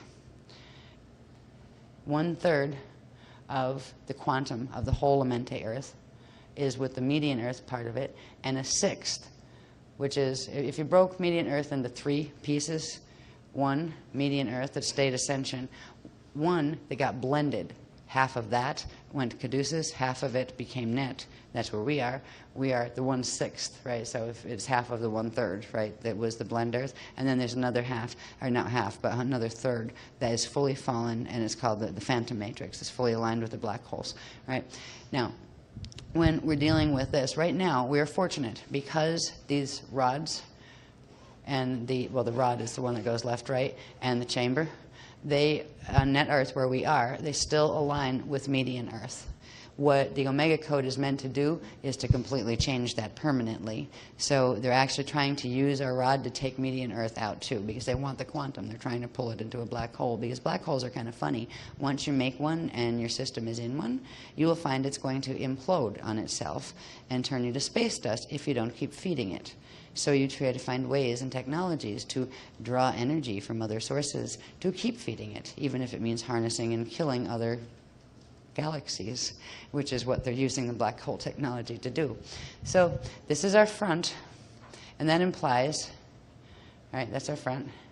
If you're coming around across the front of the globe, you'd run into a side first, right? So then one right next to it wouldn't be the back. It would be one of the sides. So if you're coming around this way, this would be the, if this was your front and you're standing like that, right, this would be this side, and that would be the east. So that's the natural east rod. Just so happens to be at 112 degrees west, right? So we got the east rod in the west. Then we come back over here, still coming around this way, right, hit east. Now we have the rear one. That's the rear chamber. That's the chamber that the Transcendental Passage and the Bardo Passage that connects us to our past, to our actual rest of our light body, soul body structure, and the planet as well, is here. And that one is at 22 degrees west. And right around that, this back rod, that's where that rear chamber comes out. It also has the front chamber. There's the Calais chamber that moves toward the future, but I didn't put that on because what we're looking at here for this discussion is where the transcendental passage opens. So if you were looking at this from behind, and you were looking at like looking at the back of the planet head on, that would be where the rear of the chamber would be, the Bardo chamber, and this would be the transcendental passage that opens around it. So this area and the areas it comes in, these would actually be on the surface, right, of the Earth. And then this would go into the Earth up to the center point, right, and up to the center point there. But that would be the end of the rear passage, and from this point forth, it would be the front passage, right? So this stuff, there's a whole tube that goes into the Earth's body, into the sphere, that runs here. These could be like dotted lines that are inside the grids, but this opening here is actually where the transcendental passage opens in the planetary grids. So we have the front chamber, the east rod, the rear chamber, and over here, I didn't highlight that one yet, but over here we've got the west rod. Just so happens to be at 68 degrees east, right? So the east and west, this is where the dyslexia is coming in. The more we're trying to come online with the natural orientation, it's like the brain doesn't know which set of signals to follow, literally. We'll get past that eventually, right? But the transition is a bit challenging because you're literally running two sets of frequencies. These are the natural places. This should be the 0 line. This should be the 180 line, right? This should be 90, and this should be 90. This should be 90 west, that should be 90 east. But what you have here instead is the Caduceus alignment. The Caduceus alignment has to do with when the rods were split. They were split in several stages during each of the last extinctions that started like 500 some million years ago, right after the 550 million years ago Amenti project started here. But there's been a split of the rods that where they were literally, the last one was where the crust was actually shifted upward using the rods by forcing the rods into a split frequency-wise. And this is heavy-duty scalar, black hole scalar technology where you blast enough energy at something and you can make it split or you can make it move. And it's on a large scale. This is on a planetary scale, but that must be small beans compared to what they did to the center of the Milky Way galaxy. But they actually have split the rods and chambers and shifted them up onto this line, which is the Tropic of Cancer line, right? It's 23.439 degrees north of where they should be. And so there's another set of these that is running up here that are actually running and plugged into what are called the Caduceus grids. So you have a portion of net Earth, 1/6 quantum of the entire Amenti Earth is in the net field here, and it's aligned with the median Earth field. And that's the only reason we still have the ability to open any of the ascension passages here. There's another portion of blended Earth. Net Earth is part of blended Earth because it's blended to the Caduceus part that has the rods offsets, and that is actually at this point the dominating force on the planet. I mean, even all of our mathematics and the little C60 carbon atom that they run the atomic clock on from the Greenwich Meridian line, all of that is all plugged in. Our entire societies are being run by the Metatronic people. At this point, the green ones who actually started this technology ages and ages ago have had it hijacked by the Red White Dragon crews and are going to lose their grids. That's why they're turning over many of them to the Guardians at this point, finally, because they're going to be eaten alive and they're going to lose their sovereign fall potential. They won't even get the Earth. They're going to be dragged into the Wieseldrack matrix black hole system through the Procyon black hole at the center of our galaxy, of Milky Way galaxy. So all of a sudden they're becoming cooperative, which is really nice. Finally, I'll show you what they have done with the natural structure. These are still here, but you have 1/3 of the full Amenti quantum that belongs to median Earth, and 1/6 of that quantum also that belongs to net Earth. The Caduceus set are trying to pull the net Earth ones in. Then you have another set that I don't even have the diagrams done for that correspond with the parts that have fell progressively, another part of the rods that were split early that formed the phantom Earth systems. And there's another set of these, but the most important ones to deal with right now are the ones that we're working with as far as the ascension, and also the ones in the crust offset. We're literally mantle. If you had a gate that should be on the crust, should be in the same place as it is on the mantle. If you shift the mantle over, the crust over the mantle, you misalign gates, so you can align the crust with other things, and that's what was done. And so there is like literally an offset between the crust and the mantle, but these still come out in the locations where they're showing, and these are locations, longitude, latitude, very specific spots. They still come out, and they are still holding the natural mantle positions, and these are still coming out on the surface there. But there's another set that are holding the offset, and I'll look at those next, I think. Please.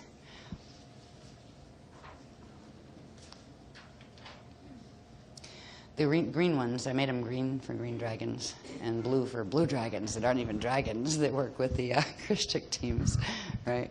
So if you look at this, we have the normal grid with the mantle, right? And it's front and rear and east and west, and it's vertical. Then you have this one. It's actually shifted up, right, where they've literally rolled the crust upward out of alignment. And what that did was it split part of the energy off of the rods and chambers and brought it up to here. And that's where you get the Tropic of Cancer line, right? And they also not just shifted it up, but also shifted it over, right? This is the front, right, of the planet. They not only shifted up, but they shifted the front to an artificial front where they actually turned it all the way, 158 degrees really, back to here, where they made the zero line. That is the Greenwich line. All right, that's where there's the whole atomic clock and all of that stuff, and all of our navigational stuff is built on this longitude, latitude system, and all the electromagnetic grids and everything is built on this system. And the system is built on the caduceus rods, what are known as the caduceus rods, which is the split in the crust offset. They were meant to do something. They were meant to eat the other ones. They were meant to pull in, if these were activated in a certain way, see rods and chambers spin, and if they were activated on reverse spin, they were meant to drag the net Earth, that's where we are, up and over, and then use the power of the two of those to go after median Earth. So they were actually trying to take out the whole Amente thing in this agenda when they created Progressively. And this has taken millions of years for them to get to this point, for the FA groups to get to this point of doing this. We've been being invaded for a long time. We've been being invaded because of that relationship we have to M31, the Andromeda Galaxy. Because this planet could actually have made the difference because the gates went right through. We could have had, if it had worked, we could have pulled the entire Milky Way back into alignment with the Andromeda Galaxy, where it could have gone back in. And at this point, that's not going to happen. Some of it can be pulled back in on the host, but it's going to go into fall. The whole mission was much bigger than just the smaller Amente mission. It was a much larger one of trying to get the Milky Way back into M31 where it fell from. All right, so this is just showing the blue ones are ours, and we are still holding, net Earth still is holding in alignment with the median Earth ones, which run the equator line. They run on the equator. And then the caduceus ones run on the Tropic of Cancer line up here. And they're meant to be activated and to spin and to drag these up and over into it, which would pull the mantle into alignment in reverse spin in order to take the grids out and literally pull median Earth down into fall. That's not going to be allowed to happen, and median Earth will still remain, and we are going to be able to move portions of our grids here into median Earth in order to get them out of the caduceus fall. The ones that go caduceus fall at this point, as long as the Greens who have entered the Treaty of Albion behave and act nicely to the Budhara who are already fallen, but they're a Christ fallen matrix. They use Christ principles to run their fall matrix. They are in charge. They're holding the host at this point for the Green Dragons, and if the Green Dragons don't listen, they'll just say fine, and they'll cut the energy ties, and then the rest will fall into red and white dragon hands, and the Greens will be even more unhappy. So that's a drama we're not going to have to watch a lot of, but we're going to see some of while we're still on the planet. Probably a war between the red-white team and the green team, and if we possibly can, we'll stay out of that as much as possible, right? So it's about the rods, it's about a lot more, but right now we're dealing with the issues of the rods, and they're activating. When the Omega Code was activated by the red-white dragon teams in, I believe it was January of 2008, that just set these in motion, but under the red-white dragon's control, not the green dragon's control. Next one, please. what it's meant to do is it's meant to split. Here's ours down here. It's meant to split ours first, pull net Earth up and shift it over that way, right? Pull the net Earth part up. It would be a simultaneous. You don't pull one piece at a time. It just shifts up. So they'd pull net Earth out of alignment with median Earth, right? And put it in this configuration with the caduceus vortices, and then get these two spinning, right? What it creates in between, when those rods and chambers would overlap, it creates what are called sinkholes, right? When these rods spin, it creates a vortice set that would pull the rod of median Earth to make median Earth be dragged into the fall. And what it also does, it begins to pull land masses in. It begins to pull pieces of the crust into the sinkholes, literally. So when you make big changes like this, there are changes that happen to the surface of the planet, and they're often abrupt and that kind of thing. If you look at the extinction periods that have taken place in the past, they're Earth, the scientists believe that we started off somewhere down in here where everything was like down there, and started off as like Panodia and Gondwana land and all that stuff, and over millions of years the continents drifted up and did this and that, and in the middle of there was 5 different extinctions for some reason or another. I mean, this is the history, fine, in the history books, the science books here, they go back. So when there's always Earth changes that do occur when they start moving the rods. We are going to have Earth changes. It's just a matter of time. We would be having them more severely already if it weren't for the fact that the Beloveds have been successful in getting what's called the Shield of Solomon activated. The Shield of Solomon is meant to stop this procedure, because what the Red Dragons want to do is, once they get this rolled up and they've got the quantum and got control of the rod and the chamber of median Earth, they then want to split them this way and this way, which means split the staff, and you'd have a set. You took this and split half of it this way, half of it that way, and then move them in opposite spin, where it would really literally rip the planet apart on the equator. It would literally pull the crust apart at the equator. They're attempting to simply harness it to drag it as quantum into a black hole. They don't really care what condition it ends up in anymore. They used to care. They were trying to get the life fields in and harness it and do it at more gentle fall. But because there was enough resistance here between the Greens fighting with them and the Christics saying, no, you're not going to do that, they just decided, forget it. When they activated the Omega Code, it's called the Omega Kill Code, it was for the purpose of, fine, you want your last extinction, you got it, right attitude. And we are standing against this stuff. It's big, it really is. Fortunately, it's not been, nobody's chasing us, hunting us down yet. I'm very glad about that. I'm talking about me and Az especially, because we're the ones talking about it a lot, right? But they figure we sound crazy, so nobody listens anyway. So that's probably why we're still living, breathing, and walking. But this is what we're in the middle of. And in here, it's like when you have this happening, where in the world is a safe zone? Not here, right? There still are those safe zone places, which are slide zones, that do have the ability to separate the Shalaya part of their light and the Shona, and be able to shift, go 90-degree shift into, remember that chamber? So it would literally be the particles of a certain piece of land. Say a piece of land here, its particles are aligned with its magnetic north, right? It could literally do the shift and go into that chamber, to go into the Shadi state and go up into the next level, to step up into the median Earth space. So there's still a lot of hope and potential here, and especially now that the Greens have handed over the green grids to the Christics, basically, because they were losing them. Next one, please. Yeah. It's close to the Chihuahua location, yeah.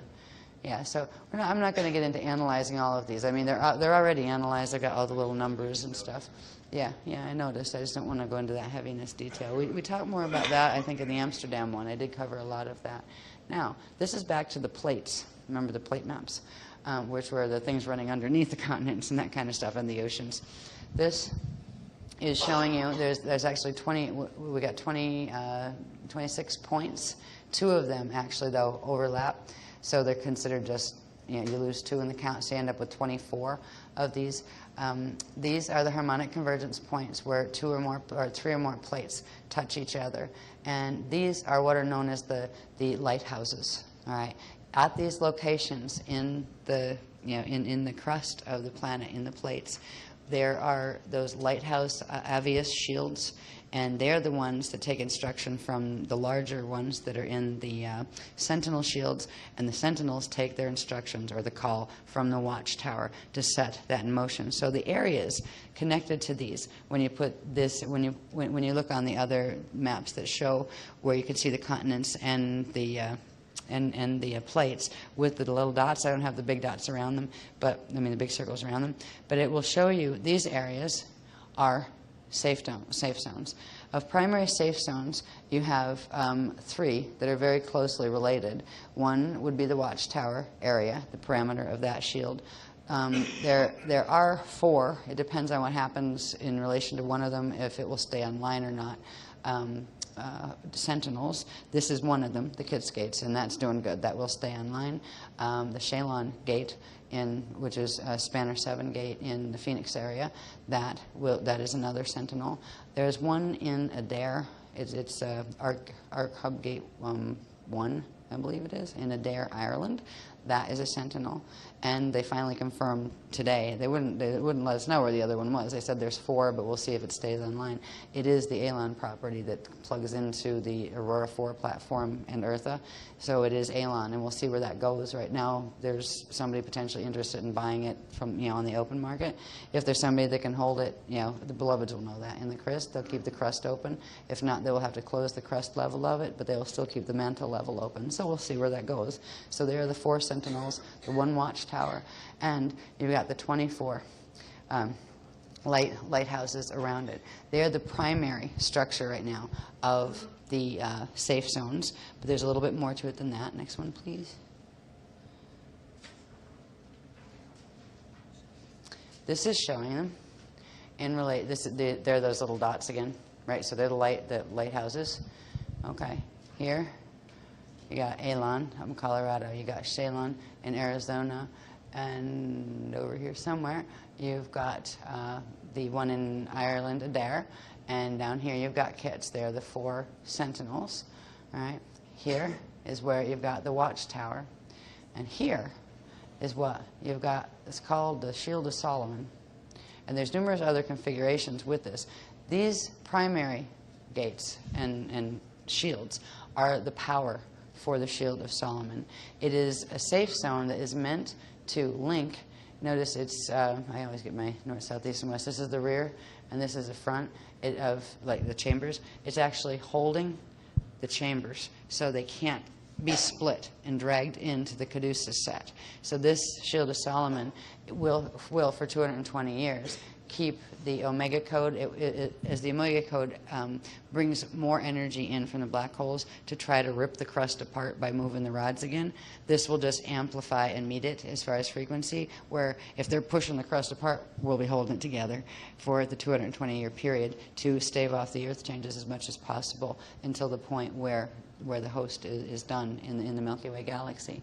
So in this region, as well as those spots, you have the basic, strongest level of the safe zones. That doesn't mean they're going to be safe in politics, what may be happening in that country there or whatever, or that they're going to be safe. I mean, there's no guarantee we're not going to get hurricanes in Pine Island. You know what I mean? I mean, the Gulf gets them all the time.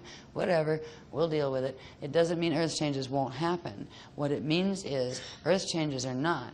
It is a safe zone because it is a slide zone, because it has the Avia shield that allows it to separate the Shalea and the Shona and to shift where you can go into that hyperdimensional state is what it really is, going into the Umshadi state, to be able to make the shift up into median Earth. So they are the evacuation stations on the planet as well, where these shields are.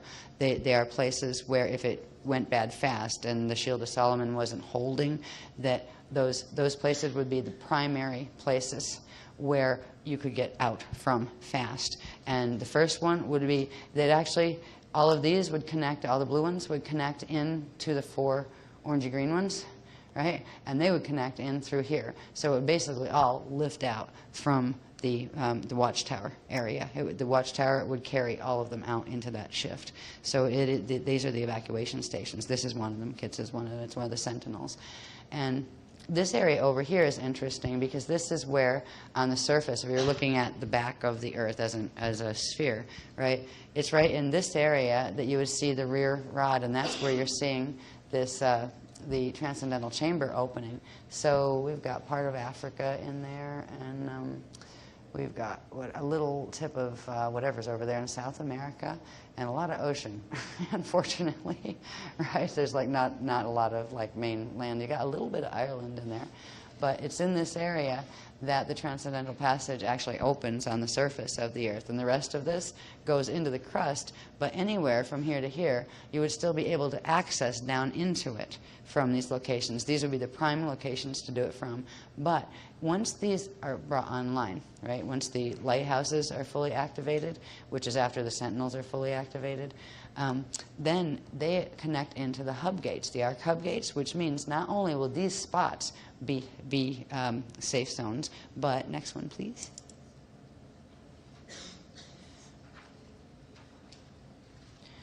But so would all of these. It's hard to see, but we have these out for a while. This is all of you can't really see them because some of them are really, really dark in this printer because our printer wipes out things like this when we try to print them. But this is the map, the hub gate map, the ARC hub gate map that we put out a couple of years ago. This shows literally all 12 ARC hub gates, and each one of those, I mean, they're very, very large, and they have 12 different areas within them. So these are all will connect into those. If we get that much of the Templar working, which we're doing a good job of so far, then these will come online. And then once these come online, that's when the Gruol will come online, or the event time for that is for Easter. The Easter Sarasota workshop is when those activations are going to be taking place. So these, the ARC hub gates also connect into the spanner gates, all right? So the spanners actually feed those. So they would come online.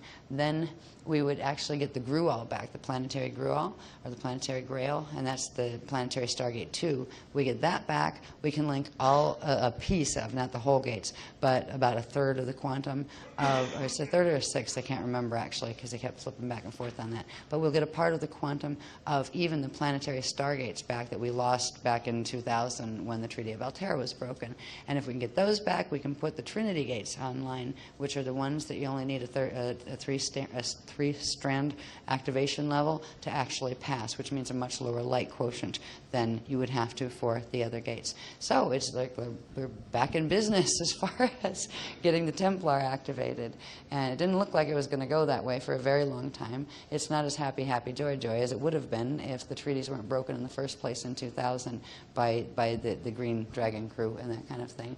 But this is a lot better than it could have been, because at this point we could be having our equator cracked if we hadn't had a certain amount of the grids activated enough to hold off the Omega code, say activations. The Omega will, by the way, once I've said it before, once it's activated, you can't stop it. If you try to stop it, it'll actually explode the planet. So it just progressively tries to rip it apart. So the only thing you can do is counteract it and try to hold the planet together with a reciprocal force. Right, and that's what the Shield of Solomon does. So this is good. What we're doing, we're getting a piece of all of the gates back online through this host that has to do with the larger structures of the watchtower and all of that kind of thing. Next one, please. This is the one I'm working on now. I'm just starting to put it on. It's much clearer. Wilbur did this for us, where he's got the the perfected Mercator alignments and that kind of stuff, and it went away. Where'd it go now? I just want that one. I'm not going to leave it up that long. I think I put stuff on there. No, it isn't. Not that one. The base diagram for it is. I've added stuff. Yeah. Yes. Thank you. Right. Thanks, though. I've added these so far, so we see where the natural, where the rear and the front and the, rear and front and the west and east rods are. I always get dyslexic with the rods unless I have the numbers on. I actually put the thingies on, but I can't read them because my pen was dying. But this is the one I'm going to be working on because it's really nice. This one that Wilbur had done for us. Whatever programming is, it shows like the states and stuff. where and the countries and like the different countries within the continents, so you can get a little bit more close. Now, there's an aspect that we're just getting on the safe zones as well too. We have the parameters of where the Shield of Solomon was, and we'll show that stuff on this, you know, by the time you get a printout of this. But there's another way to read some interesting maps in a new way, where if you can realize what just happened in America, for example, with the election we talked about the first night when we were, you know, on the orientation, was that the fact that Mr. Obama is going to be our next president. He was the candidate endorsed on the Christ side as far as this, you know, the whole planetary drama. He's much more not just about America, it's about actually what's happening on the planet. The ones who voted for the other side were being moved to vote on the red, white dragon side. Of course, the people who vote that don't know, they're looking at the policies, they're not seeing the wackiness behind the scenes. Even the candidates themselves don't know about the things behind the scenes like that. But there's something they're called the political maps. I had them in order, or like, yeah, let me put like the first one I have up, please put that first. I'll show you something. Yeah. You can go from the basics of the larger map stuff that we'll give you to these maps that you can get right off the internet.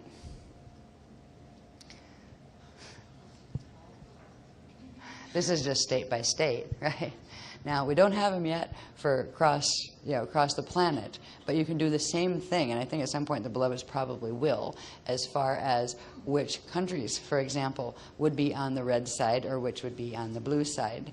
And it's kind of funny. It's like blue-green, because the blues are assisting the greens, but the blues tend to be the Blue Dragon crews that are working with the Beloveds, that are the Christics, right? Now, these are the states, these are the breakdowns for McCain and Obama. If you're going to live somewhere and you're wondering who controls, what the dominant control of those grids are, right?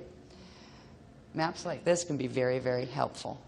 In America, it's very easy at this point to tell because it's split right down the middle of the two parties, where they're so polarized. And, you know, you have little independent people running in there, but usually they don't get very far. It's been bipolar forever. America has, and it still is. But it's getting to the point where you can find, okay, you know, within the parameter of, you know, where the larger, more important safe zones are, right? How can I fine-tune that a little bit, right? Well, if you see, like, say, if most of it was in, even if all of America was in the safe zone, which I don't think it all falls in, you'd find the areas that were in the Shield of Solomon space, right? And then you go look for the blues, right, at this point, instead of the red ones, because it doesn't mean that everybody in that place is working for the other side, but it means the influence. If it is influencing people in large masses when they go to vote for something like that, there is an influence of the collective consciousness in that area. And that would mean, when you can look at the political maps, it simply is showing you that there are certain areas that have a dominance of consciousness in that area, and that shows you who's controlling the grids that help move people to do things that people think they're choosing to do on their own. All right? So it's kind of funny. We're here right now. Right? Fortunately, this is just a state-to-state one. I like these even better. They came from the same source as somewhere on the internet. Az probably knows because he found them. Can I see this one? New York Times? I pulled them before the election was over because Right, this was before it was over. North Carolina, they weren't finished yet. Yeah. North Carolina was going Democrat, whereas Missouri was going Republican. Yeah. So then you can break it down county to county. This is the intensity of colour, bear in mind. So the more red it is, the more Republican. Yes. Yeah. And the darker grey-blue, the stronger the Democrat. Yeah. Right? Yeah. So this is just giving you an idea. I never realized America was so red grid. Yep. Fortunately, I think that little piece of blue comes down far enough toward Phoenix area. Right. I mean, it's scary when you see it. It's like, oh my God. Yeah. And this is we only have these for America because we're not following any other political things. To do it like now with trying to figure out what the rest of the world is doing, I'm hoping the Beloveds will just give me, like, you know, if I have a red and a blue crayon and I can color on the countries, and they show me which country is, like, just areas, even if they just give me areas that shows the dominance, even if it's not backed up by polls, you know, that show elections or anything. I think they'll probably do that, but they will use the same system as was used here to seriously, you know, show the statistics on an election, on a literal election. Next one. Yeah, I love this one actually. The bubbles. The bigger the circle, Uh-huh. the stronger the commitment. Okay. This is the bubble map. It shows the bigger the circle, the stronger the commitment to whatever the party is. And look where Pine Island is. Right in this little, where there's like blue bubble right in this little cluster of red bubbles. But there's a lot of blues here too, right? There's a lot of blues over here in California, but that doesn't mean California is necessarily a safe zone because I'll have to see where it actually falls in relation to the Shield of Solomon, because it also has that really nasty fault that is progressively the Cascadia faults up here and has San Andrea down here. It's all wired in. It was meant to go when the Omega code starts activating the equatorial rip, and it's not really a safe zone to live in California anymore. But it's getting pretty obvious. I mean, if it's not burning, it's mudsliding. If it's not mudsliding, it's quaking. I mean, nice coast, but it's going to be like Atlantis pretty soon. It's going to be an underwater theme park, and it's not going to happen probably next year or even in 2012. And it'll probably be more of the same kind of chaos that is just always there. It's scary. I would think it would be scary to invest, in real estate there, because it's just like, how do you even afford insurance on it at this point? So there are a lot of blue affiliation there, which means ones, and it doesn't necessarily mean they're Christic, but they assisted in getting Obama elected, and Obama was the candidate that is standing against the Red White Dragon cruise on the planet, and he's got, as I said before, Budhara in him, and he's got indigo in him, and he's a very good man to handle the drama, especially the bigger one that is going on right now. But this again shows you just the affiliations and areas. I believe that's Hawaii, right? This one you could probably paint all red. That's Alaska. Impalum land. Right? So anyway, this is just giving you an idea of how you can fine-tune the safe zone maps. We will be using some kind of color version like that on the larger one as we move through that. But the one we'll do for you tomorrow, so you have some idea, will show the rods and stuff. It will show the primary sites, and it will show the Shield of Solomon zone, so you know what zone that is in. There will be, and then again, there are all the hub areas too. So if I have time, I will put them in. If not, I know we got them on the product list. They have the whole set of them where you can see the hub maps that are like just the whole one where you can hardly see them because some of them are almost on top of each other. And then we have them broken down one by one where you can go right into the longitude, latitude of every one of the 12 areas in the hub zones, including the center one. So there are ways to start to decide where it might be better, the best place to be. But the best places are on the places where the Abies Shield are there directly, which would be like the watchtowers, the sentinels area, and any of the 12 what are they called, lighthouses areas. They would be the strongest, and next would be the things that fall in the parameter of the Shield of Solomon. So we'll have that map for you at least tomorrow, and if you want the hub ones, you can get those. They're already published in nice clean form. Alrighty, I think we're done with them yet. Yeah, I'll leave that one for tomorrow. Oh, good, we made it to the paperwork at the end. Now, all of this, these maps and the stuff we learned about, the bodies and the slide zones and the whole bit, I hope this brings it into a bit of focus for, like more, greater focus for everybody. When it comes back to the things we're doing, like exercises and all of those things, they have directly to do with the ability to bring more of the Shalaya quotient into your body, so you become able to do this slide thing through the Shadi spaces. And we'll talk more about that in tomorrow's lecture and other things too, and we'll try to bring those elements back together a little more clearly. But at least this and last night's kind of gave you some technicals to see how all of this fills out. What we're going to do tonight is we're going to do the activation that we were going to do last night that it rained and it was too late to do.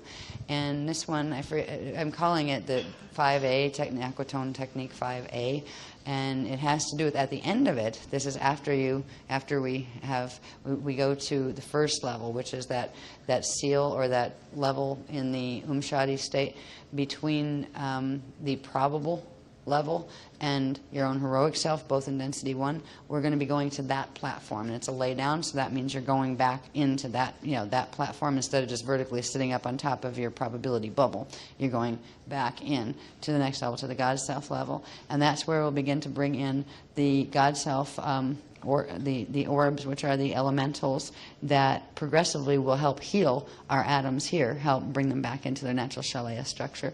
So we're going to do that, and then we're going to have it, well, we'll see how it works and how tired we are, but I would like to just do without the light sticks, because you can't use them more than, we can't break them, so we're going to hand them out when we actually need to use them.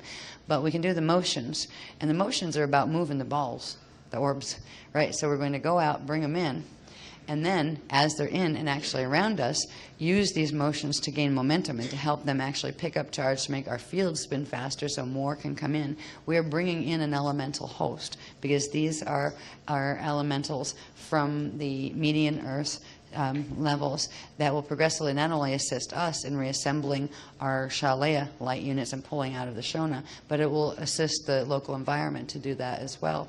And it's the beginning of learning how to do calling of the orbs, which is when you're literally calling in the elementals and working to direct elemental command. So we'll be doing that tonight, and then there's more to do tomorrow. But tomorrow we are going to do, I think, what did I say, at 4? Yeah, at 4 o'clock, we're going to do, again, we have a session of the areas, kind of like a little bit of every one of them, for a power amp that is important just because it will help the body's power amp for the grid work that is going to be done, tomorrow night. And I would appreciate if you would come to that one. And that's, instead of doing it in the morning, we're going to do it at 4 p.m. And that's probably going to last maybe an hour to 5:30 tops. And then we have I think the 6 o'clock is scheduled on the schedule, the farewell dinner and stuff.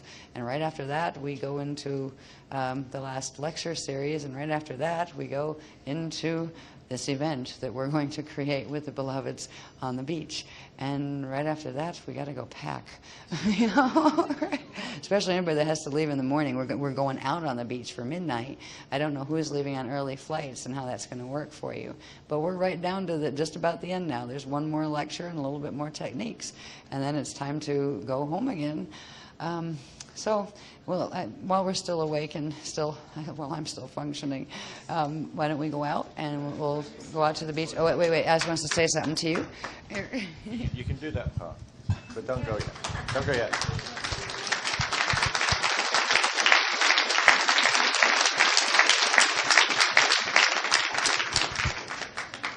Okay, I just want to know something. We're going to set up the Shadra tonight, just as we did a couple of nights ago. Just on a show of hands, how many people are really confident that they can remember exactly whereabouts they were? Pretty much everybody? Cool.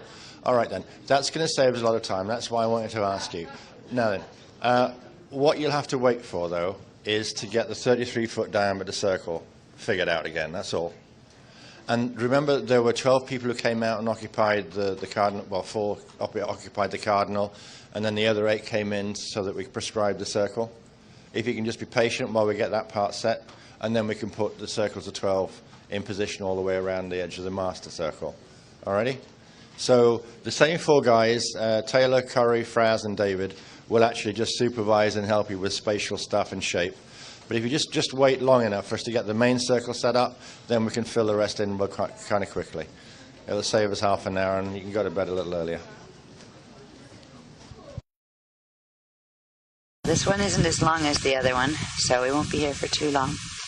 But hopefully it will be fun.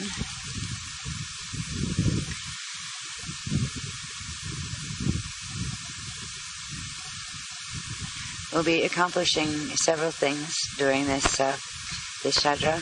One of them is opening the Avias point within the Carnadial seal, that lotus point.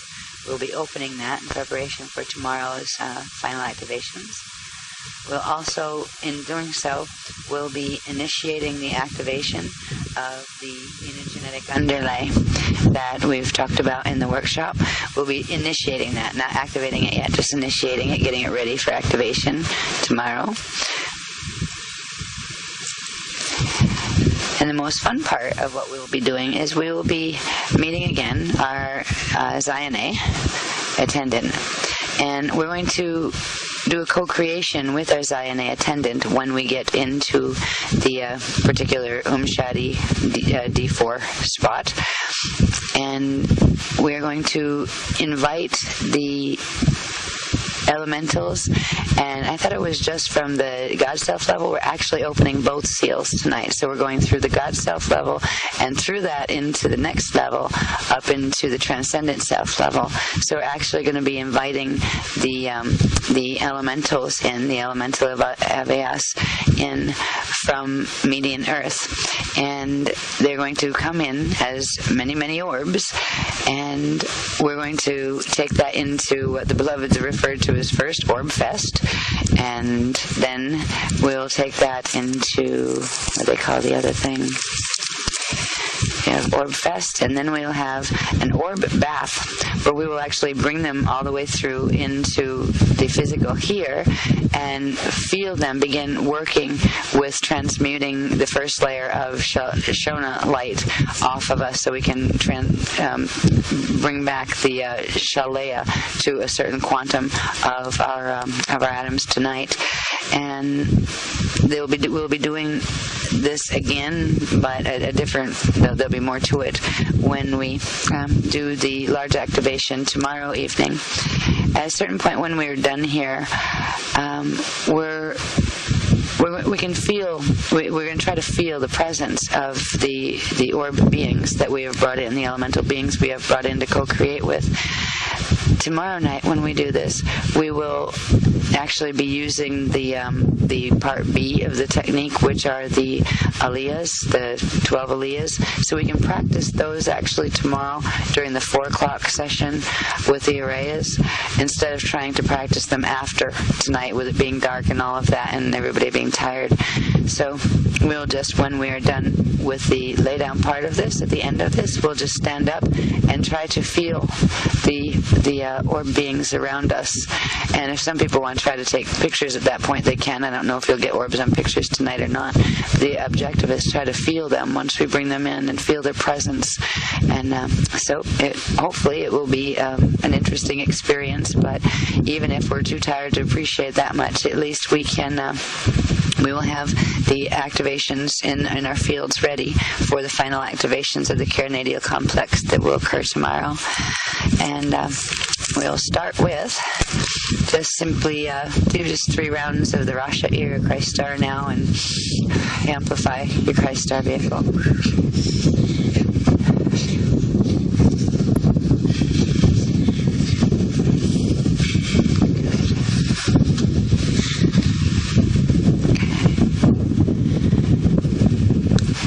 We're going to be utilizing the transcendental passage that runs with the Bardo chamber, that if we're standing up, comes out our back and goes out backwards behind us. But when we lay our bodies down, the chamber actually stays where it is. So we actually align our head with it. We align our body with it horizontally, so we can ride through it as a tube. So we're going to do that when we begin this process. We're going to use a bilocation mini-me version. So just breathe easy and make a version of a mini-me in your pineal. And then inhale.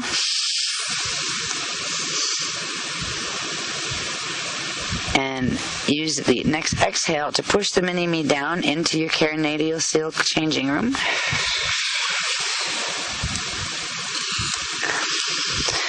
Just breathe normally for a minute. And now in the changing room, float your mini-me over to the crystal lotus in the center point of the Carinadial sphere.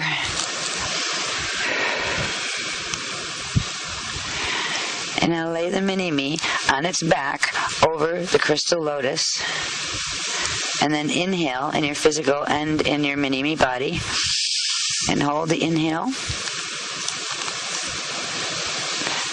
Now on the exhale, push the mini-me, the laying down mini-me, horizontally back through the transcendental passage. That means out the top of your head, okay, out of your physical head.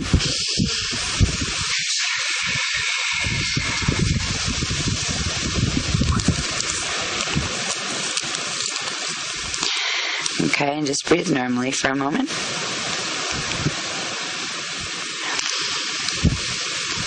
focus your attention on your mini-me as if it's drifting above your head while you're in the laying down position. It's moving further away from your head, it lying on its back as well.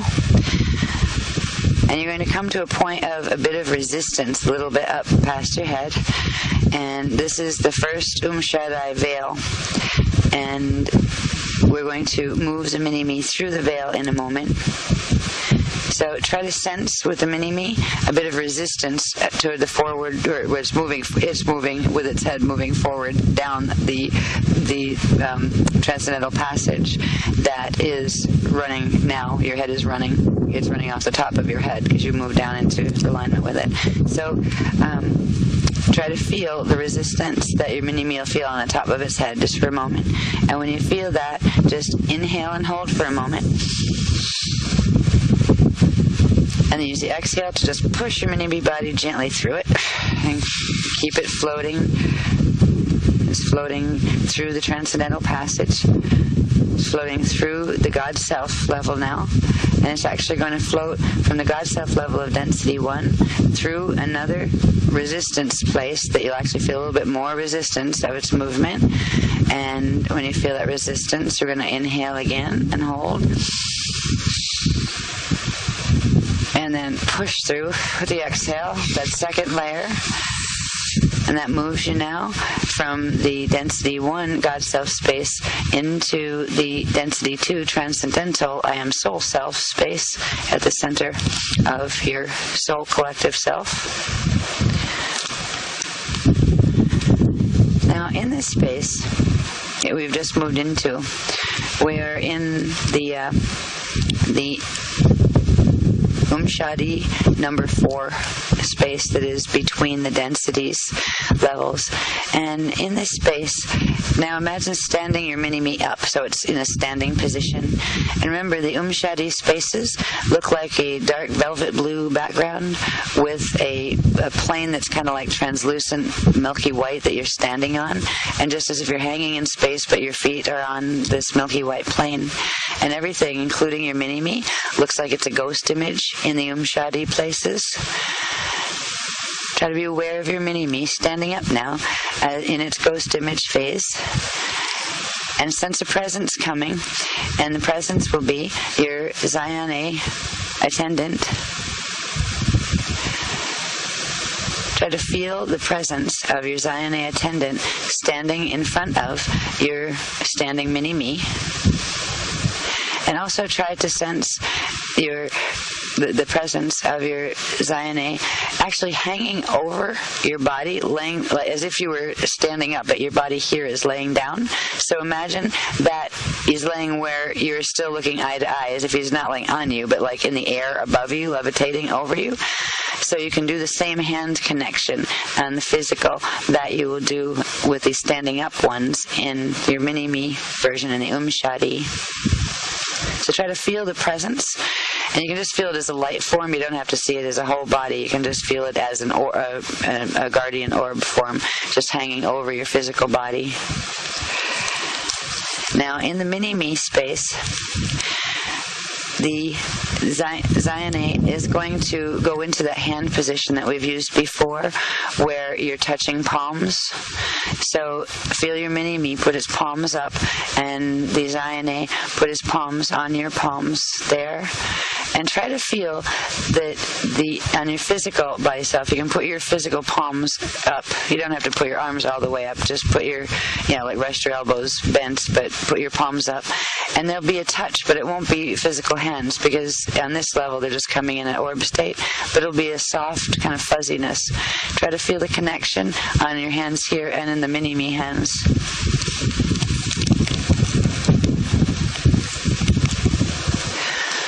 All right, in a moment, your Zion-A is going to give you a code transfer of the density 3 codes that actually correspond to the density 3 vectors.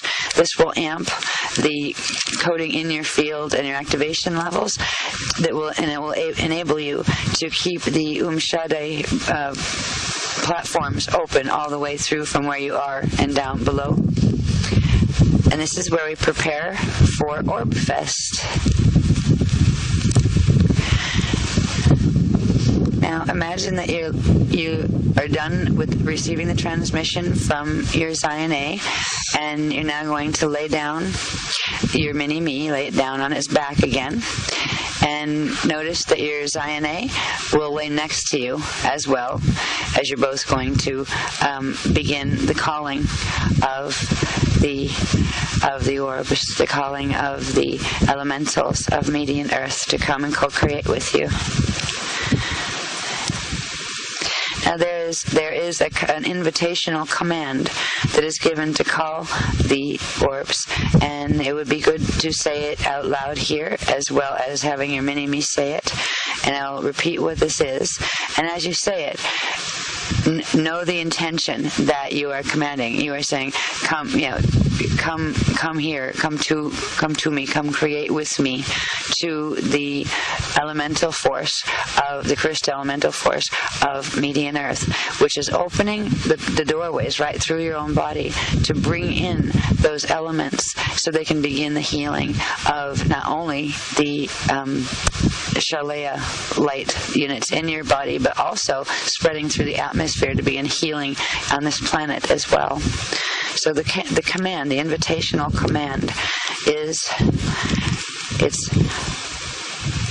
Ashaya, Nira, Ocha, Sa. And we'll say it 3 times. Ashaya, Nira, Ocha, Sa. And one more. Ashaya, Nira, Osha, Sa. And just imagine now, and feel the intention, the desire to have them come.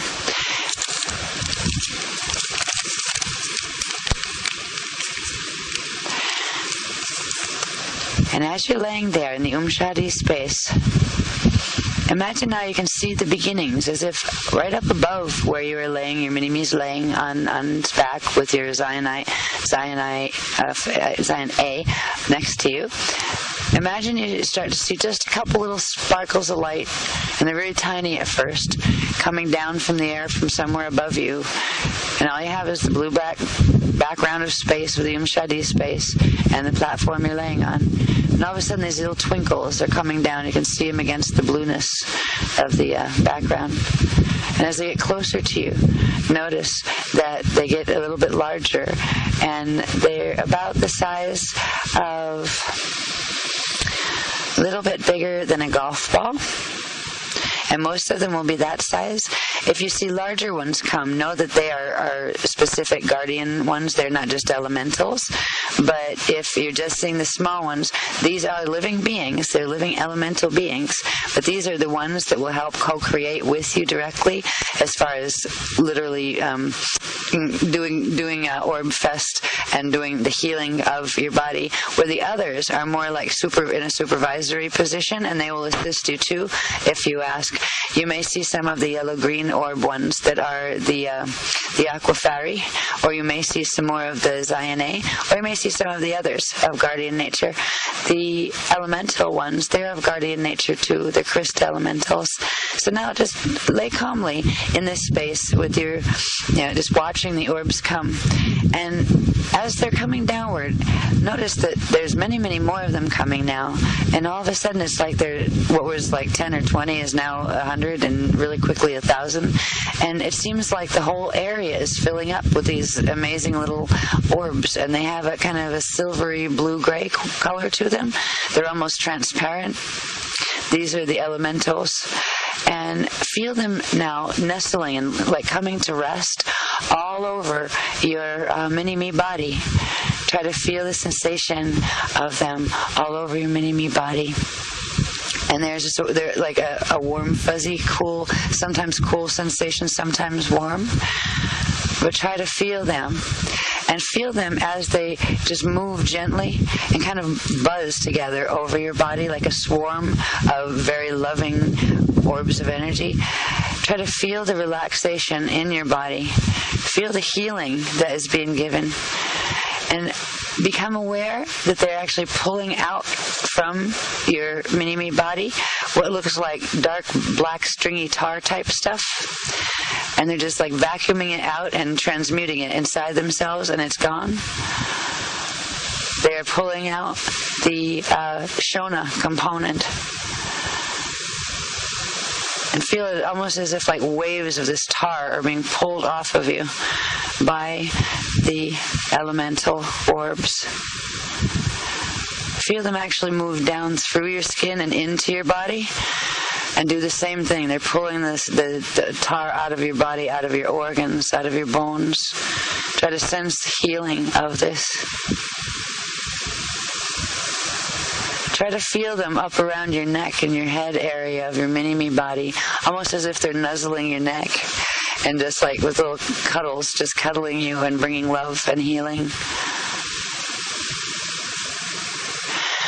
With your mini-me hand, reach your hand up and just feel them. They don't mind if you touch them and caress them, and they'll kind of swarm around your hand and gently tickle it. They'll do this with the light sticks too when we do this tomorrow.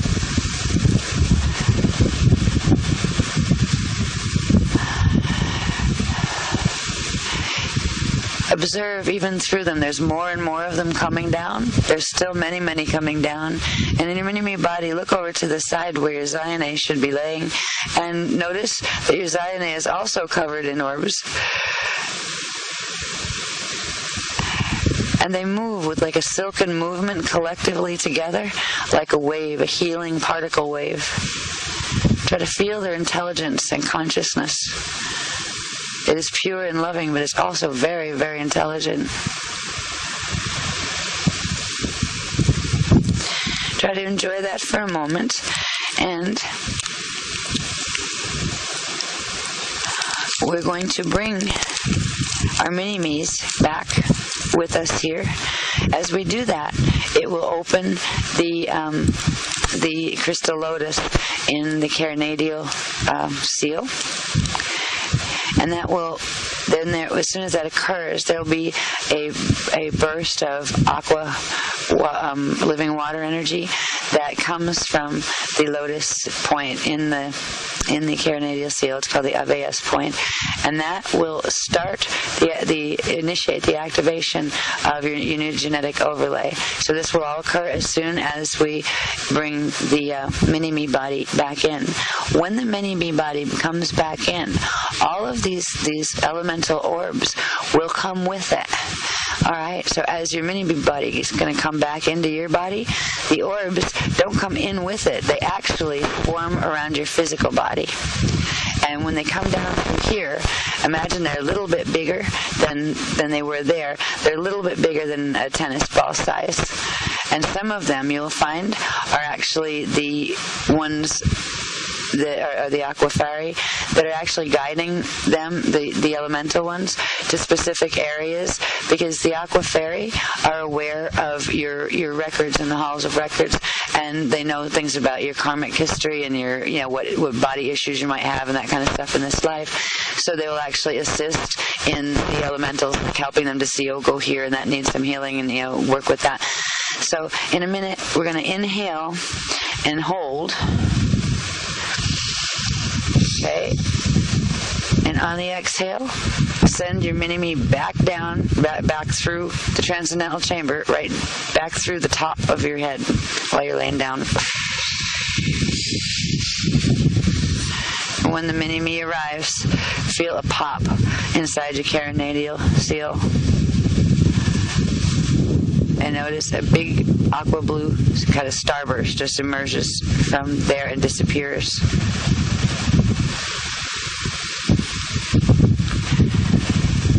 Now become aware of the point around the top of your head, because that's where it was almost like when your mini-me went in, the orb stopped there and collected around up in that area, up over your heads.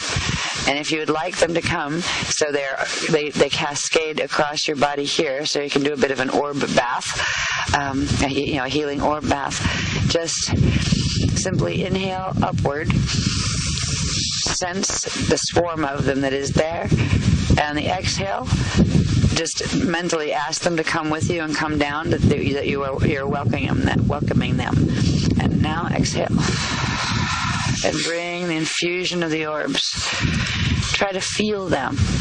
Try to feel the gentle fluffiness, like little tickles against your skin, especially where there's bare skin on the hands and your face and things.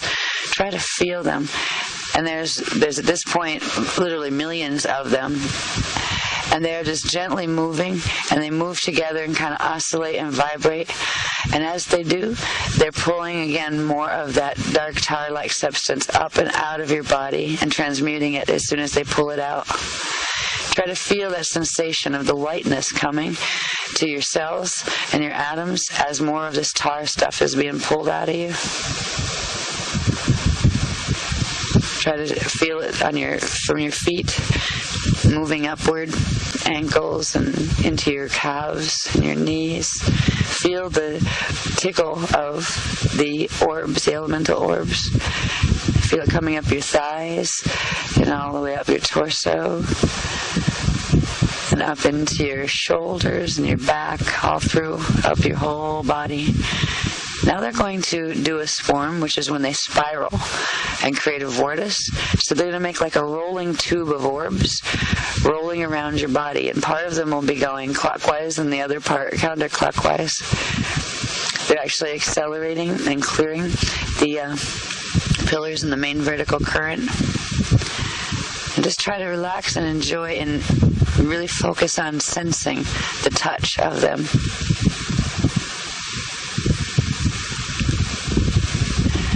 In a few moments, we'll be finished, and what they're asking us to do is, when we stand up from here, when we're done, that if you would like, they will be glad to come with you. When we stand up, they won't be doing the swarm pillar around you. They'll just hang out in your field with you like you're walking in a cloud of balls. Like literally they're all over, the orbs are all over. And try to, when you do stand up, try to like stand up and just feel them. Stretch your hands out and try to feel the fuzzies in the air as they're there, and move with them, and imagine you're dancing with them a little bit, like do a little bit of movement. Once you stand up, you can feel that better. There will be times when you can dance with the orbs and they will dance with you, and eventually you'd actually be able to get photographs of that occurring. This is the beginning of working to heal ourselves with the elemental consciousness of Median Earth, the Christic Median Earth, where we will ultimately end up at the end of our journey of work down here on Net Earth. So at this point, just inhale for a moment and hold. And on the exhale, we're going to project a cloud of pale aqua light all the way through our whole orb down here to give the little orbs a field to hang out in. So now exhale. It amplifies the field enough where they have an anchoring space to stay. Once we leave tonight, they will hang with you, and they'll mind their business if you don't want them buzzing them around you, for healing. But if you would like, you can ask them to come back into that intimate space where you can feel them touching your skin and healing, and it's just an amazing feeling. Lean into that feeling to begin working with them. They're very intelligent, very conscious, and the most loving presence you can imagine. And it can be extremely healing to work with them. If there's anything hurting in your body, ask them telepathically to go there, and they will. And see them swarm gently in an area where you've asked them to go. So you can begin a relationship with them directly once you leave from here, and we'll work with them more tomorrow as well in the grand finale Shadra we will do. And that is all that is required for these activations tonight. And when we stand up now, we can stand up and come out of our Shadra. Stand up and feel them stand up with you. They're in a cloud around you. You're actually walking around in a cloud of orbs. And maybe you can get pictures of them. I'm not sure if the frequency is right tonight or not, or how that works. Except I know they are there. Try to feel them with you. And when we stand, try to feel them with your arms. Stretch out your arms to feel them around you. And they'll buzz around your hand. If you stick your hand out, they'll come like little birds and just like hang on your hand and stuff like that. See if you can feel them hanging on your hands when you stick your hands out. And they won't just like stick. They'll hang and they'll run up and down your fingers, and like they move. They like to move. They're very movement oriented. Even when they're sitting still, they kind of vibrate.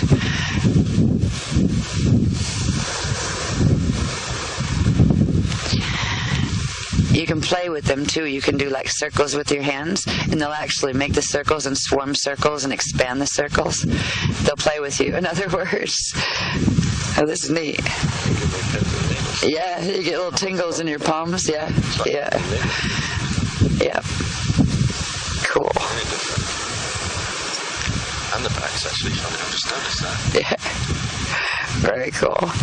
So they are with you, and these will, when we do the work tomorrow night, we will bring in more of them, and then they will, at the end of everything, they will actually all go into the grids to assist with the planetary level of the work, and then you can just call some more in by going up into that same space and simply, hanging out with your Zion to bring more of them in. And they are limitless in number, and the more you bring in here, the more of the light base, the Shona light base here, can be touched and transmuted. This is especially good at home. When you're in your home, you can really help your house grids and the space you're living in to heal by bringing more and more orbs in.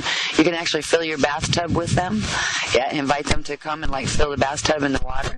So you're actually getting, more healing, amplified healing of the Shona fields. You can have them fill your entire room if you want, because you can breathe them and stuff like that. So just imagine them, and they will, after a while, start coming in a little bit larger, where like there'll be a size of a small orange, maybe. A little bit bigger than the golf ball size. They'll be more like a small orange size, and that means your strength is getting stronger. When they start getting bigger, it means you are actually having the power to send more energy, and they'll meet it with an equal quantum. So when they come in a bit bigger, it will mean that you're actually giving more quantum for them to ride in on a wave, and that will come with time. So thank you for joining us this evening, and I think we can go off with our orbs and have a good night's sleep, and tomorrow at 4 p.m. Yes, and bless us everyone and the orbs, and thank you Zion people and everyone for helping on the vertical up there. They just said this is just the beginning in a very loving way, but this is just the beginning. So have a good night's sleep, and I'm seriously looking forward to that myself. All right. So we will see you tomorrow and pick up from there. Oh, cool. Where is it? That's us. Look at this. Look at this. An orb right between our heads in this photo. A big one, too. Greatest one I've gotten. Oops. I better be quiet. I'm still on here. I don't want to yell in your ear.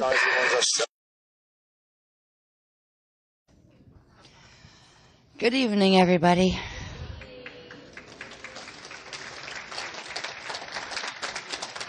This is our final evening together, and then it's the mad dash out the door, and God bless those who have the 6 a.m. flight. I mean, we're lucky we have the later one where bags have to be out by noon. If you could see what our room looked like right now, you'd be frightened. There's Mylars and papers strewed across the entire suite. It's a suite because we have to have the workspace as well as the sleep and function space. So I've got about 10 hours before the bags are packed and out the door by noon. I hope you guys aren't in that state of temporary disarray, but this is something we've become used to in workshops of certain types. Usually the workshops that go into that space are ones where there's a lot of security clearance and there is a major grid work going down. We are definitely in one of those, but it's been really nice. I hope you agree that with the way the scheduling has gone, it's been much more peaceful for most people. I wouldn't say Az and I are included in that, but as far as you guys, the schedule was much more tolerable than those all-nighters like for 3 days in a row where you never get to do anything except feel like a zombie, right? So the beloveds do try to work with us in that regard. I've got to speak with you about this many Mylars. Right. And you know how long it can take for me to get through one Mylar? They won't all be that bad. By the time we get through those, which is the closing lecture, We will then get to this, which is the part that frightens me. Honestly, it frightens me. This is how stuff comes through for us, right? If we're lucky, we remember to bring a stapler so you could put pieces together. This has to do with what we're going to do once we go to the beach. Once we go to the beach, after these pages, this is what our program from our perspective looks like. See that? The red bits are the bits I've got to do. The blue bits are the bits Az has got to do. As far as just moving through where people's bodies need to be, what levels of consciousness we're moving them through, what activations are going down. We've got a very, very, very big grid activation happening. And I'm honored to be a part of it as part of the Guardian team of the Grace Chicks. And I'm honored to be amongst you who have, for whatever reason you chose to come to this workshop, chose to be here to join us with it. We're going to do something that we have been trying to do for centuries, and it is called lighting the lamps of the Aveus Cathedral complex. This is not just one spot. It is a complex that in the Atlantean periods was taken out from under us and used to create quite horrific outcomes in the Metatronic and Antichristic stance. What we're going to do tonight, after we get through all these graphs and understand the things, and we will stay on message as far as the things that in the workshop descriptions were, promised for what the closing workshop would be or the lecture would be, we will get through that. But the part that I'm actually kind of going, oh my God, I need like 4 brains to deal with this, is that part that I showed you with all the blue and the red and the green parts, right? We've got new elemental command words. And there is a technique that is part of the number 6 of the mindfulness field work. That is homework. That is not something you have to do here. It's something you're being challenged to do when you go home. But there is a technique that you can use in order to do it. It has to do with being able to shift up quickly into the what they call the 6 level. And that is in direct, I'll show you on the graphs a little bit more when we get into the graph bit. But 6, Shadi is what, Shadi is level 6, corresponds to dimension 6. And going into that second, I am Buddha or Bud level, in the center of the soul complex, not just the center of the incarnate complex. And there is a quick technique that you can use, and you may need to write it down because they just gave it to me, so I didn't have it in the handouts. In the handouts, I was at least happy that we did fulfill one thing. We do have the first level of the safe zone maps. We talked in the last lecture about what safe zones are, and it comes down to the fact that they are places that do have an Avea shield that has the ability to engage slide. A slide at a planet that is falling equals evacuation. All right, so we'll show you the maps that they've given us so far. It will give us an idea of where to cluster. Cluster has to do with where you're going, okay, I know I'm part of this Christos mission, but where do I belong? Where should I put my body? Where should I make home? Because they've told us for the last 2 years it's about time to start moving into making home. And it's great to make home, and the idea probably appeals to all of us. But there's this random part of, where do I do that, right? Where is home for me? Because most of us, our home is not here. Our home is in the Christic spaces on other planets, or Median Earth, or Ashale, or Eartha. So making home is an interesting concept for those who are far away from home and trying to figure out what do you do with yourself while you're here until you can get back to where home is. So these will help us, the map will help us to begin to understand the areas that are safer and more viable than others, as far as even if home right now is still a temporary place, like a rental or whatever like that. Because the maps of safe zones, which are slide zones, are going to evolve depending on how successful we are with the grid activations that we participate with here. We are being entrusted, this collective that is working with the MCEO material is being entrusted with the guardianship over the anchoring of the host here. There are no other groups on the planet that are actually doing it. And the few that are actually frequency-wise helping have none of the conscious knowledge. So these are this group, and it's not just this group, but the people who have come and gone in our workshops for the last 10 years. There are this whole shield of people that cared enough to learn about this level of technicals, which is not easy. It's quite hard. It's like getting a PhD in interdimensional physics while trying to just find your spiritual core. It's not been easy, and that's why we're a small group. You know, we haven't had best-selling books and haven't been on Larry King or any of that stuff, right? Think about that.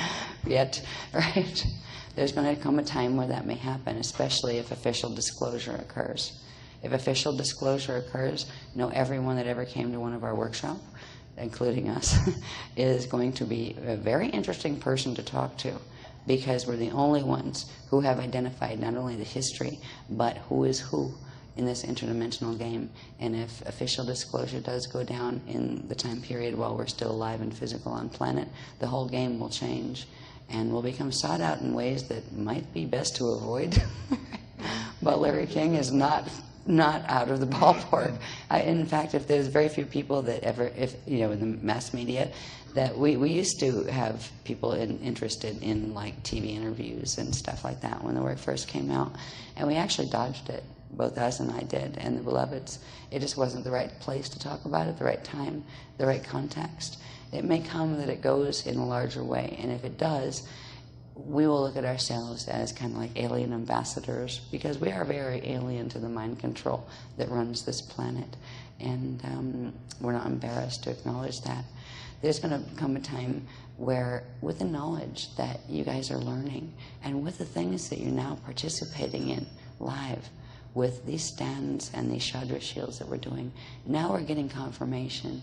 We are actually getting the visitations that we've wondered if were real before. How many people taking pictures of orbs does it require for somebody to believe that something is going on here? I don't really care what the answer is to that question, but it is nice to know that in order to help all of us realize that something indeed, in a very good way, is going on here, recognize that we didn't just all of a sudden have orb pictures. We had actually several years of that, people getting orb pictures and all of that. And then our Beloveds giving us information on trying to understand the parameter of what orbs can be. And then we went into like what's elemental command and all of that heavy technical stuff that didn't talk directly about the orbs that fly around and stuff. In Morocco, we had orb pictures. Going back further, we've had orb pictures since we were working in Sarasota, Florida, when the work first came public. But they weren't done in a certain context. They just happened to happen.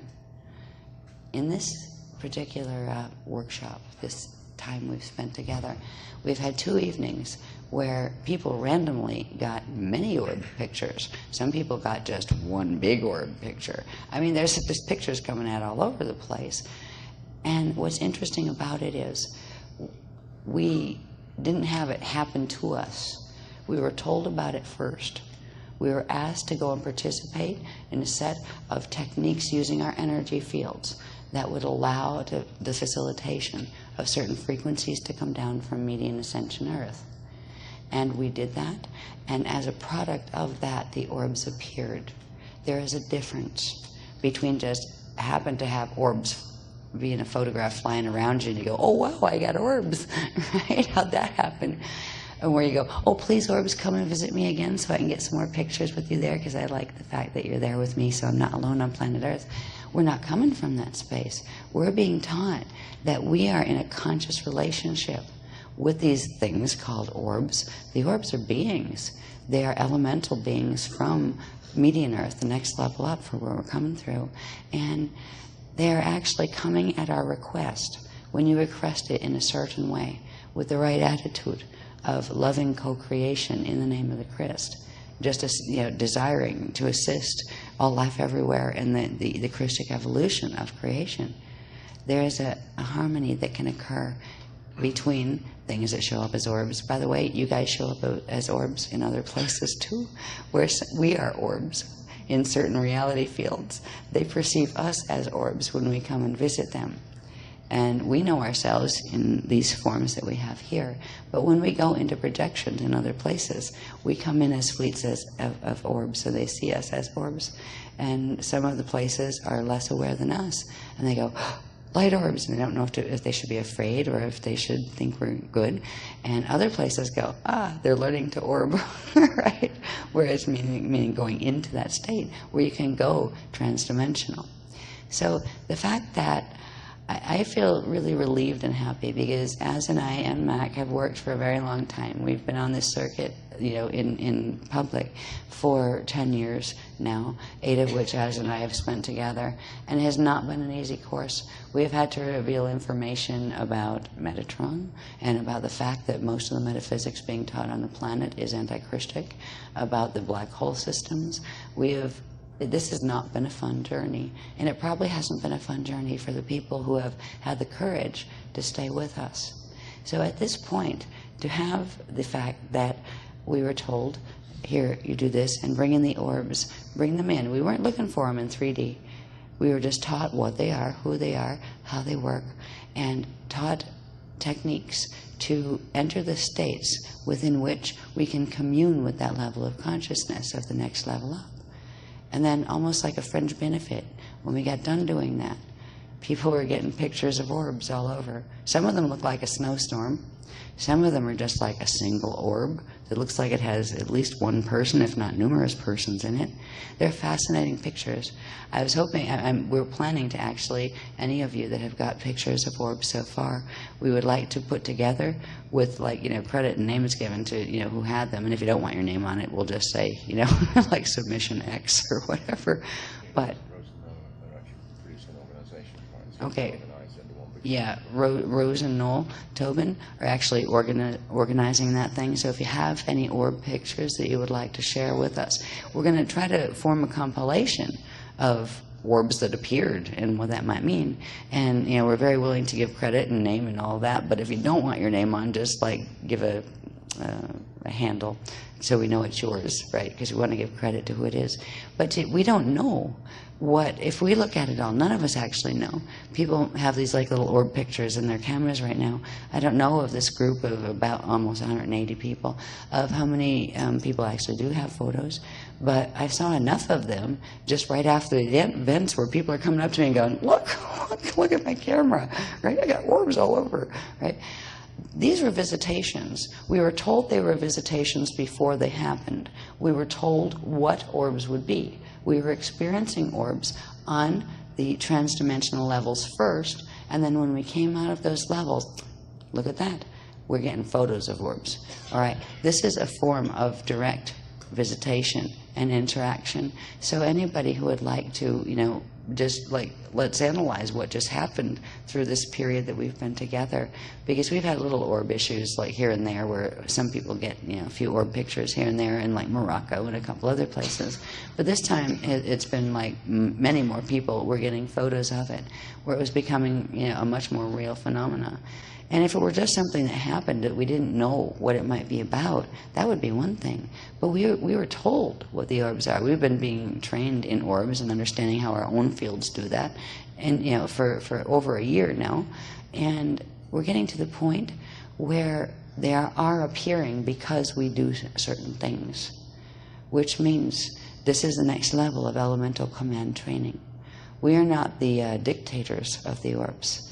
It is more of an invitation of realizing who they are, what they are, where they are, and inviting them to come with us and co-create. We're going to be asked to do that by our beloveds when we get into the Shadra and then stand. That's going to be done tonight. And there are going to be billions of orbs that come in. And there's going to be a point for a photo shoot, like a point in the action where we stop the action enough where if you're going to take photos, now's the time. Because we're actually going to be asked to help the orbs, which are the elementals from the median earth level, the ascension earth level, coming in to try to heal here, not only ourselves, but also the atoms in the local environments. We're going to be asked to just open the doors to let them come in, and they will come in fleet. Then we're going to be asked to do certain things where we help them to create a spiral of energy so they can create what's called a swarm or a cascade. And they form a vortex. and they are going to go off and they are going to do something. They're going to finish something for us that the Christians have been trying to do for many, many centuries now, and that is called lighting the lamps of the Avias Cathedral complex. The graphs that we will show you once we get into the planetary level stuff, where we're looking at the rods and looking at what's happening with that, that will help you understand more about where that complex is, what it is. But it is a major victory to be moving into this, what we are accomplishing in this, the end of this workshop.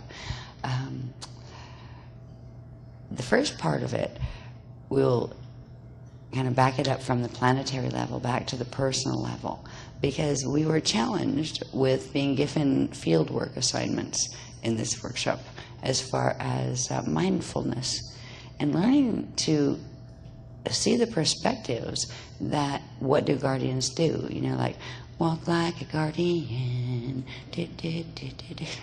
That's the Bangles, by the way, that did the walk like an Egyptian song. We just commandeered it for for the mindfulness exercises.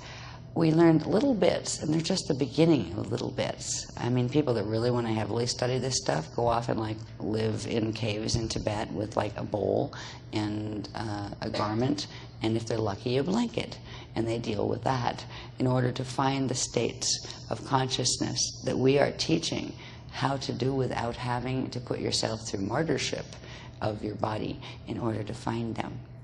So what we would like to start with is, I know that there have been 5 exercises in mindfulness given.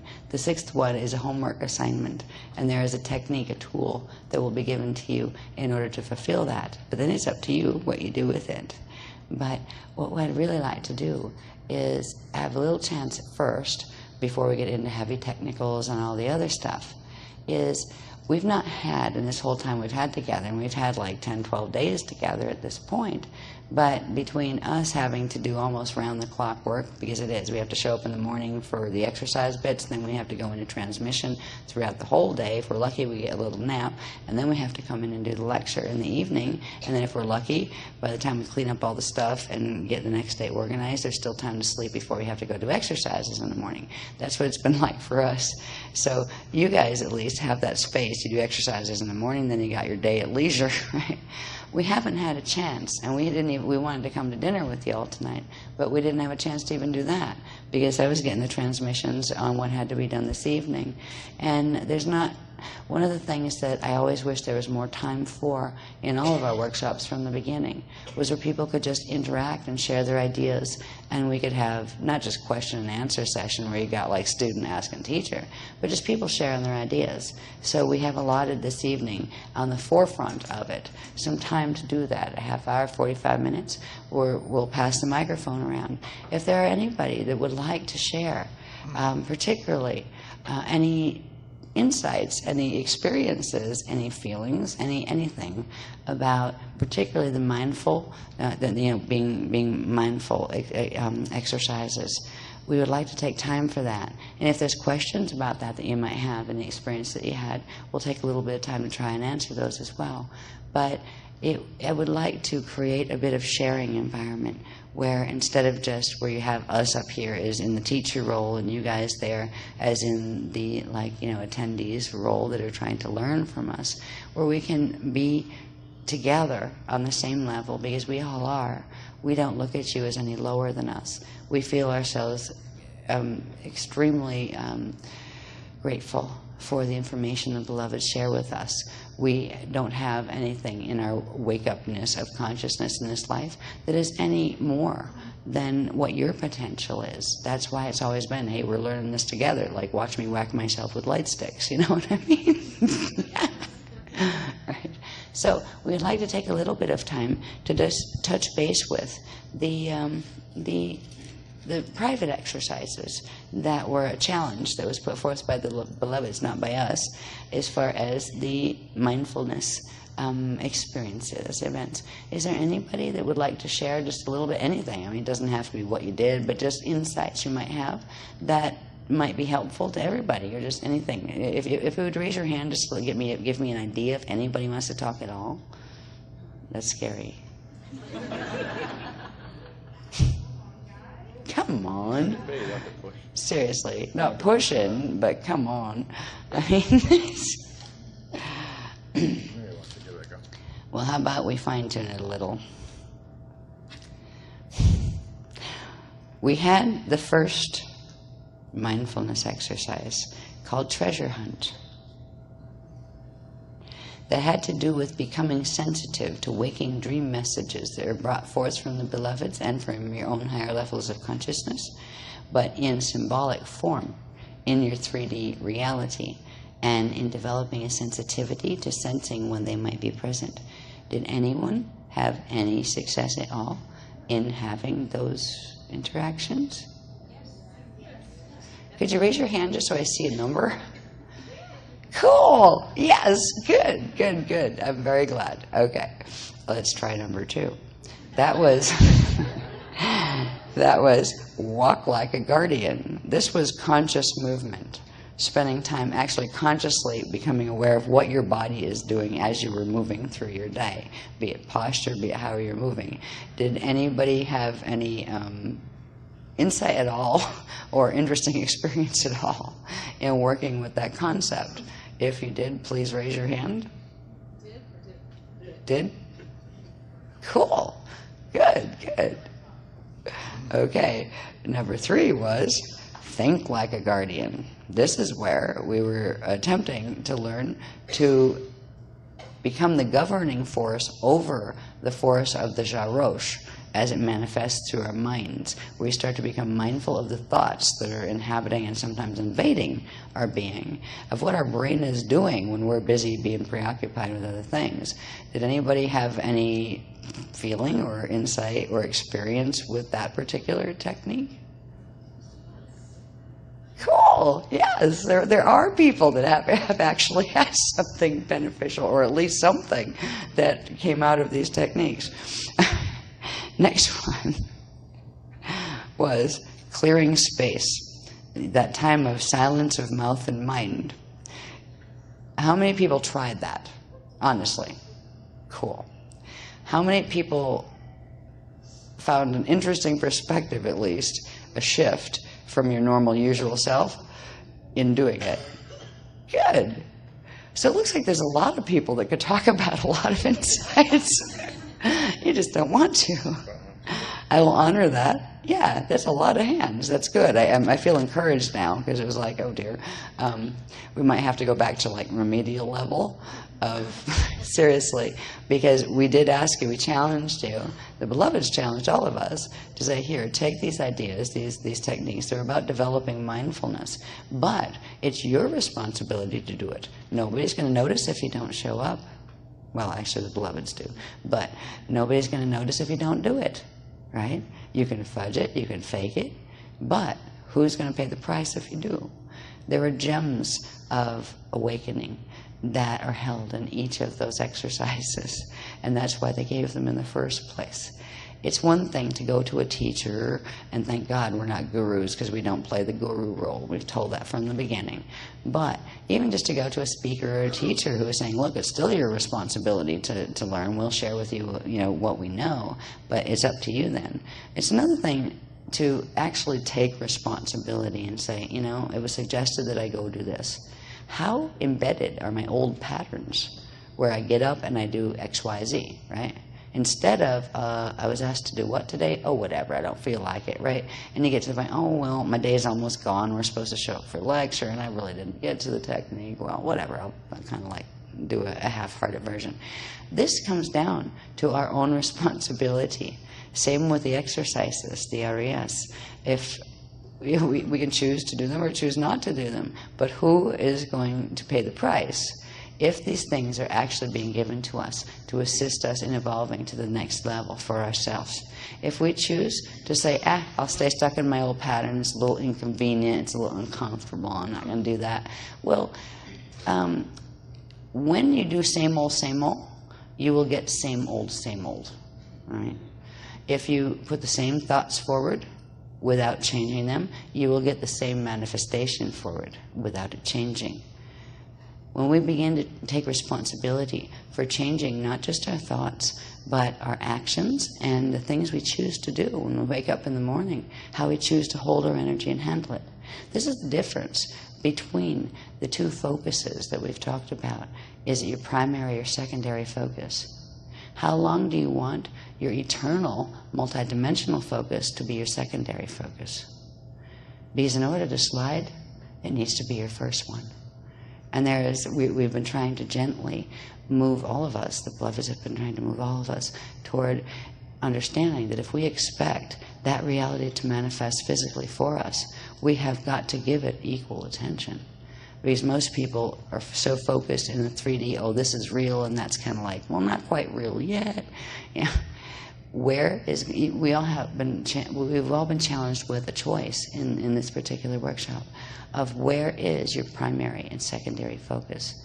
Is your primary focus that I'm a three-dimensional being that can't remember where I came from, and I'm hoping that there's some place I go that's good after I die, and maybe I can even go through a Stargate because somebody told me I could?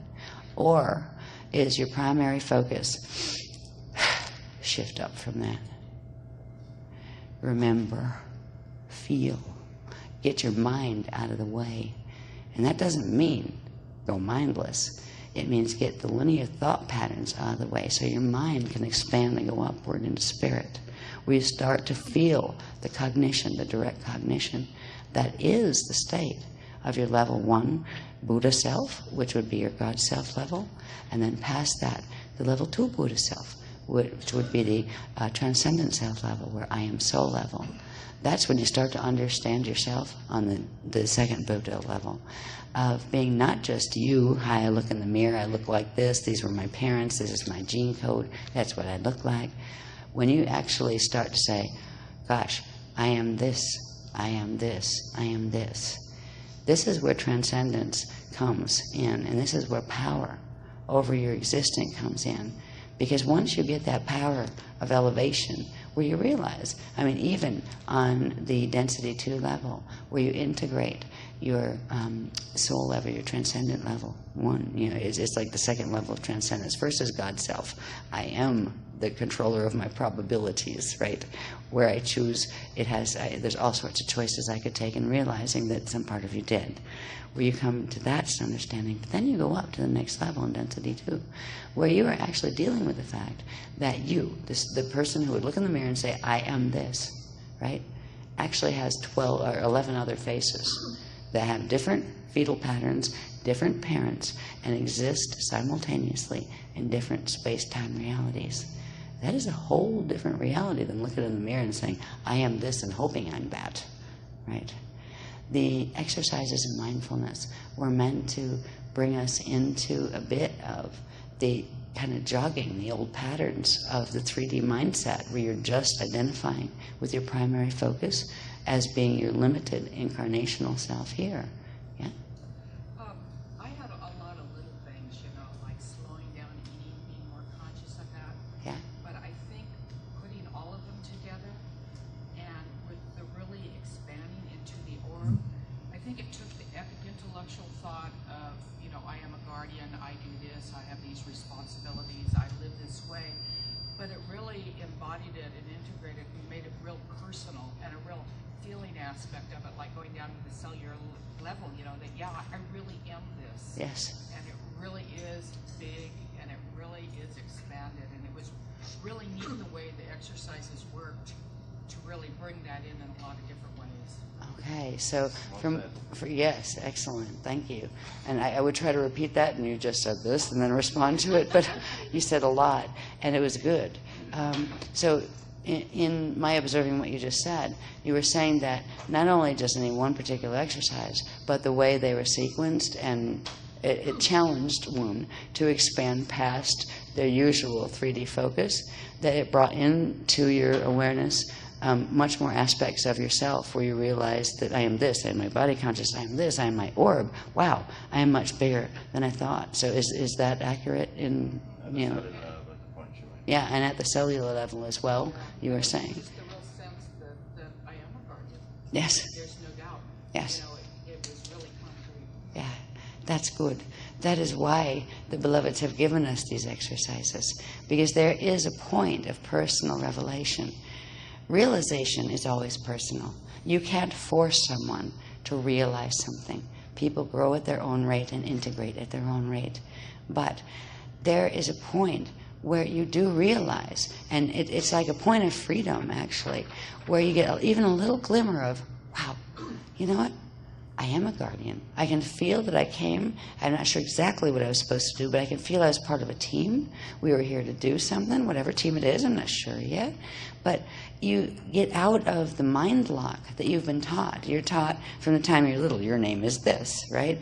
And if you're lucky, you had nice parents that said, you're a nice person, we love you. If you had horrible parents, they were like whacking you around and calling you all sorts of stuff to the point where you feel like you just want to, like, you know, curl up and die and try to survive into adulthood with that. But there is a point, like you were saying, a point of awareness that where you start to realize, wow, I am a guardian. I really came here to do this. And the little stuff that, like yesterday, was how I defined my whole identity. I just realized that is not my whole identity. That right there is a breakthrough. That is a realization. And we're hoping in just bringing the techniques on. And the techniques weren't, I mean, these techniques weren't just meant to, you know, the mindfulness ones, weren't just meant to, okay, we tried it in the workshop, got to this far, that far, and throw them out. They're actually a challenge to go take them home and play with them. If you want to develop deeper states of cognition, of direct cognition, use these over and over. Use them at your own leisure. But each of them teach you something about shifting your consciousness out of the mind lock that is the net focus here, where you can begin to bring online the rest of yourself so you can start to remember who you are. Because you wouldn't be at workshops like this particular type, especially, if you didn't come in on a guardian birth contract. Somewhere all of you have made agreements and you chose to incarnate into a fall system in order to try to help. You incarnated as part of an evacuation team. That your job wasn't to get in and then run and evacuate yourself, right? You get to do that too, but you came in with a whole bunch of knowledge and understanding. You don't get on teams like this and come into fall systems unless you do have a very long track record of actually doing well in other smaller dramas. We're in a big drama here. This is the closing of not just a planetary, but literally a galactic set of ascension gates, where ascension is not going to be a potential in this galaxy anymore after this course of action, which ends in 222 years. You guys incarnated as part of the guardian team that was on the evac outshift, which means, first of all, you got to get in, go into comatose state, go into amnesia, crawl your way to awakening, and if you're lucky, you get that far, and then once you awaken and realize, yeah, I'm a guardian, then you got to figure out what that means, right? It's not an easy process. It was known when we chose to do this, to come into a foul system that was this far gone, because it was far gone when we came into it. The chances of it being pulled out into Christic Coast, full Christic Coast, were slim to none. So it's no big disappointment, actually, to the beloveds up there. They wished it could have gone better, but they knew at this point they intersected in a probability where there were other probable versions of Earth that went much better. All right. They went much better. They didn't break the Treaty of Altair, for example, and even going back to Atlantis, certain better choices were made. That there are probable Earths that actually held a much higher level of evolution. We were sent in as a team into some of the lowest of the low before the final fall, so we could help to bring out any of the Christic potential that was left to give it the option. We are entrusted with holding the watchtower here.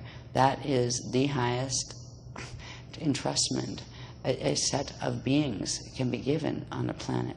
The watchtowers are usually secret. Nobody even talks about watchtowers. They talk about stargates, and there's levels of understanding. The fact that they are actually telling us that we are being commissioned with the watchtowers is just huge. I can remember it, the feeling, we've had this before, a lot of us, in other lifetimes, where you just get a little inkling of it and say, oh my God, we've been through this before.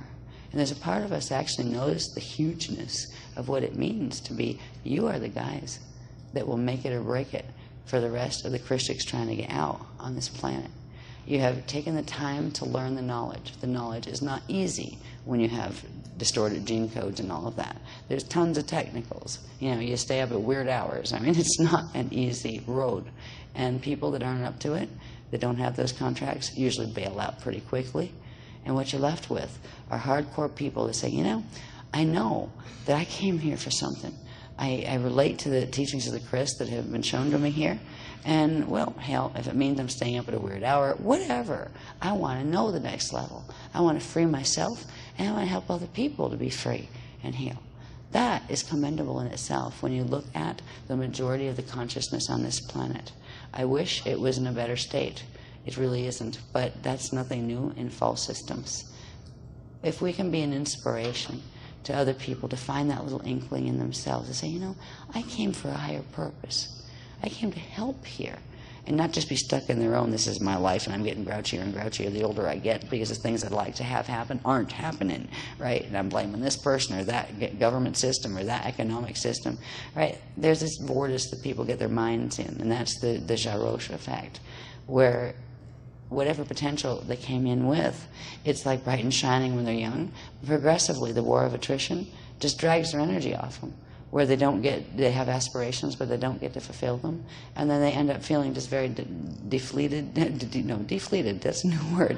Depleted and deflated is deflated, right? There are two words that came in at once. Deflated, I like that word, deflated. I went for deflate. Deplete and deflate. It's deflate. Anyway. You guys are part of a very high-level guardian team. You don't need me to tell you that. It's a realization that it won't mean anything if me and Az and Mac tell you that. We can give you the idea that it might be true, but it's not going to mean anything to you until you have it as a realization unto yourself. And that's why the Beloveds gave us the mindfulness exercises, because in working with those, they will actually bring you into certain experiences that at first is like, and like a month later you kind of go, because something else will happen. You go, that was kind of like the thing that happened before, right? And you didn't even try to do the technique, but all of a sudden you got another like rerun of it because your higher level of self decided to put you through another. Well, all of a sudden you get blasted, say, with waking dream symbols.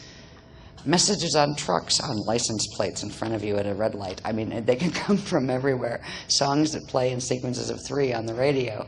TV broadcasts that nobody else can find once they happened. I mean, there are waking dreams things that happen if you didn't get a whole lot out of the first time.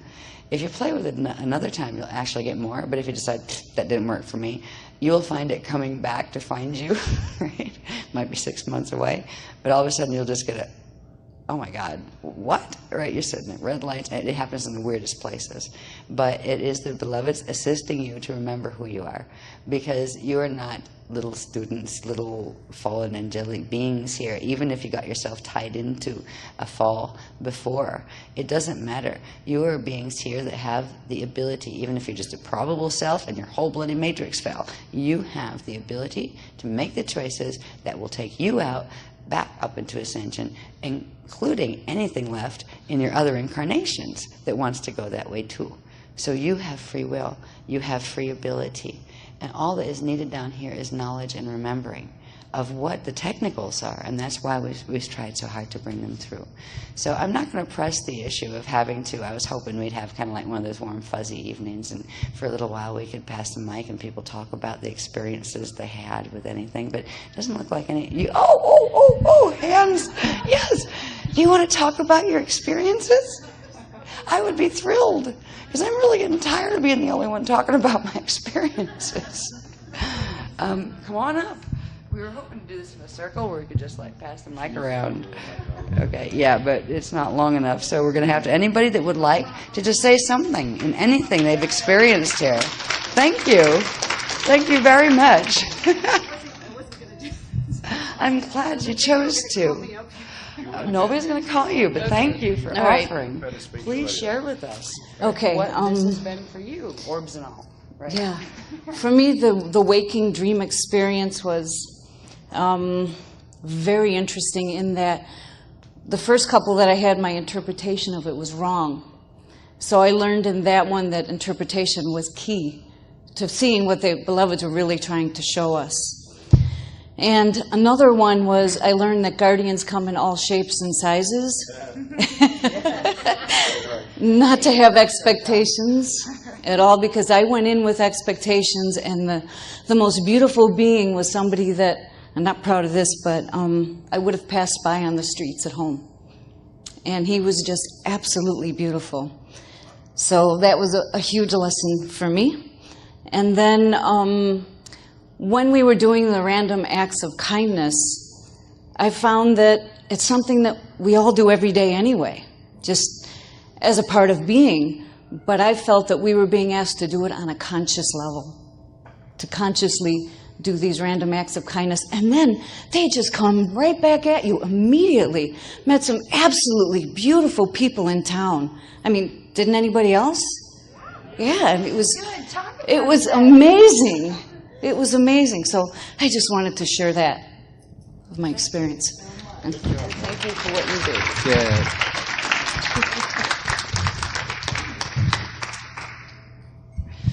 Is there anybody else that would like to share just a little bit? Sharing insights about this stuff. Yay, come on up. Whoever gets here first gets the mic first.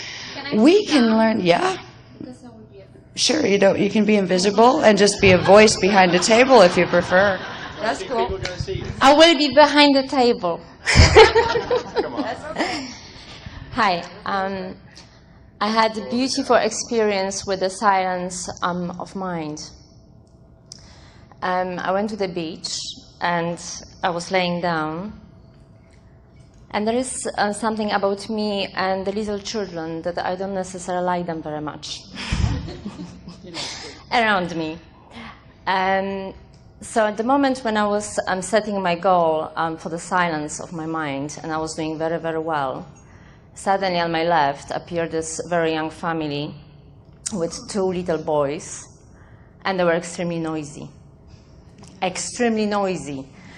So here I am saying, silence. I'm the Buddha. And here they are going. And I'm thinking, not now. Can you just come and play a bit later on? No, and it just didn't work. So basically, at one point I thought, let them be. They are here. They are part of my hologram right now. And this is it.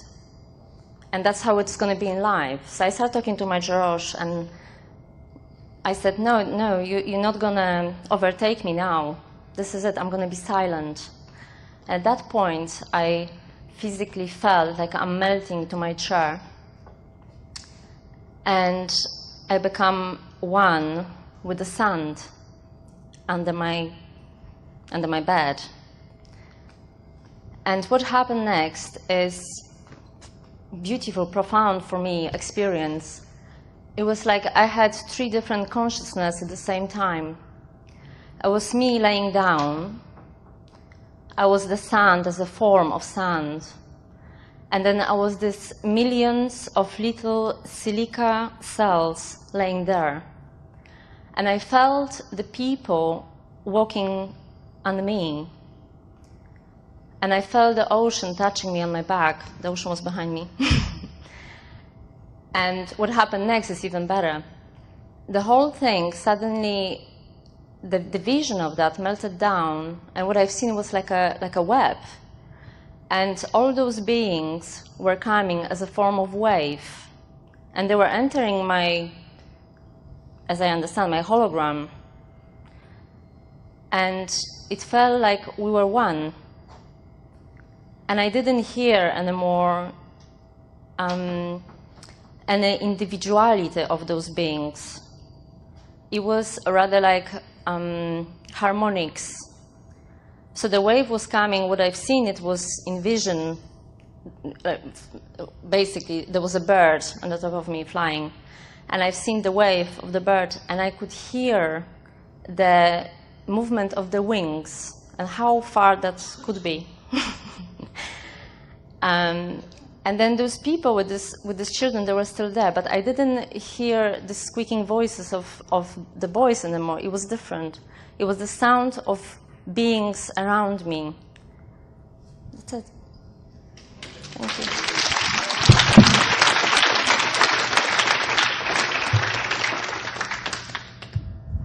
Thank you so much for that. That is a shift in consciousness that you were explaining. All right. This is why we were inviting you, any of you, to share, because we're not just the teachers. We would like to learn from all of you too. That state that you just described is shifting into the Buddha 2 level, where all of a sudden things that would normally agitate you and that kind of stuff, you just completely transcend it, and you're aware of it, but you feel like all of it is a part of you and you're a part of it, where there's no division between being at one with everything and being at one with yourself. This is part of, from listening to what you described, that is a state that is the beginning to touch into the soul level, true soul level experience, where you can watch a bird fly and it can be way up in the air and all of a sudden you're right there with it and you are flying, right? And whatever's happening around you, you might like not even be paying attention to that anymore because you're up flying and you're experiencing what the bird is experiencing. It's a transcendent state. You did a lovely job sharing about what that can look like and how that can be. Is there anybody else that feels they might have had one of those transcendent state type experiences where you move beyond the little space of what you're just aware of down here and just go into it? It's a feel. It's more of a feel to the space where all of a sudden the things that were irritating you go away because you chose to make a better choice. I mean, she did a lovely job of explaining how she said she talked to her Jarosh and said, you're not going to drag me there, right? No, I'm going to focus on this. And she shifted. Is there anybody else that felt they had any kind of shift of consciousness like that? You don't have to come up. I mean, don't be afraid to raise your hand. I'm just curious about if anybody had it. Well, that's good. Is there anybody that did that want to share it at all? You can hide behind the table if you prefer. I mean, it's just the voice that matters. I've been the disembodied voice on a microphone before myself. Because, good, both of you.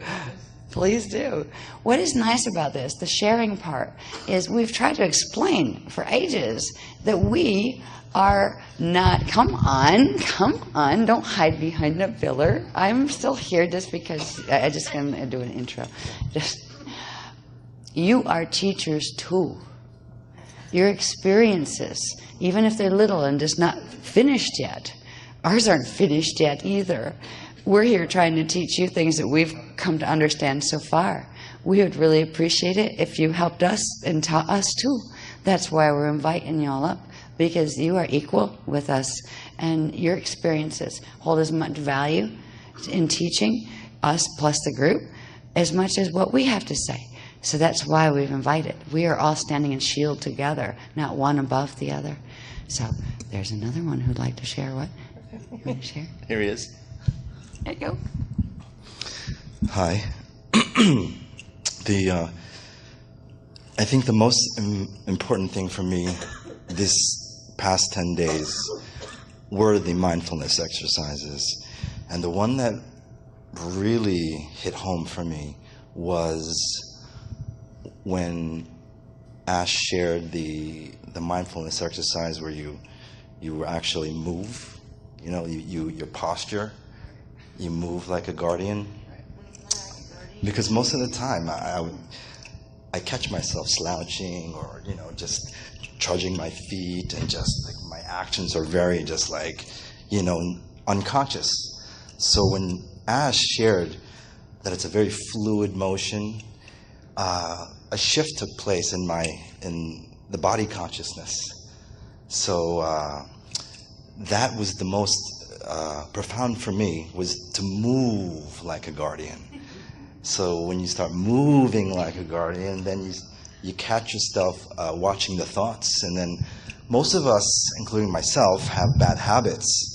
So, and we have bad thoughts sometimes, or like thoughts that are not very Christian. So I was really watching this flurry of thoughts that weren't even mine.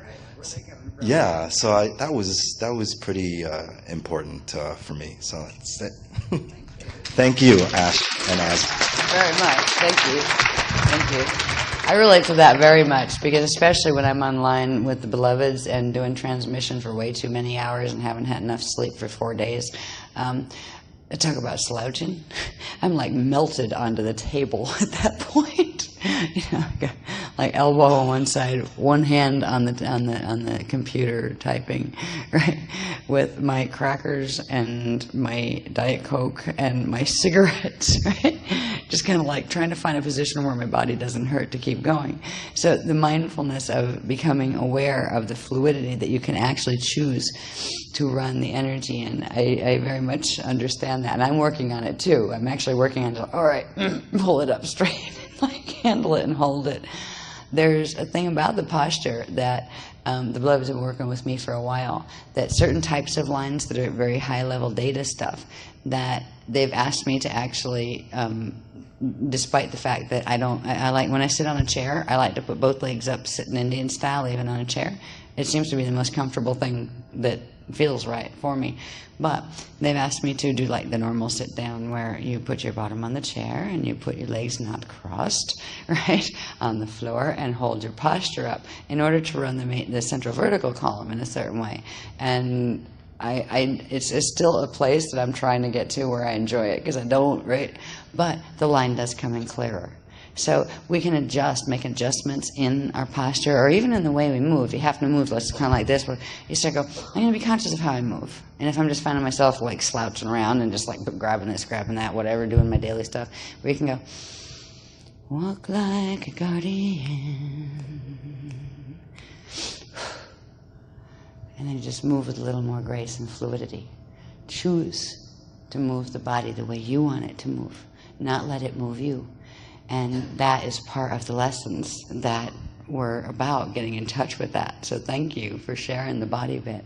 I still don't do it all the time, but hey, I can shift. I'm learning to. They say to me a lot of times that, you better wrap your mind around this fact, sweetie, because the contract you've got, you are high council. You are an ambassador from numerous places, and you can learn to hold yourself that way, right?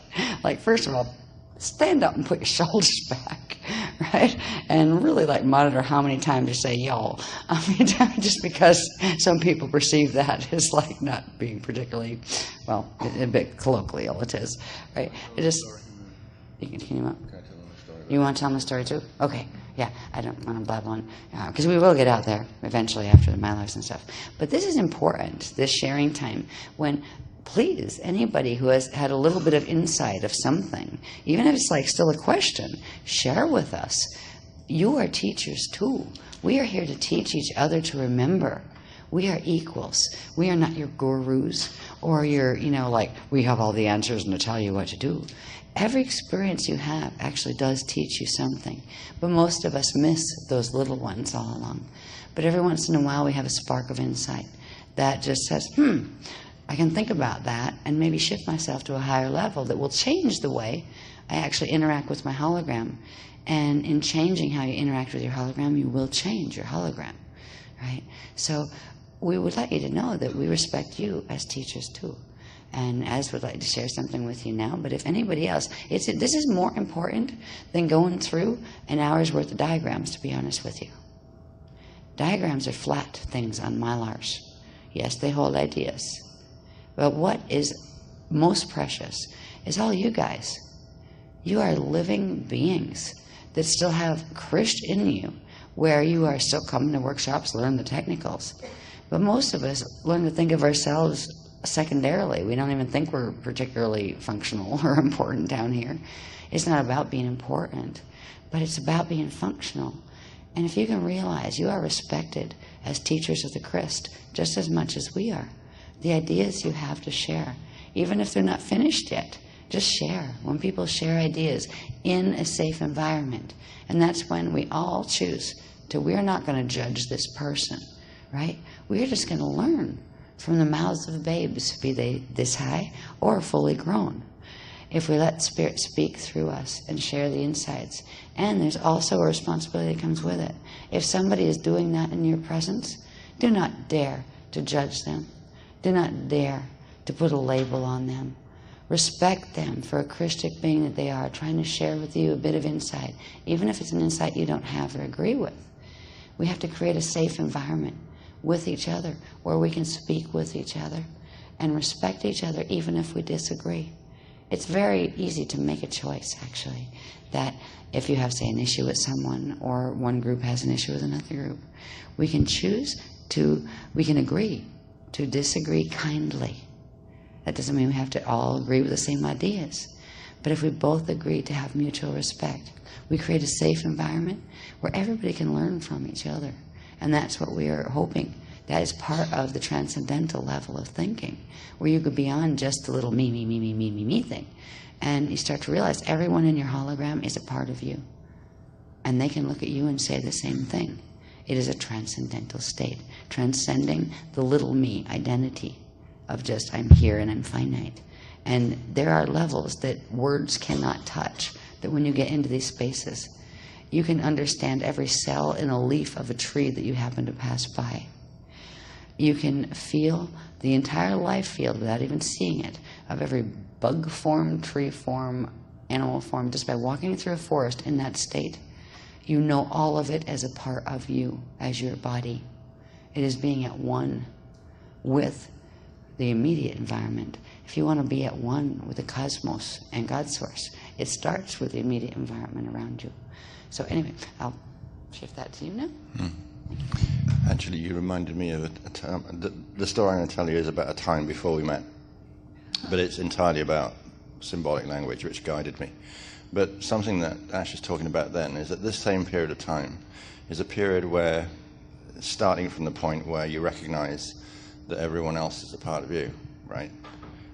I experimented with the idea that anybody and everybody that I met had a message for me. And I approached them with that inner openness. So what I did, I facilitated their interaction with me. So I would never say, oh, what are you going to tell me today? Oh, I've never met you before, but there's something interesting, that I need to know. That isn't the way you do it, right? But by knowing on the inside and regarding everything and everyone you encounter from that perspective, you facilitate, like someone else was talking about the same point but in a different way just 10 or so minutes ago. Anyway, that just reminded me of that. Anyway, what I want to tell you is this, that some of you know about my transition out of worrying about 30 people's mortgages every month. And I could see the change coming. Well, no, I couldn't see it. I could feel it. And it was like the place we call the Coronatus now was like had a loop, like an eye, and a hook had been inserted. And it was just like I was being just gently drawn in a direction. That's the only way I can explain it to you. It was quite physical at times. And because the implication of the changes were just totally profound, it meant that not just my family, but friends, acquaintances, people I played soccer with or did squash with or fitness with or whatever, that was all going to change, and I knew it was. And I also understood I needed someone I could trust and talk to. And I settled on someone I'd been introduced to who was a young blind man, about 15 years younger than me. And he was described as a clairvoyant. And I arranged to go and see him, and I explained my situation to him, and I said, look, I need someone who can provide me with at least a sounding board and some spiritual guidance, and possibly, tips as to how I can connect better with the archangels or something like that. No, I didn't say that. But that was where I was then. We've all been in that kind of place, and I respect and acknowledge all of you for getting through that part. Anyway, I went to this guy, and I put this proposal, and he said, really, I've never done that, and I don't want to do that, and I don't think it's appropriate. I said, look, I need somebody I can talk with, though, discuss stuff and maybe get a little guidance here and there. And I was willing to pay the normal fee just to talk. It's like you meet one of those ladies on a Saturday night in London and you don't want to do anything, you just want to talk to somebody. It's kind of like that, but different. Where you stay fully dressed and you just open yourself to someone who doesn't have any judgment about you, doesn't know about you, but will engage in dialogue and won't have any bias or anything like that. So the short story is that he actually reluctantly agreed. And the first session was a month later. And I'm like this, I'm really wanting to get into it and give me some information, something to chew on, something to do, And he was just talking to me and asking questions and occasionally making a comment about, don't worry, the children will understand. And then they would go on to something else about whether Tottenham Hotspur lost at the weekend or something else. And then right at the end, he said, before you go, I wasn't even thinking of going. He said, before you go, Spirit would like to know if you do something. And I'm going, yeah, I'll do anything for Spirit, like you do. He said, can you go and obtain a copy of Pilgrim's Progress? you must get the Oxford University Press edition, and that means it's written in medieval language, in grammar of the period rather than contemporary. Yeah, okay. Well, I didn't realize that until I got the book and I opened it and went, oh no. Now I had to read this, and I had to go visit again months later. All right, which I did. And I'd made, I don't know, 3 or 4 pages of notes so I'd be sure I'd pass my spiritual exam. And he did the same thing to me over again. And then he said, oh, and before you go, again, he said, in one word, what do you understand from that story? I don't know how many people you have read this book particularly. It's a classic. It's about a man's journey. And it's written with metaphor and allegory and all kinds of stuff, right? And I'm thinking, well, crikey, I could have told you all sorts about things everywhere in the book, but not that. And all of it, I just sat there and I just thought, I just breathed, I remember. And as I breathed, the word persistence came out of my mouth. He said, you've graduated, you can go now. Persistence, right? That is part of that period. Now then, he said, and we only need to meet one more time. He said, because I have got some information for you. So I went back the following month, and he was like saying, that you've got where you need to get. I've got nothing else to tell you except one thing. Come back a month later. So we sat, and more or less the same thing happened. But this time, he was talking about certain things that were personal to me and how I need to relax into the situation that was coming up, that he was telling me I was seeing it clearly, that I was actually, getting the outline of the scale of the change, and not to worry, it would work out. And he said, and I see a blonde lady who's got 3 or 4 children. I believe she's an American. And I'm going, you're off your tree, man, I'm about to be a person without a car, without a bank account, without any money, with no one's love and respect or anything. And this story is actually, if you realize, it's connecting quite a lot of the technique stuff you've been asked to investigate.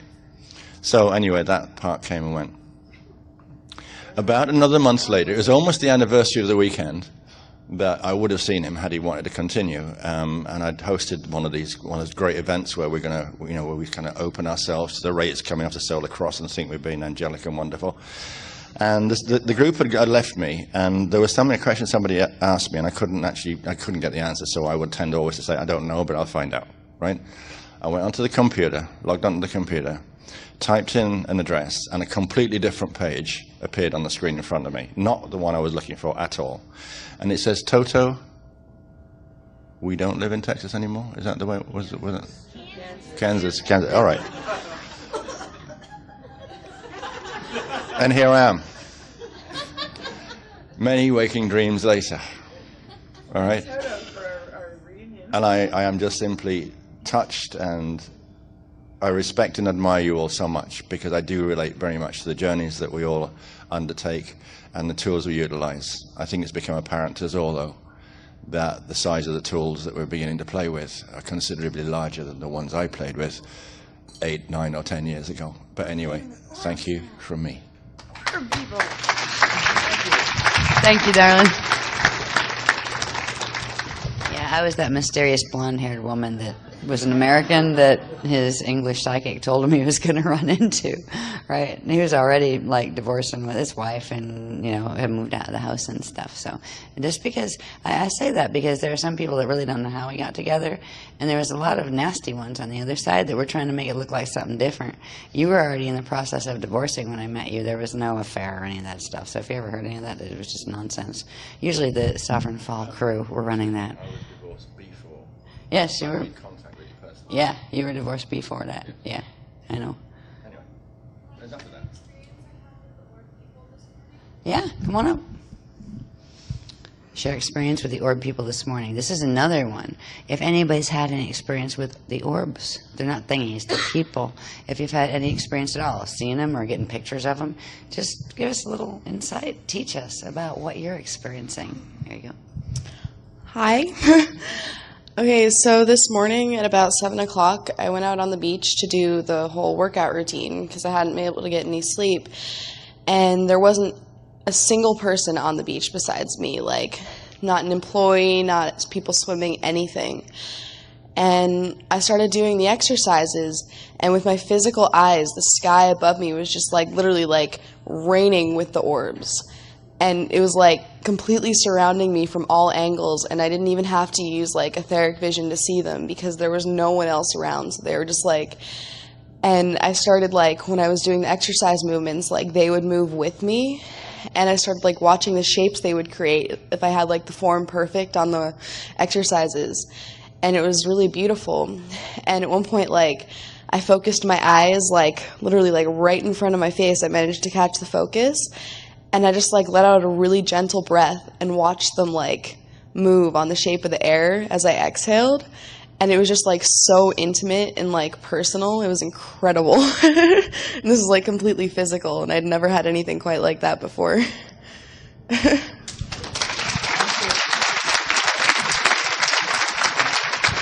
And I never ever told you about that. And I never ever told you about that, even though about what you just described. That was very valid, what you just described.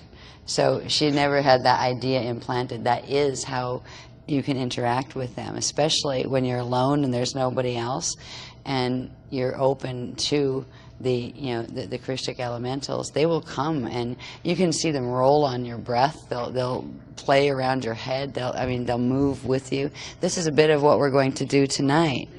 We lost a speaker. Lost the speaker. I know. We will get all my stuff. Yes. Yeah. Can we get the speaker back though? Is this a waking dream, by the way? It's all a waking dream. Is this particular one a highlight of a bigger one? The fact that we wake up here in our bodies is a waking dream. It is a hologram. We just forgot to wake up from where we actually are. And we got the speaker back? Yeah. Yeah, another person wants to speak. It's more important to let people speak and share what they have. Yeah. Well, actually, this isn't just my experience. There was two other gentlemen involved in this one.